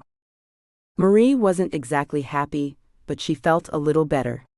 She had a direction to go in now, a plan, kind of. She took out a bowl of gumbo from the freezer and put it in the microwave. She wasn't hungry, and she couldn't taste her food, but she knew she had to eat. One day this grief would leave her, and she'd have to go out into the world. The world had no idea she existed, and she didn't know a whole lot about the world out there, but she'd have to find a way to settle into it, one way or another. Her phone rang, and she answered it without really looking to see who it was. "Hello," she said, happy that someone had called her. "Hi Marie, it's Jane. How are you, honey?" "Oh Jane. Hi. I'm all right. Glad you called." She really was glad. She'd started to feel lonely, there in the house alone. "I'm sorry I missed the funeral. I couldn't get anyone to switch shifts with me." "It's all right, Jane, really? It was dreary anyway." "Well, I guess most funerals are, but the rain made it terrible." She fiddled with the pile of cards as she spoke. She knew she was only speaking to fill the silence, but couldn't help herself. "Are you all right there by yourself? I could come over later if you want company." "That would be nice, actually. Matteo has to go to New York for the next few days, and well, I'm all alone. I know you are, honey. I'll bring pizza and some videos. We'll have a girls' night in, shall we? That sounds great, Jane. I look forward to it. Marie pushed the bowl of gumbo away and sat up a little straighter. Do you have a DVD player, by any chance? I only have a VCR, and I don't think anybody has tapes for those anymore. Actually, I have an embarrassingly large collection of movies for VCRs. I'll bring some of my favorites, and I'll introduce you to some classics. That would be great, Jane. Thanks. No problem, it'll be my pleasure. Marie hung up the phone and got up to clean the bowl she'd used. Jane didn't have a family. Her husband died in a car accident when they were both 33, and she had never remarried. Her husband hadn't been able to father children, but Jane didn't mind. She liked taking care of her patients, and she devoted her life to doing just that. Now she was going to be Marie's friend, a real friend, and come stay with her for a little while. That meant the world to a woman that felt entirely alone. Marie knew she had Matteo to lean on, but he'd be gone, and she really needed someone to keep her company at least. Jane was that someone, and Marie thought that it figured it would be Jane. The woman was as kind as she could be. When Jane arrived, Marie let her in, and they went into the living room. Jane had several bags in her hands, and she handed one to Marie. These are the tapes I brought. See what tickles your fancy and we'll get started. I've brought chips and dip, microwave popcorn, and some sweets if we decide we want that at some point. Jane, you didn't have to do all that. Marie looked up at her friend and smiled. But I'm glad you did. It sounds great. Well, I could stay at home with my cat and watch Netflix, or come over here and keep you company. Sylvester will wait, he hates me anyway.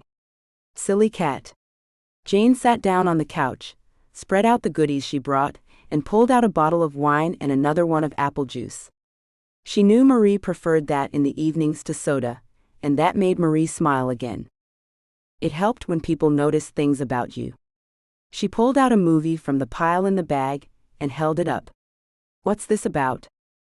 The cover was kind of scary looking, and the title was 12 Monkeys. Oh, that's a good one. And it has Brad Pitt in it. You'll probably like it judging from the books you read. All right. Let me just get everything turned on, then we'll be ready to go. Marie had been certain she'd spend the night miserable and alone, yet here she was, sliding a VCR tape into an ancient VCR, so they could watch a movie on the ancient TV. It wasn't so bad after all. Chapter 25. It was the quiet hours of the night that got to Marie. Jane helped to fill the quiet hours of the evening, but it was the night that spooked her.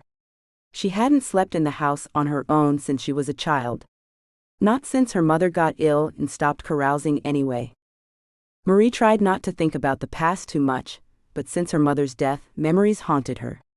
Things she didn't want to remember popped up in her head all the time, and she was on the verge of seeking out a psychiatrist. The problem was, she had no money. There'd been a nest egg when Marie was born, but Ruby had gone through that. The last of it went to prepay for Ruby's funeral. Now there was nothing left, and bills were starting to pile up.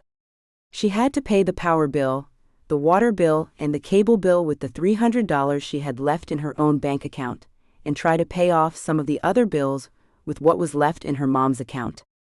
There wouldn't be anything left after she did that. The Social Security Administration wouldn't pay benefits to people that were dead, after all. Matteo had said he'd pay for the medical costs, but what about the rest? She had to renew her insurance on the car, the insurance on the house, and she didn't have a job to pay those bills with. She'd started to get strange bills in the mail, debts that were owed from years ago, and she didn't know where they were coming from.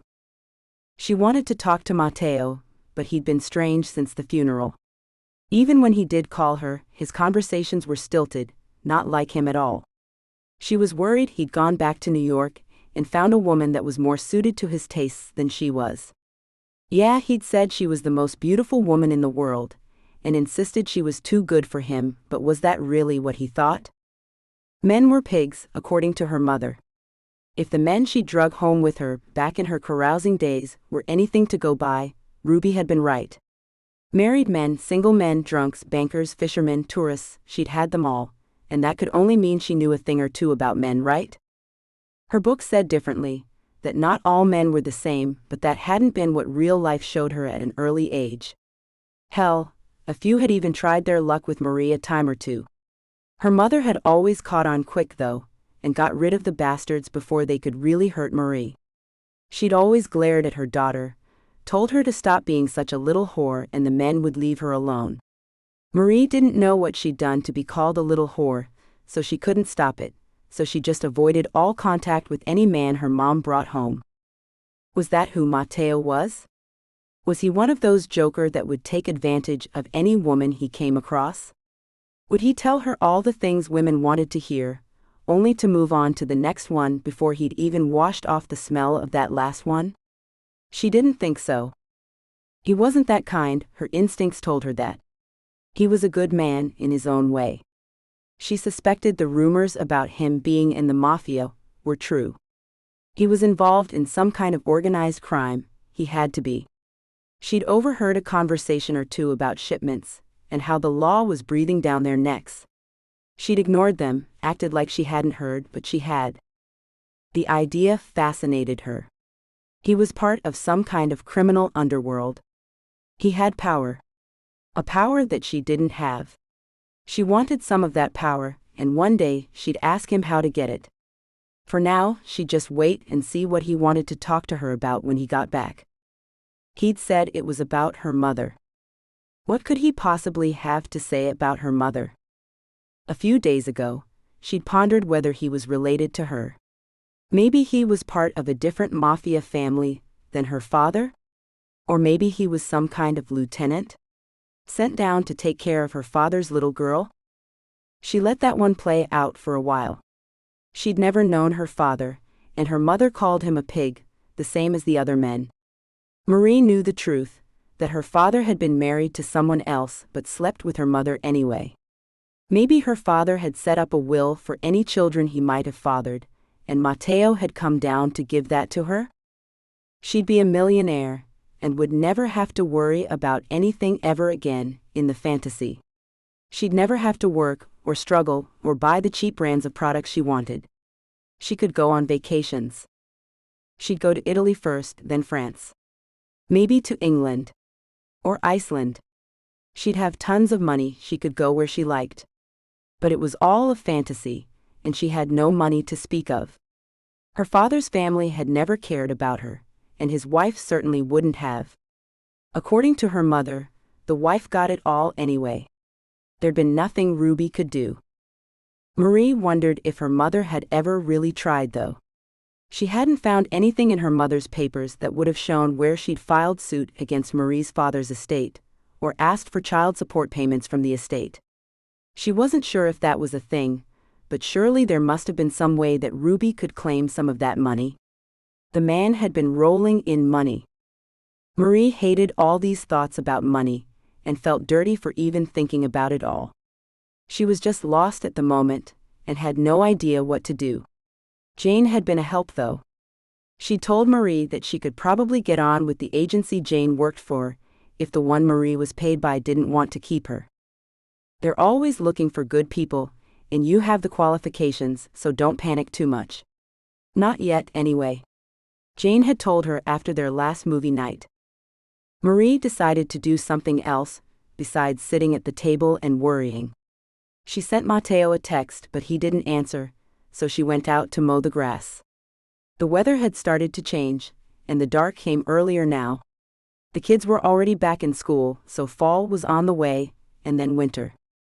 Down in her neck of the woods, it didn't get extremely cold, but it felt like it did to her. She'd have to get all of her winter clothes out soon, and give them a wash. She wondered if it was the last time she'd mow the grass that year, as she put the mower away a few hours later. She cleaned off wet grass from the bottom, and put it in the storage shed. When she went back into the house, she checked her phone. Still no message. Something was definitely wrong. He always responded within 15 minutes of a text from her. They'd had censored. Was that it? He'd got what he wanted, then her mother died, so now he was off like a shot to get away from the grieving woman? That censored her off a little bit. He could have waited until she'd recovered a little bit, couldn't he? Or is this his way of letting me down gently? Stilted conversations and no text messages? Another thought crept in, one she hated, but still it dug into her brain. Maybe he's married and can't really talk to her when he's with his wife?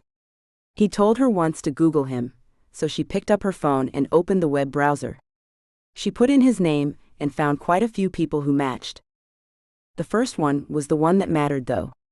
His picture was there, and it had some information about him. His birthday, his single marital status, and the fact that he had no children. He apparently worked for his family, but there was no real information about them, just links that linked to new pages full of useless information. Shipping was the one thing she could understand. They were involved in shipping. That could be anything though. Cars, goods from around the world, anything really. It could even be that they shipped goods out of America, not into it, she thought. The good news was, Google said he wasn't married. So what was his problem then? Was he in meetings when she called? New York was an hour ahead of Louisiana, but she tried to be aware of that. And he didn't say he was busy, he just didn't talk like he normally did. His responses were all staccato, yes and no, with no questions, only responses. She didn't like it, but she couldn't really say that because he never gave her time. It would end with, "Listen, I gotta go," then he'd hang up. His emotional distance hurt her so much, she didn't even want to call him now. She had enough pain to deal with. She put the phone down and decided it was time for that yard sale.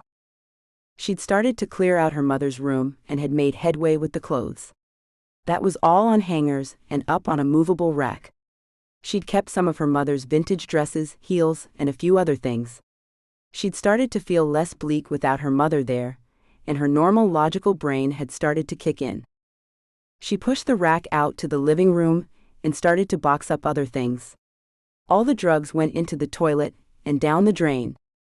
Marie decided she could use some of the lotions and creams her mother had, and the pillows she put into space-saving bags and sealed up. She put those in her own closet. She didn't want to think about it right now, but the pillows still smelled like her mother, and one day she might want that back. All the extra sheets and towels that Marie knew she'd never use went into another box, as did a few of the knickknacks her mother hadn't broken. Marie didn't want them, they only reminded her of the ones that had been broken. She didn't want that, so she put them in the yard sale box. Then Marie thought about some of the pictures on the walls. People Marie didn't know and didn't care about. The frames might get $1 or $2, so she put them in a box, and before she knew it, she'd taken down pictures, got rid of other knickknacks, put away decorative glass her mother had collected, and had even put in a few of the plants she'd watered religiously but hated. The house felt emptier with each box she stacked in the living room, but it kept her busy, so she didn't want to stop. She ignored the sound of empty echoes and kept going. It didn't matter how many rooms seemed bigger now, without all that junk her mother had put in them. If she was busy, she didn't think about Matteo coming home and telling her they were finished. Or wonder about his cryptic last words to her at her mother's funeral. She was too busy dusting off empty shelves and dismantling bed frames to think, and that was just fine with her. Once it was dark and she was too tired to move, she took a shower. She stood in the bathroom alone with all the doors locked. She'd locked the front and back door and the door to the bathroom, but she still felt spooked as she looked at the fogged-up mirror over the sink. It was a tiny room, but she'd used it her whole life. For a moment, panic overtook her and she stared at the door. She couldn't go out there. What if someone had quietly broken in? Everybody in town knew she was alone now, even if they didn't acknowledge that her mother had died. Or that she even existed. What if there was some crazy out there that wanted to get to her? Stop being so paranoid, Marie, there's nobody out there. Just saying the words out loud made her feel stupid. She rolled her eyes at herself and opened the door. She didn't want to admit it, but she felt relief when there wasn't a crazy killer on the other side. She went to her mother's room and picked up one final thing to keep for herself, the television. All she could get were the free-to-air channels, but she'd watch repeats of Frasier all night if that's what it took to get to sleep. She'd also kept some of her mother's sleeping pills, just in case. She had a feeling she'd need it, so she made herself a cup of hot chocolate, went back to her room, changed into her pajamas, and put the television on. She looked at the pill for a while before she took it. She didn't want to get addicted to them, but it wouldn't hurt for one night, would it? She took the pill quickly, swallowed it down with her hot chocolate, and then settled down in the bed. The TV was on. Some program she didn't know played loud enough to drown out other noises that the AC didn't hide. Her bedroom door was locked, and she stared at the ceiling. She could do this. If Mateo left her, she could learn to live on her own. Eventually, she'd stop being so afraid too. She hoped. Her heart would break into 1,000 tiny pieces, and she'd probably die from it, but if she lived, she could totally do living on her own. She knew she could. As long as he didn't tell her he was her cousin or some weird stuff like that first. Then she might die of shame. What was that part about wanting to talk to her about her mom's past? It nagged at her until she fell asleep, just as clueless as the day of her mother's funeral. He'd be home in a couple of days. Then she'd find out. Whether she wanted to or not. Thank you for reading Mafia's Dirty Secret. I hope you loved Marie and Mateo as much as I do. Their story continues in Mafia's Fake Bride. She's finally free, or so she thinks. Her mother is dead. Marie was a good daughter, even if her mother never said it. But now, she's finally free from Ruby's hatred and abuse. Part of her thinks she should be dancing and singing, "Ding dong, the cow is dead." Instead, all she feels is the intensity of the silence in her empty house. She needs comfort, kindness, and a little love. And the only person she might get that from is Mateo. She learned young that she couldn't rely on anyone. Ever. She thought she could make an exception for him, though. But a strange and sudden departure sowed the seeds of doubt. She hopes her mother wasn't right about all men. They can't all be lying, deceitful cheaters. Not Mateo, her Mateo. He isn't only after one thing, is he? Download Mafia's Fake Bride now. Or get 30% off when you buy the next ebook directly from my website. https://payhip.com/b/5unks. Use exclusive discount code BACK4MFB. A letter to my readers. Dear reader, I would like to take this opportunity to thank you for reading my book. Without you, my life would have no meaning. No, seriously. I spend a large part of my day trying to find ways to reach out to readers like you, so one more person can discover my work, or fall in love with a book of mine they've never read. Sometimes it's serendipity. An avid reader stumbles across someone called Summer Cooper and decides to give her a chance. Sometimes it's a recommendation from a friend. More often than not, it's from all the hard work done behind the scenes to market a book. However you've ended up here, I truly appreciate it. Even as a small-time indie author, there are many people involved in my book business: editors, proofreaders, designers, assistants, reviewers, etc.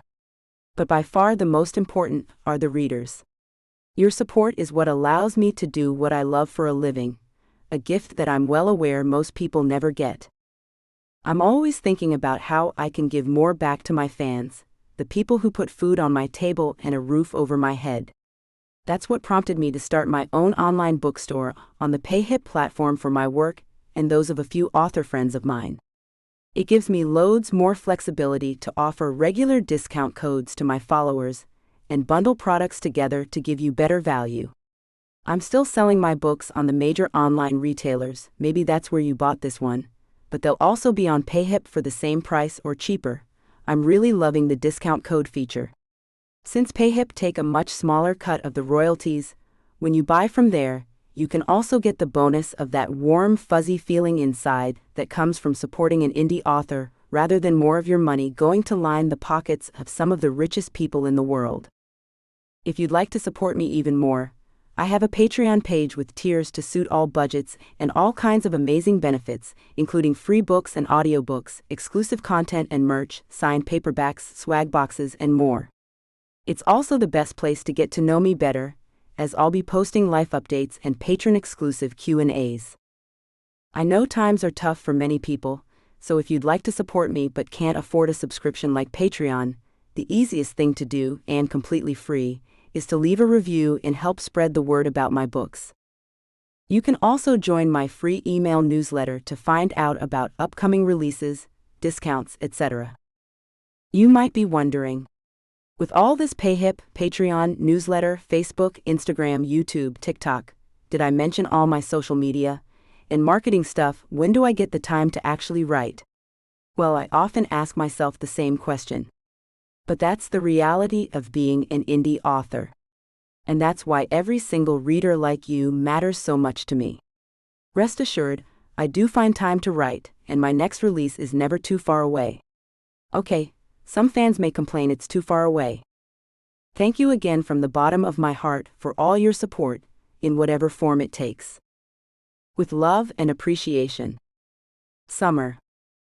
Read more sexy and romantic books by USA Today best-selling author, Summer Cooper. Dark Desires. A billionaire dark romance series. Dark Desire. Dark Rules. Dark Secret. Dark Time. Dark Truth. Bar to Bar. A billionaire second chance series. Dancing with Lies. Dancing with Temptation. Dancing with Doubt. Dancing with Guilt. Dancing with Redemption. Twisted Intention. A billionaire revenge romance series. Twisted Beauty. Twisted Love. Twisted Fate. Mafia's Obsession. A hot mafia romance series. Mafia's Dirty Secret. Mafia's Fake Bride. Mafia's Final Play. Screaming Demons. An MC romance series full of suspense. Rough Start. Rough Ride. Rough Choice. Rough Patch. Rough Return. Rough Road. Rough Trip. Rough Night. Rough Love. Check out Summer's entire collection at www.summercooper.com/books. About Summer Cooper. Thank you so much for reading. Without you, it wouldn't be possible for me to be a full-time author. I hope you enjoy reading my books as much as I do writing them. Besides, obviously, reading and writing, I also love cuddling my dogs, shouting at Alexa, being upside down, aka yoga, and driving my family cray-cray. Follow me on Facebook, Instagram, Goodreads, BookBub. Get in touch at hello@summercooper.com.